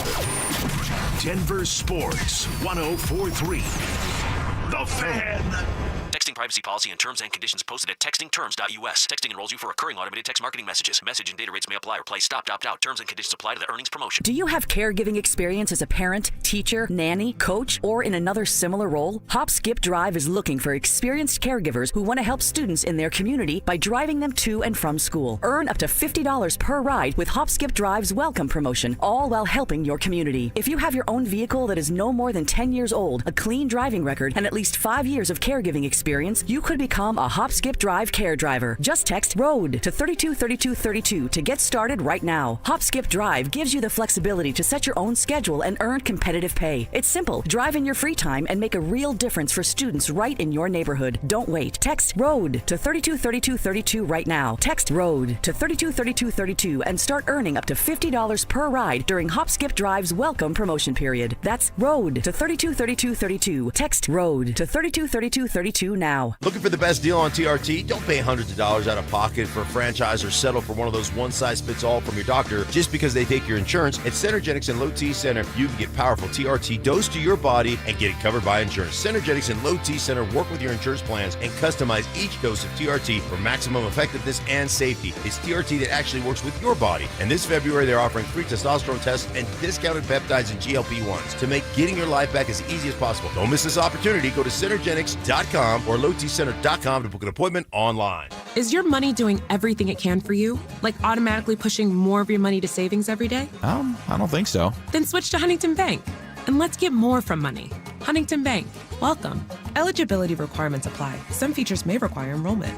HelloFresh makes home cooking nutritious, delicious, and exciting. You excited when you get those freezer-burnt, pre-packaged meals in the mail? I know I'm not. Go to HelloFresh.com to explore plans and menus because nothing hits like home cooking. I'm Rob Wilhite. If you've been in a car accident, you need experience that wins. For almost 50 years in Colorado, my firm has recovered over $1 billion for crash victims. Call 303-GOOD-LAW or visit WilhiteWins.com. That's WilhiteWins.com. Hi, Dan Cicchini with Dunright. Great pricing options and bank financing? You bet. Kitchens, baths, counters, and floors, finished basements, windows, and doors. Done right since 1985. You have our word, we'll treat you right at Done Right. Visit drhi.com. Thanks. Still haven't filed your taxes? Hey, you're not the only one. A lot of good people fall behind. But here's the thing. The longer you wait, the harder the IRS can hit back. Penalties stack up. Interest piles on. The letters get more aggressive. None of it magically disappears. It's why I always tell folks, call my friends at Advanced Tax Solutions. These are not generalists. They don't dabble in tax problems. They live in this world. Resolving IRS issues is all they do. Maybe you're 1 year behind. Maybe you're 10. Maybe you've got unfiled returns, wage garnishments, bank levies, or you're just losing sleep wondering what the IRS is going to do next. Their licensed tax professionals can step in fast, talk to the IRS for you, stop the stress, and start putting a real plan in place. And listen, waiting never makes it better. Every day you delay is another day the IRS gets to tighten the screws. One quick call to Advanced Tax Solutions, that could be the start of a quick resolution. So take control of your tax situation before the IRS does. Reach out to Advanced Tax Solutions today and breathe again. Comcast Business helps turn today's small businesses into engines of modern business. It's how restaurants become reliably up and running neighborhood favorites. How retailers become seamlessly restocking, cyber-securing, must-visit shops. And how healthcare offices become the data managing caregivers that we all depend on. With reliable connectivity, enhanced cybersecurity, advanced fiber solutions, and Wi-Fi backup, Comcast Business is powering the engine of modern business, powering possibilities. Now through March 22nd, switch to Comcast Business and get started with 150 megabit internet plus Security Edge for $59.99 a month for 12 months with a 2-year agreement. Or ask how to lock in your rate for 5 years on a qualifying internet bundle and get a $500 prepaid card when you add 2 lines of mobile. For a limited time only. Call today. Restrictions apply. New customers only. Requires paperless billing and automatic payments with bank account. Equipment, taxes, and other fees extra. After promo, regular rates apply.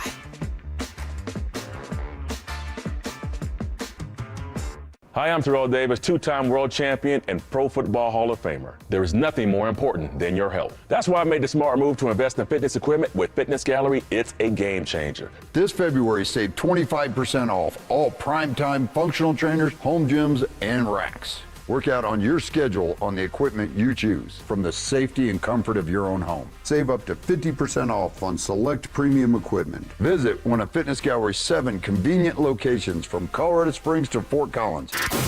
Stream Stokely and Evans with Mark Schlereth, Dover and Cecil, The Drive, and all your favorite shows on the Denver Sports 104.3 The Fan app. Denver Sports 104.3 The Fan, DenverSports.com, and the Denver Sports app. Denver Sports 104.3 The Fan presents The Drive with Zach By and Phillip Lindsay.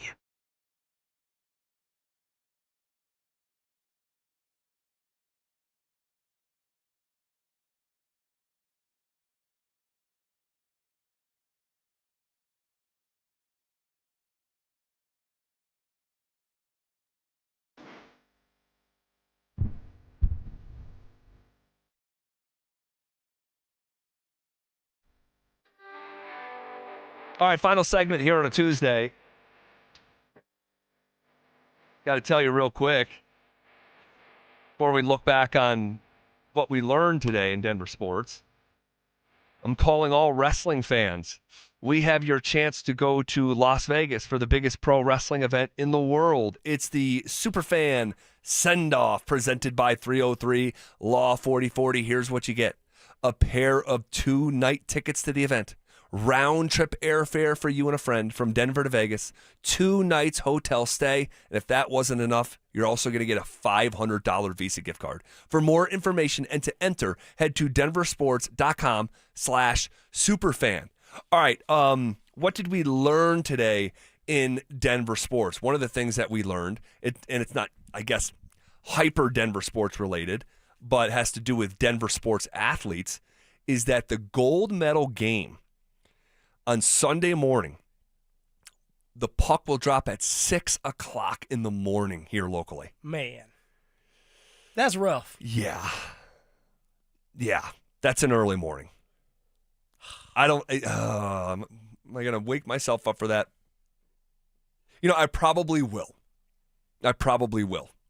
Just to be honest, because my son typically gets up around like 5:45, 5:30. And goes downstairs and turns the TV on. Yeah, that's what Phil's doing right now. Yep. And we tell him the rule is you can't turn it on until 6. You can't go down there and turn it on until 6. You can go down there and play with your toys or stay in your room. You're not supposed to be turning the TV. Because what he'll do is he'll start getting up at 5. He'll watch that thing for a couple hours before we realize what the hell's going on. And so that's the rule. So if that's the rule with him and the puck's dropping at 6, I'll probably just be up for it. It will likely be, but we don't know. This is why they play the games. It'll likely be USA versus Canada, which is going to come with its own whole the drama stuff. Landeskog, by the way, scored again today. All right, and propels Sweden to play Team USA tomorrow, elimination game. So the captain against the Stars and Stripes against Brock Nelson. Yeah. And then you're going to have also Marty Netchis and Czechia going up against Cale Makar, Taser, McKinnon. That's tomorrow as well. And Netch is actually having a phenomenal outing here. Yes, he is. Yes, he is, man. Yes, he is. He is. He's actually got a chance if he continues to play well. Well, it's already been memorable for him. But if he keeps it up, he can like rewrite Czechia record books. So we'll see how that all plays out tomorrow. We had unfortunate news today, man. Doug Moe, the legendary Denver Nuggets coach, passed away at 87 years old. And man, this dude, you talk about like an NBA character of the 80s.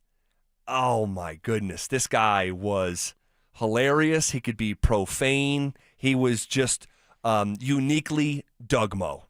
Great for the game. Totally. And he won over 400 games here in Denver. His jersey hangs up from the rafters of Ball Arena. 9 consecutive playoff appearances during the 80s. Went to the Western Conference Championship in 1985, Western Finals. And he just played a brand of basketball that was, you talk about breakneck speed, getting up and down. His run and gun squads, man, playing at McNichols Arena is stuff of legend. Alex English, playing for Doug Moe, scored the most points of any NBA player in the whole decade of the 80s. And, he dressed different. He talked different. He was just different. And he is a legend that is unfortunately no longer with us, passing away today at 87 years old. No, I heard earlier that he passed away with his wife being there in her holding his hand, so peacefully. Oh my gosh! So that at least probably brings a little peace to her and the family. Yeah. Man. Rest in peace, Doug Moe. Legendary figure. We also learned, and this was more, I think, yesterday. I want to say afternoon. The Buffs season opener moved up. Primetime slot. Yeah, to a Thursday evening on ESPN. So there's still something there. And it's CU against Georgia Tech. Brent Key has done a phenomenal job with Georgia Tech's program. And that game is in Atlanta, and it'll be the first time the Buffs are going to Atlanta. I think it was 2006. It was CU Georgia, but it's been a long, long, long time since they were in that state. Well, I want to say last year was Georgia Tech, the Buffs, on a Friday night. It was here at Folsom Field. Yeah. Now you're going to Atlanta. Hopefully we can get the win. We should have beat them last year or this year. Last year. Well, if you want to call it that. Shoulda, woulda, coulda. Oh, yeah, you're right. We'll see about this year. And if you want to say a bit of a homecoming for Deion Sanders, going to Atlanta, where he was just a star playing 2 different sports at once at the professional level. So there's a little something there too from a storyline standpoint that you can be sure on that evening in September will be featured on that broadcast. The Buffs in prime time. Still interesting. All right. Can't wait. It won't be long, Phil.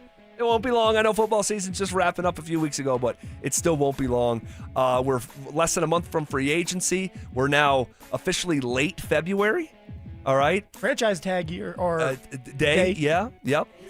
So we'll be back tomorrow at 2 o'clock. Plenty of meat left on this bone. Already have a couple fun little plans concocted for us. We'll talk to you guys tomorrow at 2. For now, we step aside. It's Denver Sports Tonight coming up next. You'll never find like mine. The champ! Are you ready? Do you consider yourself a super fan? Well, now's your chance to prove it. It's Denver Sports 104.3 The Fan Super Fan Send-Off, presented by 303 Law 4040, sending you to Las Vegas for the biggest pro wrestling event in the world. A pair of 2-night event tickets, airfare, and hotel all included, plus a $500 Visa card. So get in the ring and enter now at denversports.com/superfan. That's denversports.com/superfan. What's going on, everybody? Phillip Lindsay here. And after that romantic Valentine's getaway that you had with your significant other, I know there's a bunch of you guys right now who are thinking about popping that question. And if that is the case, then you know you need a diamond. So let me save you some time and money by telling you something as simple as this. Whether you're starting your next chapter with your perfect diamond engagement ring, or celebrating a new milestone, or finally just doing something special for yourself for once, this is where it all begins. Imagine the finest jewelry legends all in one store together, making you feel just like family, and their service is going to reflect that. So come shop the finest loose diamonds in Denver. They have every size, shape, and price range you can imagine in the largest selection of engagement ring settings I've ever set eyes on. And not only are they going to share the secrets of the business with you, but they're going to give you the best price in Colorado, guaranteed. So why wouldn't you want to create moments and memories for yourself and the ones you love by going to Williams Jewelers, the official jeweler of the Colorado Avalanche, Denver's first family of fine jewelers, located in Cherry Creek North on 3rd Avenue, and also in Inglewood at Broadway and Bellevue. And don't forget to mention my name, Phillip Lindsay, when you step through one of those doors. When you've been hit by an 18-wheeler, there's 3 things you need to do. First, call the police and get medical care. Second, don't talk to the insurance company alone. And third, call the truck crash lawyers at Berg Simpson Law Firm. Berg Simpson has 50 years of experience holding them accountable and over $50 million recovered after truck crashes. Call Berg Simpson today and let us fight for you so you can focus on healing. If you've been injured, call Berg Simpson for free now at 303-790-2525. BergSimpson.com. Good lawyers changing lives. 2026 is shaping up to be an amazing year to buy a home in Colorado. If you've been dreaming about getting into your first place, upgrading for more space, or downsizing for a simpler lifestyle, now is a smart time to start planning. And the first step is easy. Get pre-approved. With American Financing, you can get it done in 24 hours or less, so you'll know exactly what you can afford before you start shopping. Rates have been dropping, home prices are steady, and more homes are hitting the market. You could score the right home at the right price and lock in a monthly payment that fits your budget without stretching yourself thin. And unlike renting, every payment you make goes toward your future, not your landlord's. And here's a misconception we love to bust. You do not need 20% down. Many buyers purchase with as little as 3% down. So if home ownership is on your 2026 goals list, let's make it happen. Call American Financing, Colorado's home for home loans, at 303-695-7000. That's 303-695-7000, or visit them online at americanfinancing.net. NMLS 182334, NMLSconsumeraccess.org. One iced coffee? $1, please. For real? No way.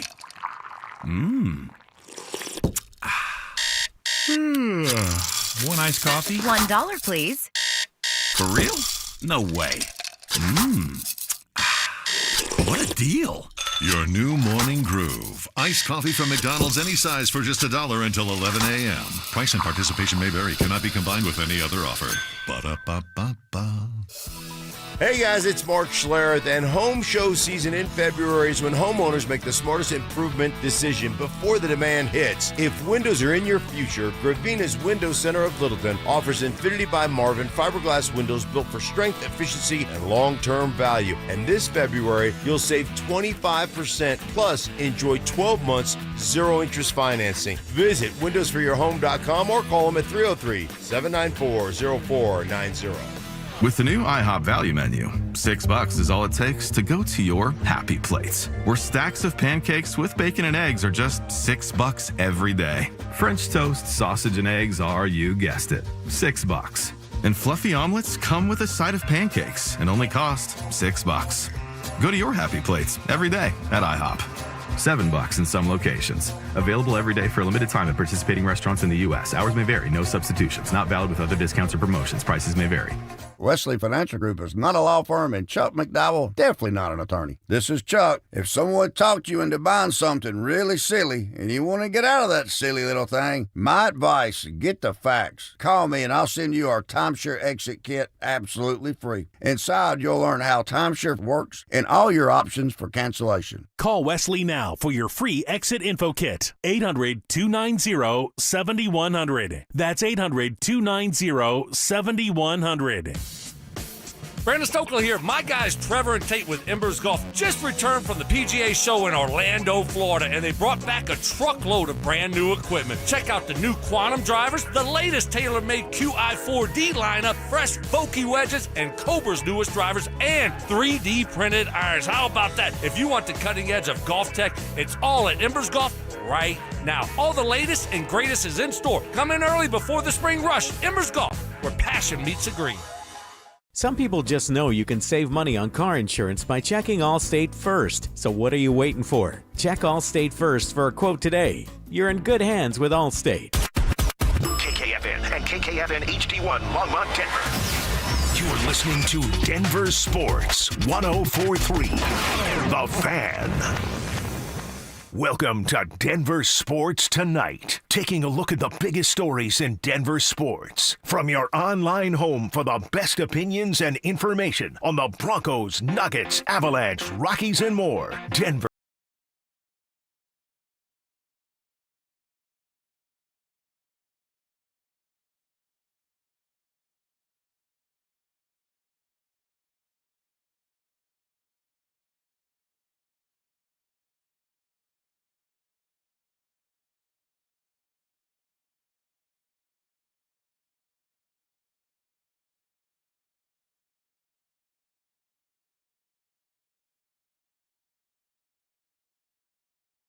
It was good. It was good.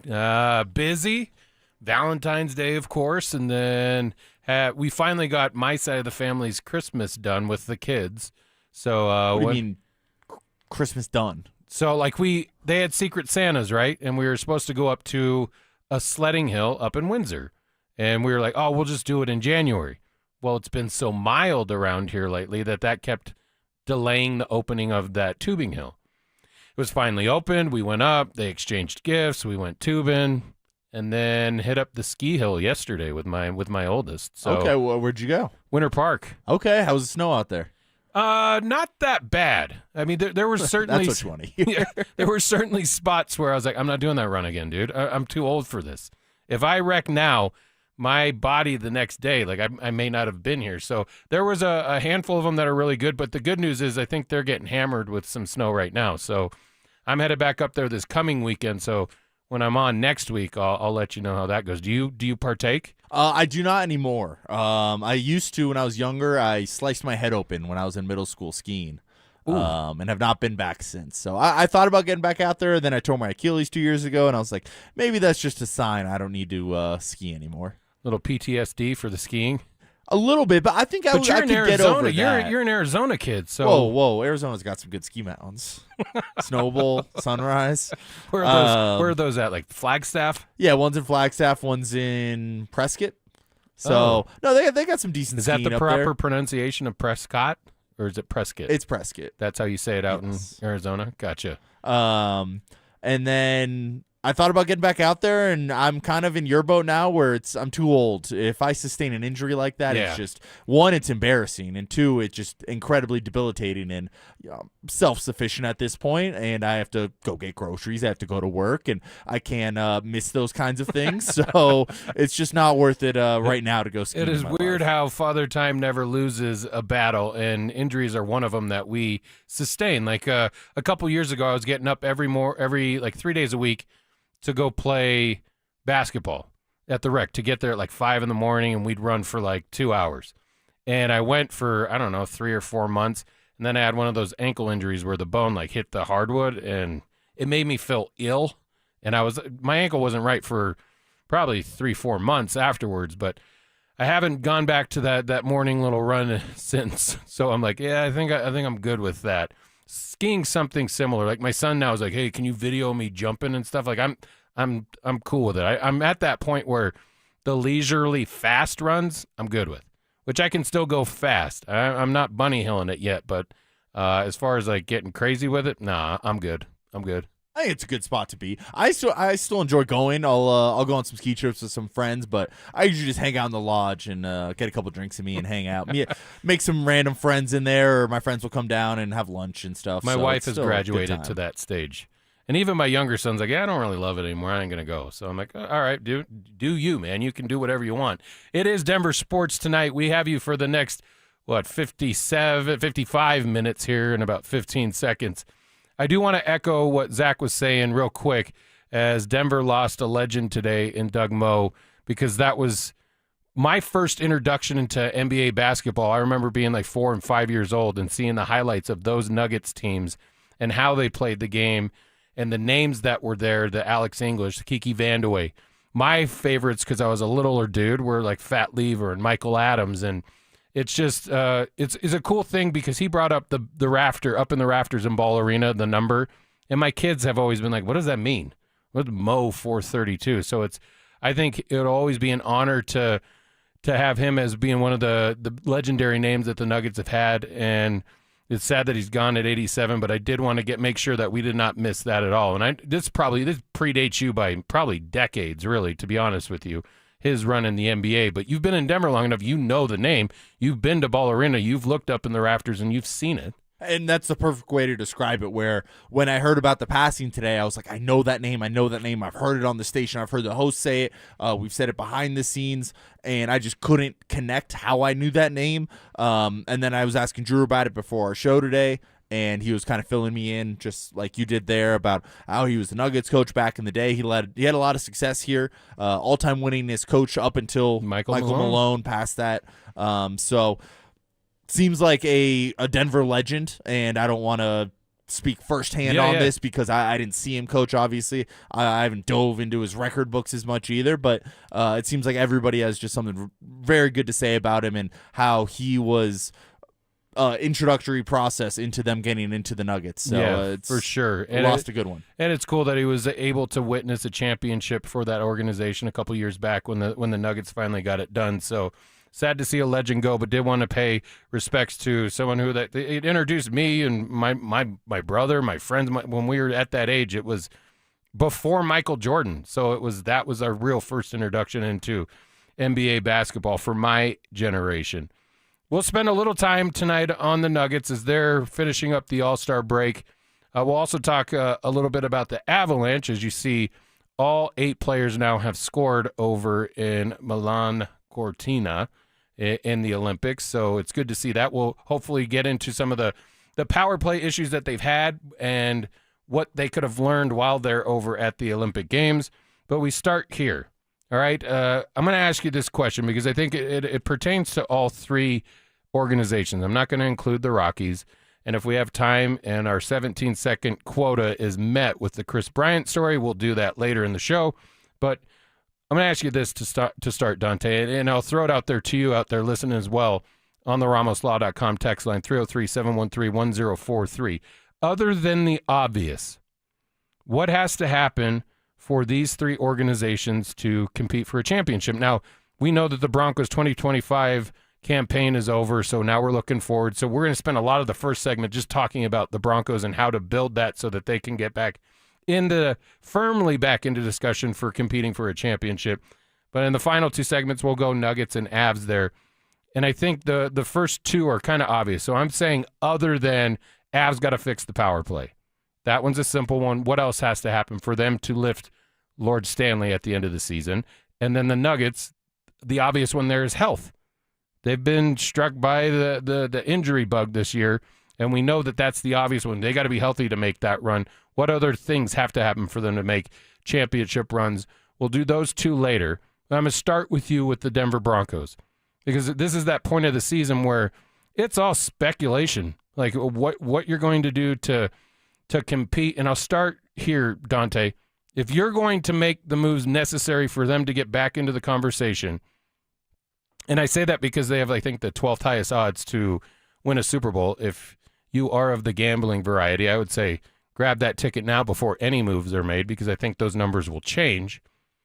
But are you looking at it as let's build from the foundation they have, and I'm speaking of going through the draft process, or are you more intrigued by this Super Bowl window's open now, but how long will it be open for? Do you need to strike while the iron's hot and say, let's attack the free agency route?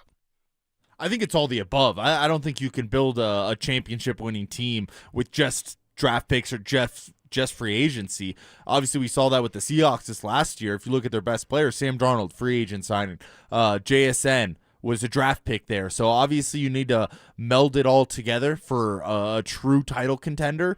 And I want to start with something that is neither of those. I think it's Bo Nix needs to take the next step. I really do. And I think he needs to be a MVP contender. I think he needs to be consistent throughout the year. I have no question that he's clutch in the big moments. I have no question that he can complete a lot of passes, but it's about making the big plays downfield, more explosive plays than what we've seen, and just being more consistent. So you don't have to revert to coming back over Philly in the fourth quarter. You don't have to come back against the New York Giants in a game. You don't eke out a win against the Jets. You don't eke out a win against the Raiders on Thursday Night Football. And I think Bo's been great, but it's only year 2, but I think year 3, he definitely has to take a step forward. He can't be the same version of him that we just saw last year. So I'm going to start there. And I think Davis Webb can be a big part of the Bo Nix growth with that expanded role now as the offensive coordinator, potentially being a play caller for this Broncos team as well. I think they can only build on the relationship that they had last year and move forward on that. So I think Bo, though, still has some room to grow. Okay, so that's your 1A, and that's a piece that's already in place. As far as we believe we have our franchise quarterback in Bo Nix, I'm on the train. Like I'm happy with Bo going forward. And I do agree with you, and we've said even on this show and on other shows, Mike Shanahan is famous for saying once you get into year 3 of a system as a quarterback, that's when you should see the biggest gains as far as being more consistent with what the coach is calling, what the game plan is, how to effectively distribute the football. I think that one's interesting, but if we take Bo Nix out of it and we say this is the first area that you need to attack to make this team to that team that you're talking about where you're not forced to come back and you are having in games that you should win, you're a little bit more dominant and consistent. There's questions about tight end. There's questions obviously about running back with the injury to J.K. Dobbins and what are you going to do with the running back room. Linebacker has also been discussed quite a bit. And then I will ask you this because I think it's interesting. Today, Daniel Jeremiah of the NFL Network dropped his NFL mock 2.0, and he had 6 wide receivers go in the first round. So then that's one of the areas that people have said that maybe it's a secondary need as far as labeling 1A, 1B, whatever. But it's that much talent at that level and that's a position. What position do you think is the easiest one to make an impact on as a young player coming out of college? The easiest? Yeah. I don't know. It feels like we have receivers come in here year 1. I would say receiver or running back. It feels like both of those positions specifically. We see guys come in their rookie years and make a big impact on whatever team they are on. I think the most important thing the Broncos need to address, and this wouldn't be through the draft, would be running back. Though I think you need to go out and get a lead back similar to like what they had with J.K. Dobbins, but someone with maybe not the injury history that J.K. Dobbins has. Because when J.K. Dobbins was out there, you're winning a lot of games. You're in control of a lot of these games. Bo Nix isn't forced to be Superman. I feels like even if J.K. Dobbins was healthy, and even if Bo Nix had his ankle issues still, it feels like the Broncos could have won that AFC Championship, even with just a better running back out there, someone that you can trust down in and down out, and then you can really use R.J. Harvey to his full capacity of being just an offensive weapon, a mismatch for other teams there, but I don't think you want him being your lead back. So I think to me, that would be the most important thing, and you need to do that through free agency. You want a guy that's ready to go, proven it. You don't have to wait on him to develop. You want a guy that is coming in here and taking over that running back room right away, being that bell cow guy. So that being said, who's your guy? Who would be the one at the running back position that would be available? I think there's a couple guys. I think Travis Etienne is super interesting out in Jacksonville. He does a little bit of everything over, I think he has 1,300 or 1,400 yards 3 of his last 4 years here. If you include running and catching the ball, 300 to 400 yards in receiving the last couple years as well. So he can catch the ball, he can run the ball, he can be your lead back. And then there's also not Kenneth Walker. Who was I thinking of? Tyler Algier. No, there's another. I have it in my notes from yesterday. I'll find it here once we switch here. But I just think that there's a couple guys out there, Etienne and not Kenneth Walker. Whatever. I like that you said Etienne, though, because I always liked him as a player coming out of Clemson. I thought he was great there. Obviously, had a huge bounce back year this year for the Jags, but that would be one, too. And I completely agree with you. I think that the running back position, you may take a flyer in a later round on a guy that you want to add to the room, but as far as you need somebody you know what you're going to get out of them in a performance, Mike Evans was talking about it today and how much of a load that Breece Hall has had. That was who I was thinking of, was Breece Hall. Okay, so it's Breece Hall, and I don't really love that one, but there are some other ones out there that I'd be interested in. And we saw the resurgence of running backs over these past couple seasons because people are worried about the money behind it now too. It's like, is Kenneth Walker coming off a Super Bowl MVP going to demand a little bit more money? Is Breece Hall probably the cream of the crop in that running back discussion as far as free agents are concerned? And what type of money do you want to put into that position? Where you hear this all the time, it's a dime a dozen. You can pick up a running back anywhere. Not actually always true, but there's far more instances where those guys have maybe not been a huge name, but then at the next level, coming out of college or maybe a new home, go out and produce high. And I think the new style of defenses that we're seeing with these two safeties back, I think that leans itself to the running game coming back, which is what we've seen the last 2-3 years here, especially since that Vic Fangio defense. A lot of teams are using that and making teams inch by inch work their way down the football field. It's not as many explosive plays as what there was 5 years ago, a decade ago. So I think a running back is more important than it was 5 years ago, 10 years ago. And I think it's important for the Broncos to go get a Breece Hall, a guy that you can trust with a large load of the carries. And then, like I said, supplement a RJ Harvey in there, supplement a third running back in there as well. And a third running back, to me, it has to be better than the guys they had this year. It can't be I'm brain farting on his name right now, but Tyler Bidet, or it can't be not Jaquan McMillan. Oh my goodness, sorry, Jaleel McLaughlin. Jaleel McLaughlin. Is what I always get them mixed up too. That's why I knew exactly what you were talking about. It can't be either of those guys. I think you need a better third option at running back. So I think if you go out and solve that issue, again, that's going to take a lot of the load off of Bo Nix. It's going to make the wide receiver room look better, because you're not going to have to rely on the wide receivers as much if you're able to consistently run the ball. It's going to help the defense. Look how bad the Broncos defense looked the last 2 months of the year once J.K. Dobbins went down, and that's because your time possession's not going to be the same. You're not sustaining drives without a run game. So to me, that should be priority 1A. I think you're right there, but I'm going to look at it a little bit differently. When I asked you the question, I think which one is the easiest to transition to and have success in the NFL, I think of recent history, the tight end position has been one that you can come straight out of college and have phenomenal years. And I'll point to Brock Bowers a couple years ago when he had like Gardner Minshew and Aiden O'Connell throwing him the ball. His numbers that year, I think he had 112 catches, almost 1,200 yards, and 5 touchdowns. This year, before he got banged up, 64 catches, 680 yards, and 7 TDs. But we also saw the emergence of Colston Loveland in Chicago, and then Tyler Warren and what he was able to do with the Colts, where it's that transition. And I thought the Broncos, because they weren't going to be able to get Ashton Genty last year, my pick at that point was Colston Loveland. I didn't know he was going to be as good as he turned out to be. Now, this year's draft class is basically, when you're talking about tight ends in the first round, it's essentially Kenyon Sadiq. And I don't think with Evan Ingram's lack of production this year, I'm not putting that all on him. And I'm not saying I'm believing him 100% in his postseason press conference when he said, I was just doing what I was told to do. It seems like when you have weapons, you want to utilize the weapons. And around the league, we see that with different organizations. But Dante, if I asked you who's a dog on the Broncos, and by dog I mean like a guy that's just a problem, other than your quarterback. Are you talking about just offensively? Yeah. I think your offensive line as a whole you could throw into that. I think other teams need to scheme for how good this offensive line is. But other than that, I think you're right. I think it is mostly just reliant on Bo Nix. Listen, I understand what you're talking about, the run game, and we've been preaching that for a couple years here because it hasn't been good for quite some time. I mean, it was better with J.K. Dobbins, but it certainly wasn't what it needed to be down the stretch once he went out with injury.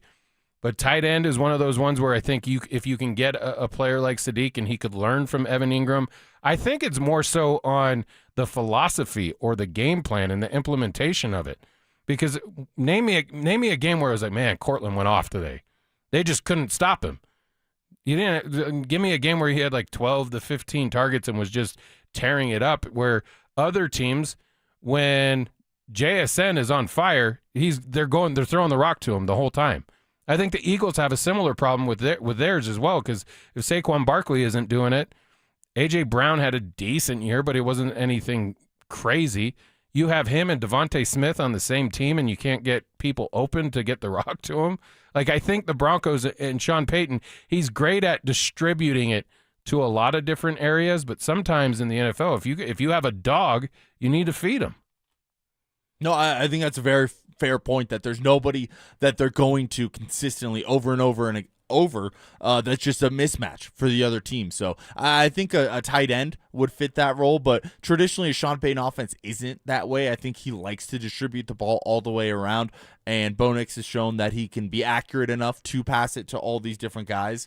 So I think that a dog would be nice if you could go out and get a JSN, if you can go out and get one of those elite wide receivers, but you're not running into those guys by accident. Those guys are mostly drafted in the top 15 picks of the NFL draft because everybody knows how good they are. And if you want to trade up and get Jordan Tyson, I think that could work, but that means you're trading up probably 20 slots to get a guy like that. So at that point, is it worth it to use your first-round pick from next year and maybe additional draft compensation on top of that to trade up and get a true dog on offense? Or do you kind of want to keep doing it by committee? And I don't think the latter option is any worse than the first option. I think that Bo Nix has shown that he can do it by utilizing everybody as long as you have competent players all around the field. And once the injuries stacked up towards the end of the year, it wasn't that way, and that's why the offense looked the way it did. Especially, I guess that wasn't Bo Nix, but Jarrett Stidham wasn't able to use this offense that well in the ASU Championship. But you had Pat Bryant injuries. You had Troy Franklin with a hamstring. I think, did Marvin Mims get banged up at one point? And towards those, Marvin Mims. J.K. Dobbins was down at that point. So I think once the injuries stack up, that's when you run into a problem. But when everyone's healthy, I don't think the talent level at wide receiver was that big of an issue. No, and that's why I brought up the question, because each year in the draft, there's typically positions that are heavy. Now, a lot of times people overvalue quarterbacks, and every mock that I've seen has Fernando Mendoza going one. I don't think that's going to change. A lot of things will change next week when you're out at the NFL Combine, though, as far as interviews and how they perform under pressure at the Combine. And these things will be jostled a little bit, but it seems like this year, with Daniel Jeremiah's new mock draft, with 6 guys going in the first round at the receiver position, tells me that 1, it's deep and there's a lot of talent there, and 2, that it's like you saw a guy like Tet McMillan have a great year in Carolina, even with what's his quarterback's name? Bryce Young. There you go. Even with South winning Bryce Young right there. 8 and 9. Great squad. But he had a great year. I mean, he had a great year. I think you can have impact players come in there. It just depends on how much you love this receiver room. I'm going to give you some of these names. Now, I don't pretend to be Cecil Lammey, and I don't do a deep dive into college wide receivers. But the 6 that he has going, tell me if you're familiar. You'll be familiar with probably 3 of them. I don't know if you will on the other 3. Carnell Tate, obviously, is probably his number 1. I think he has him going 5th. In that one right there. Then that would be to the Giants. Mekhi Lemon from USC. They have him going to New Orleans. That would be at number 8. Jordan Tyson, your guy, 14 to Baltimore. Denzel Boston, who I've heard the midday guys talk about as well, from Washington, would be at 21 to Pittsburgh. Malachi Fields to Buffalo from Notre Dame. And then Texas A&M's wide receiver KC Concepcion would be going to Seattle at number 32. Just a note, though, Kenyon Sadiq in his mock is number 22 to the Chargers. So the Broncos, it depends how crazy you want to get with the resources that you have available to you this year, now that you don't have the Russell Wilson dead hit. And then they have 9 picks. You could package a few of those up and bring in some of the talent that they're talking about. Bucky Brooks has a completely different list. There's some that make it and some that are different. He has Jordan Tyson, Carnell Tate, Mekhi Lemon, all on the same area as DJ does. And then Zachariah Branch out of Georgia and Chris Brazel, the 3rd, out of Tennessee. I will tell you, in his draft, he has the Broncos replacing Alex Singleton with the Georgia linebacker C.J. Allen. And that's one of those other positions. We talked about tight end, running back, wide receiver, but linebacker's probably in that mix as well. Yeah, and if you're taking a linebacker at pick 30 the way this mock draft has it, you're probably getting one of the better linebackers in the draft, because typically those kind of guys are not early round, first round guys. You're not taking a linebacker top 15 typically, just because there's such a need for wide receivers and pass rushers and offensive linemen. And those are the kind of positions where you either have it or you don't. And if you have it, you're going to be a top 15 pick. So I think that wouldn't be a terrible pick. I would have liked something a little more splashy from them. And if Kenyon Sadiq isn't there at 30, I think that makes it a little tougher for the Broncos to make a splashy play. But I wouldn't even mind trading up. Get to 21. Get ahead of the Chargers and go out and get your guy Kenyon Sadiq. I think a tight end, I think it's Sadiq specifically, if you can go out and get him, I think that's a home run for the Broncos in the first round. I really do. And I think that's the kind of guy that's going to make a difference year one and then even into year 2, 3, 4, 5 going forward here, especially if you get him pair him with Evan Ingram, let him not have the biggest role in his rookie year, come along at his own speed there, and then he can be your tight end of the future. So I would prefer something a little more splashy than going inside linebacker, but I get that being splashy doesn't always win you football games in the NFL. So, well, you got to be calculated and aggressive at the same time, I think. And I think when you know that the Super Bowl window is open, I don't know how much longer Sean Payton wants to continue to coach. I know that legacy matters to him, and he wants to have that opportunity to be the first guy to win a Super Bowl with 2 different franchises. But I still don't like it. Does that mean 3, 4 years more? I mean, how much more do you see him playing? And then does that kind of change your attack mode on what you're going to do as far as and how aggressive you're going to be in packaging up some of the resources you have to bring in someone you think is going to be an impact player year one? Well, I think part of it, to me, doesn't even necessarily come down to Sean Payton's timeline, but the timeline of how good the roster you have here is in Denver. It's, a top 5 roster maybe in the NFL, maybe top 10, depending on who you ask. But I think your roster is so good and so deep that you don't have to just take best player available, because they're going to get stuffed down the depth chart at that point the way Jahdae Barron did this year. And if you're going to take a guy in the first round, you want him to play. Yeah. You want him to see him on the field. So go out and take a position of need. Package picks to go up and move, because I think Zach has said this on the drive, not 9 draft picks are not going to make the roster a year from now. So there's no point in drafting 9 guys. There's no point in drafting a guy that's going to sit on the bench and not be able to make an impact. Go out and get a position of need and get whether it's 5 guys at the end of the draft or 6, 7, whatever, how many guys you take, get guys that are going to be able to make an impact, not just draft guys to draft guys. All right, coming up, we know that the power play is a problem. Take that for alliteration. And we know that has to be fixed for the Avalanche to make a run at the Stanley Cup. But I want to ask Dante and you out there on the RamosLaw.com text line, what else needs to change for the Avalanche to be hoisting Lord Stanley's Cup in June? We discuss that next. Has the rubber officially met the road for Coach Prime and the Buffs? They have to win 8 games this year. They have to be competitive. You had the Heisman, you had your son, you revamped the team, you revamped the coaching staff. Now it's time to go to work. Now it's time to win games. There is no more excuses. Enough's enough. Denver Sports 104.3. The Fan. Never have I ever called my sister from the finish line of my first marathon. Hello? You won't believe where I am. Are you running? Mile 26.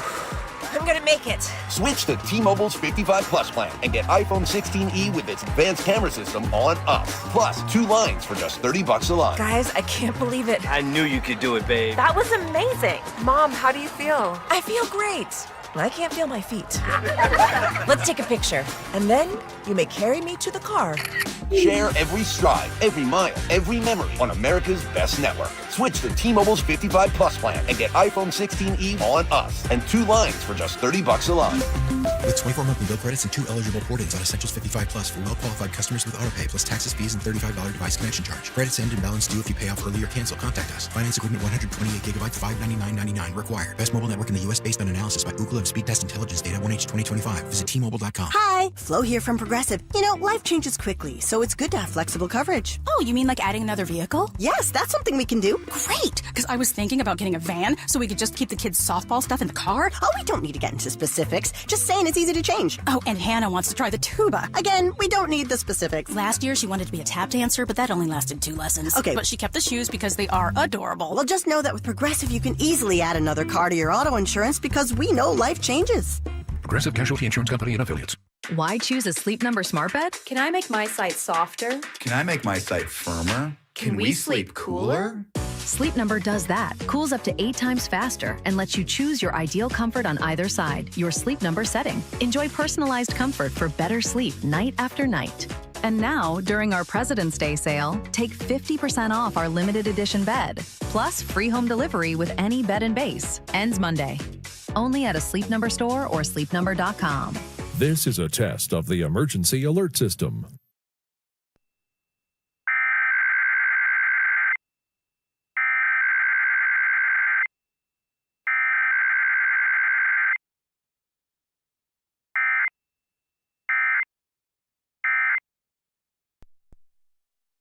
This has been a test of the emergency alert system. So, you're ready to propose, huh? Yeah, man. She's definitely the one. What are we thinking about the ring? I got my wife's at Hellsberg. I couldn't recommend a better jeweler. I could use some help with that. Man, go to Hellsberg. I had no idea how many details you need to consider. Did you know you can get a natural or lab-grown diamond? I didn't. Figure out what she wants. Trust me, they'll make it happen. Start your story with Hellsberg. Shop in store or at hellsberg.com. Hoops in Hamilton on the DU campus is intense this season. And the Denver Pioneers have scored more points than any game in program history. The threes are flying and the atmosphere is electric. Join us to create a home court advantage as conference play heats up. Goes down low, feeds Wysocki, up with a two-handed dunk. Group discounts and one-of-a-kind experiences await. Denver basketball. Get your tickets today at denverpioneers.com. Hey guys, boy Stink here today about my long-term buddy Troy Hansford. And if you're thinking about selling your house for any reason, now might be the time to sell, still get top dollar. Believe it or not, my guy Troy is still offering his $5,000 guarantee. What is it, you ask? Well, if you can't sell your house at your price on your timeline that you agree upon beforehand, bam, going to cut you a check for $5,000. Who else makes the offer? Nobody I've ever heard of. And he makes that offer because he continues to spend a ton of money marketing his listings, has about 100 families approved and ready to buy right now. And if for any reason you need to sell right away, Troy can buy your house, all cash, and he can close in as little as 7 days. You have a house to sell, Troy probably has that perfect buyer for you right now, waiting for you to pick up the phone and to call him. Call Troy, get your home sold for the most money. That's 720-944-33, 720-944-33. Troy Hansford of RE/MAX Professionals, a Colorado licensed broker. Some restrictions do apply. Want to sell your house? Then call my buddy Troy, 720-900-4433. Hi, I'm Terrell Davis, two-time world champion and Pro Football Hall of Famer. There is nothing more important than your health. That's why I made the smart move to invest in fitness equipment with Fitness Gallery. It's a game changer. This February, save 25% off all primetime functional trainers, home gyms, and racks. Work out on your schedule on the equipment you choose from the safety and comfort of your own home. Save up to 50% off on select premium equipment. Visit one of Fitness Gallery's 7 convenient locations from Colorado Springs to Fort Collins. It's Denver Sports Tonight on Denver Sports Station 104.3 The Fan.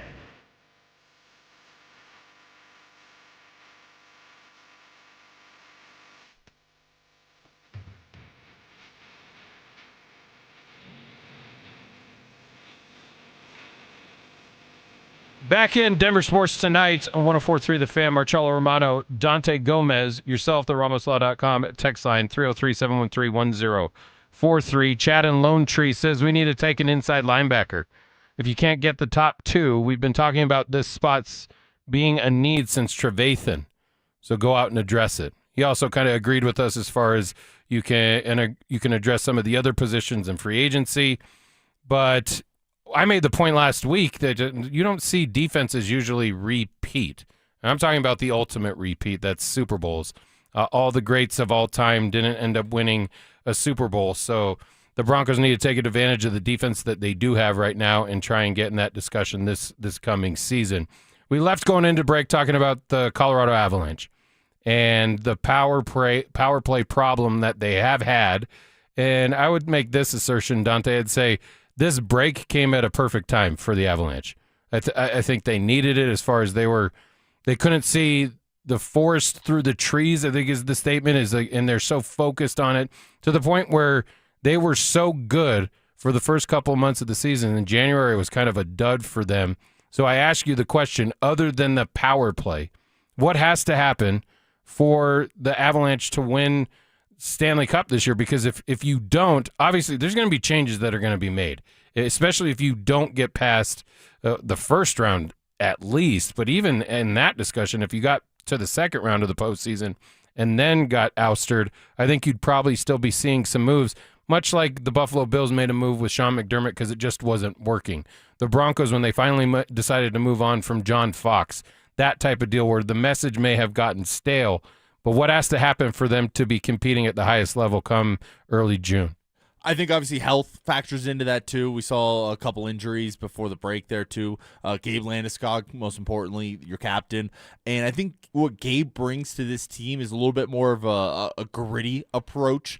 Obviously, Nathan McKinnon's one of the best players in the world. Cale Makar, one of the best players in the world. But I don't think you're necessarily putting the gritty description on either of those guys. They're a little bit more on the flashy side. And I'm not saying that they're not tough or anything like that, but sometimes they're not the most physical players is maybe a better way of putting it. And I don't think Gabe's afraid to put his nose in there and really play that physical brand of hockey. And especially when you get to the playoffs, you need to be physical with these guys because it's like any other sport where the refs will let some stuff go because it's the playoffs, and you see that in the NBA all the time. You see that in the NFL, that a more physical brand of that sport is allowed to be played, and I think that's why you've seen some of the struggles from this Avalanche team in the playoffs versus the regular seasons over the last decade or so, where they're great in the regular season and then they fall short in the playoffs, and I think that's part of it. So I think they just need to make sure they're playing a physical brand of hockey and a gritty style of hockey. I agree with you on the Landeskog thing because I think, and that's which route I'm going to go. Obviously,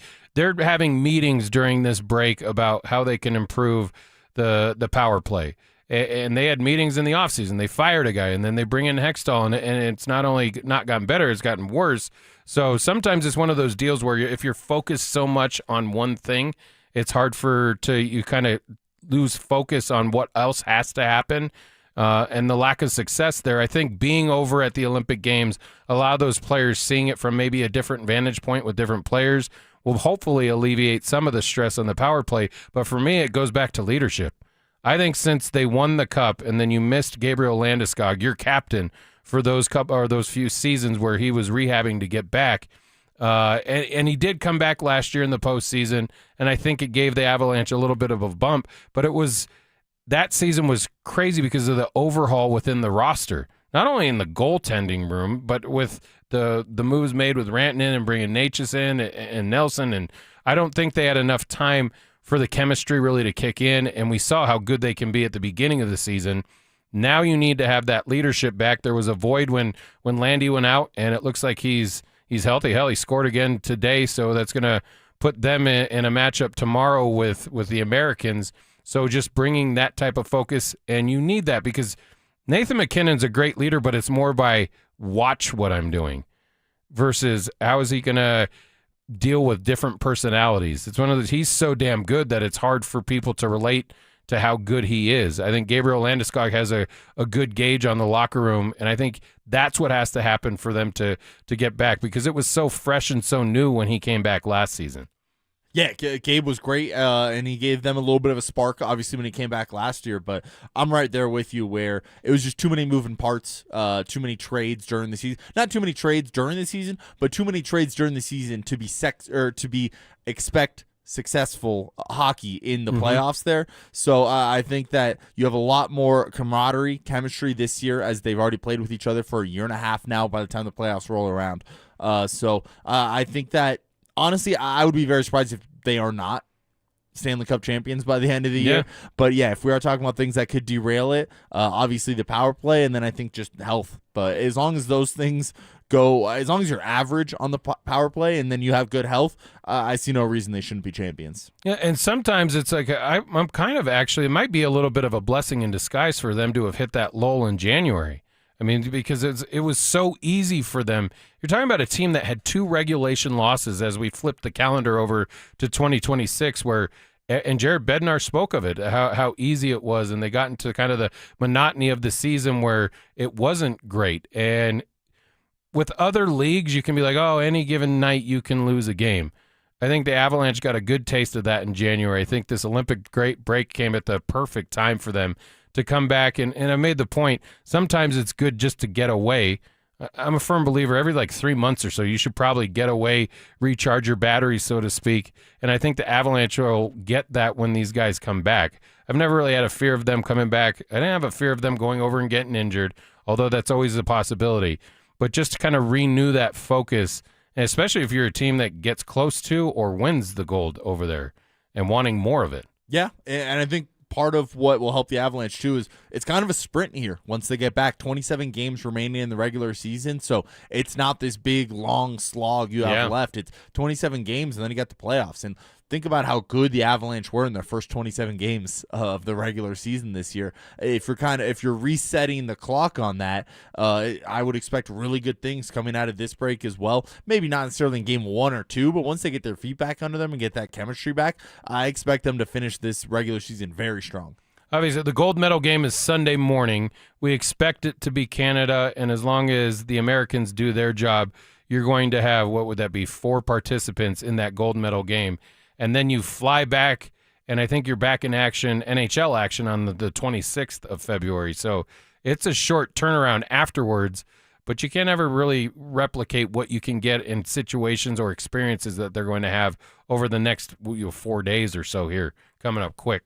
And I get that they're still playing hockey while they're over there, but it has to feel different for them. It has to not feel... And I get that they're playing a sport in general, but it doesn't feel like work when you're playing for your country and playing in the Olympics. I'm sure there's a lot of pride that can override the tiredness, or if you want to call it a slog of the regular season here in the NHL. I think that they're going to come back fairly refreshed, even though they are still playing more hockey, or they've been playing more hockey during this break. Next, let's do a similar discussion, but we'll talk about the Denver Nuggets and what's the biggest question other than health. And I think there's a couple out there that would be questions that we didn't think we'd be asking at this point of the year. Dante and I discuss next. If the goal is to win a Super Bowl, let's go, bring it out! Do the Broncos need a new top target in the wide receiver room? What he brings to the table, I do believe that he can be your main wide receiver on a championship team. All he does is work. He's a great leader for that football team. I'd like to see more, but I really do like Cortland, and he could be the main guy on a championship team, no doubt about it. Denver Sports 104.3. The Fan. Hey guys, your boy Mark Schlereth here from my friends at Xfinity. Now, when Team USA is on, you can almost see the moment when the kid starts believing, hey, I could be next. Now, while Xfinity can't guarantee that, they can guarantee something super important. That's your internet price won't change for 5 years. No contracts, no commitments. So, while your kid's ordering online or streaming highlight reels, your Xfinity internet price won't change. It will not budge. And who knows, by the time the next Winter Olympics roll around, your kid could be getting fitted for their very own Team USA uniform. And guess what? You'll be paying the same price for reliable Wi-Fi. And there's even more to enjoy with Xfinity Gold Medal Celebration. Now through February 22nd, get our best price on gig Wi-Fi for 5 years guaranteed, just $50 a month. Plus, get Peacock Premium included for 10 years. That's a $10.99 value each month. Xfinity, imagine that. Proud partner of Team USA. Restrictions apply. Requires paperless billing and auto-paid with stored bank account. Taxes, fees, extras. Actual speeds may vary. If you owe back taxes, listen carefully to rule number 1. Never go up against the IRS alone. They're cracking down, freezing bank accounts, garnishing paychecks, canceling passports. Even your home or business could be at risk. But here's what they don't tell you. The IRS has powerful tax relief programs that could save you thousands if you qualify. That's why smart people call Optima Tax Relief, America's #1 tax resolution firm. Nobody knows these programs like the experts at Optima. Their team of tax attorneys and licensed professionals have resolved over $2 billion in tax debt for people just like you. The IRS is not stopping, so don't wait, and don't take them on alone. For tax help you need, for tax help you can trust, call Optima today for a free consultation. Call 800-343-6460. 800-343-6460. 800-343-6460. Optima Tax Relief. Some restrictions apply. For complete details, please visit OptimaTaxRelief.com. Most people don't think about their garage door until it stops working. Hi, I'm Tommy Mello, owner of Don's Garage Door Service. A noisy garage door is a cry for help. Most repairs are simple, but if left untreated, they can turn into costly repairs. Your garage door works hard every day, and a little maintenance goes a long way. We fix garage doors fast with quality parts designed to last a lifetime. There's never a good time for your garage door to break, whether you're rushing to work or you're trying to get the kids to school. We know how much you rely on your garage door. That's why we offer same-day repairs, because life doesn't wait, and neither should you. Over 90,000 five-star reviews don't happen by accident. They happen by putting people first. Fixing your garage door is what we do, but making your life easier and your home safer is why we do it. Families trust us because we deliver, and we'd be honored to earn your trust too. From repairs to upgrades, call Don's Garage Door Service today. Are your investments in the right accounts? What's best, traditional or Roth? Are you receiving all available tax deductions? Are you paying as little in tax as you can? These are all questions you can't afford to get wrong. Hi, I'm Jeff Jr., founder of Trajan Wealth, and in many cases, it's not what you make, but it's what you keep that makes the real difference. Trajan Wealth and Trajan Tax work closely together exclusively. No more guessing about whether you should do a Roth conversion, or if maxing out your 401k is really the best option. Our nationally recognized fiduciary advisors and CPA team work in tandem to make sure your tax strategy works with your investment strategy. We'll even do your tax preparation. One team, one strategy. Isn't it time for a second opinion? Call Trajan today, 720-204-8100. That's 720-204-8100. Trajan Wealth, an SEC registered investment advisor. Additional services through Trajan Estate and Trajan Tax. Additional disclosures and accreditation at TrajanWealth.com. Texting privacy policy and terms and conditions posted at textingterms.us. Texting enrolls you for recurring automated text marketing messages. Message and data rates may apply or play stopped, opt out. Terms and conditions apply to the earnings promotion. Do you have caregiving experience as a parent, teacher, nanny, coach, or in another similar role? Hop Skip Drive is looking for experienced caregivers who want to help students in their community by driving them to and from school. Earn up to $50 per ride with Hop Skip Drive's welcome promotion, all while helping your community. If you have your own vehicle that is no more than 10 years old, a clean driving record, and at least 5 years of caregiving experience, you could become a Hop Skip Drive care driver. Just text ROAD to 323232 to get started right now. Hop Skip Drive gives you the flexibility to set your own schedule and earn competitive pay. It's simple. Drive in your free time and make a real difference for students right in your neighborhood. Don't wait. Text ROAD to 323232 right now. Text ROAD to 323232 and start earning up to $50 per ride during Hop Skip Drive's welcome promotion period. That's ROAD to 323232. Text ROAD to 323232 now. Stay up to date on the Broncos with our 9 News Broncos insider Mike Kliss. Presented by Fitness Gallery. Hear the latest from every practice and every game every single week during football season. Denver Sports 104.3. The Fan. Denver Sports Station 104.3 The Fan presents Denver Sports Tonight.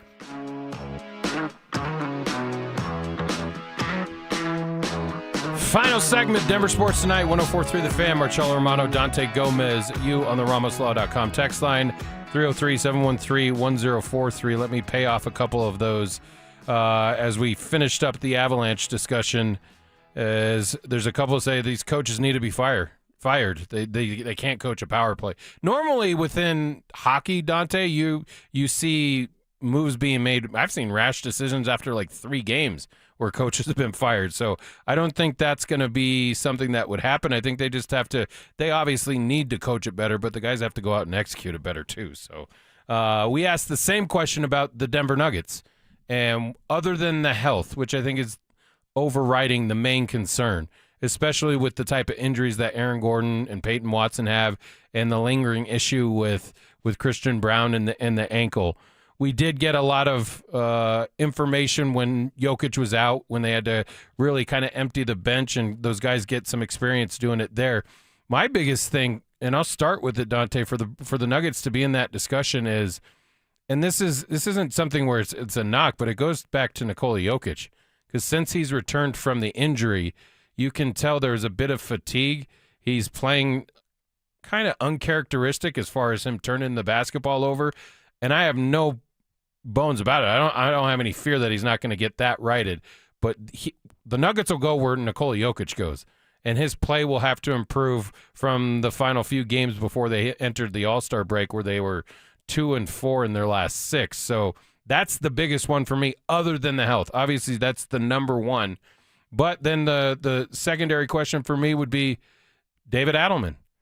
It's going to be his first real go-around of a full season, and how does he take and fix problems going into a postseason, and how does the team respond to it?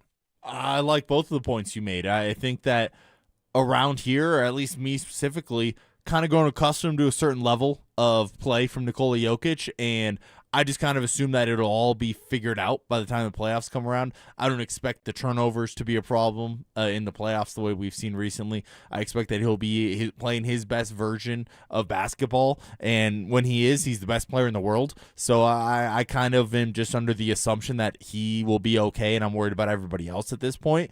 And the David Adelman aspect of it, I think, is huge, because for the most part, coaching in the NBA during the regular season, there's not much to it. There's really not. You're not making adjustments game by game. You're not really watching film on the other teams as much. It's more just doing what you do and being really good at it. And once it comes to the playoffs, that's when the X's and O's become a heck of a lot more important. Mm-hmm. That's when you're making adjustments from game to game. And that's why you see a lot of these series go the way they do, is because it's you throw your punch, the other team throws their counter punch, and then you throw your counter punch to that. So, and that's why Eric Spoelstra is considered such a great coach, because he's able to outwit the other coaches. So I think David Adelman definitely has his work cut out for him, and we're going to learn a lot about if he is the type of coach that can win a championship here in Denver. And I'm not necessarily saying they have to win it this year for me to know that about him, but he has to be able to show that he can outmatch the other coaches that he'll be going up against, specifically in the Western Conference.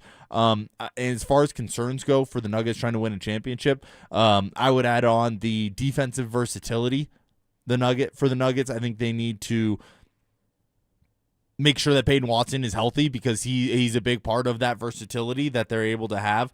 Same with Christian and Brown, and same with Aaron Gordon. The three guys that are their more defensive anchors have all been injured this year. So, and Jokic isn't, for as great as Jokic is, he's not exactly a defensive stopper at the center position. Yeah. Same with Jamal Murray, not exactly a defensive stopper at the guard position. So I think you need to make sure you get those three guys healthy, so you're able to switch on defense and create some problems for the other teams, the way that other teams like the Minnesota Timberwolves and the Oklahoma City Thunder have presented for Jamal Murray the past two playoffs, 24 and 25 here. So I just think that you need those defensive guys to be healthy and ready to go.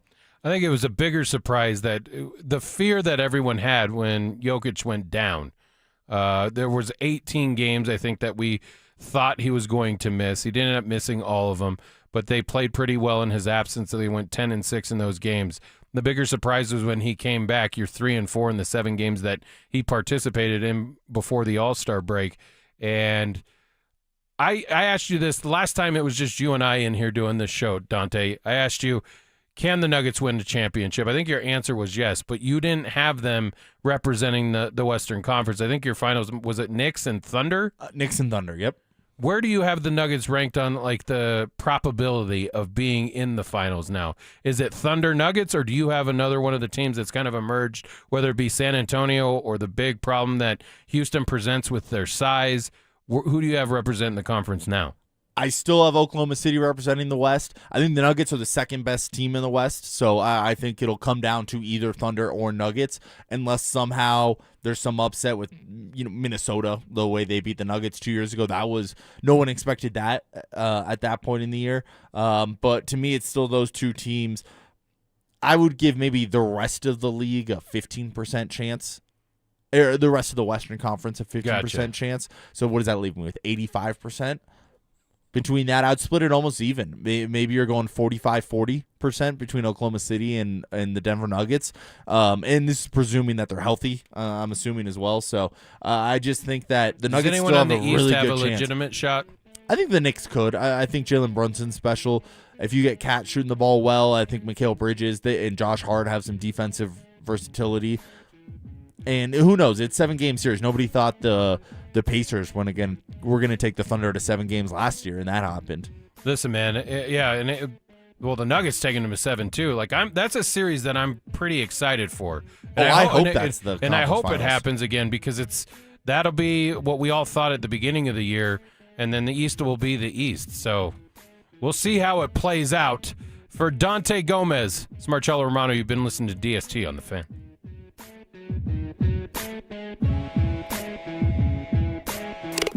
Tune into The Rundown with Richie Carney every weekday at noon on YouTube, Facebook, or X. Presented in part by The Birdie Bar, Louisville's premier indoor golf bar experience. Check out this week's live music, trivia, and other fantastic events at thebirdie.bar on the web and Instagram. Denver Sports 101.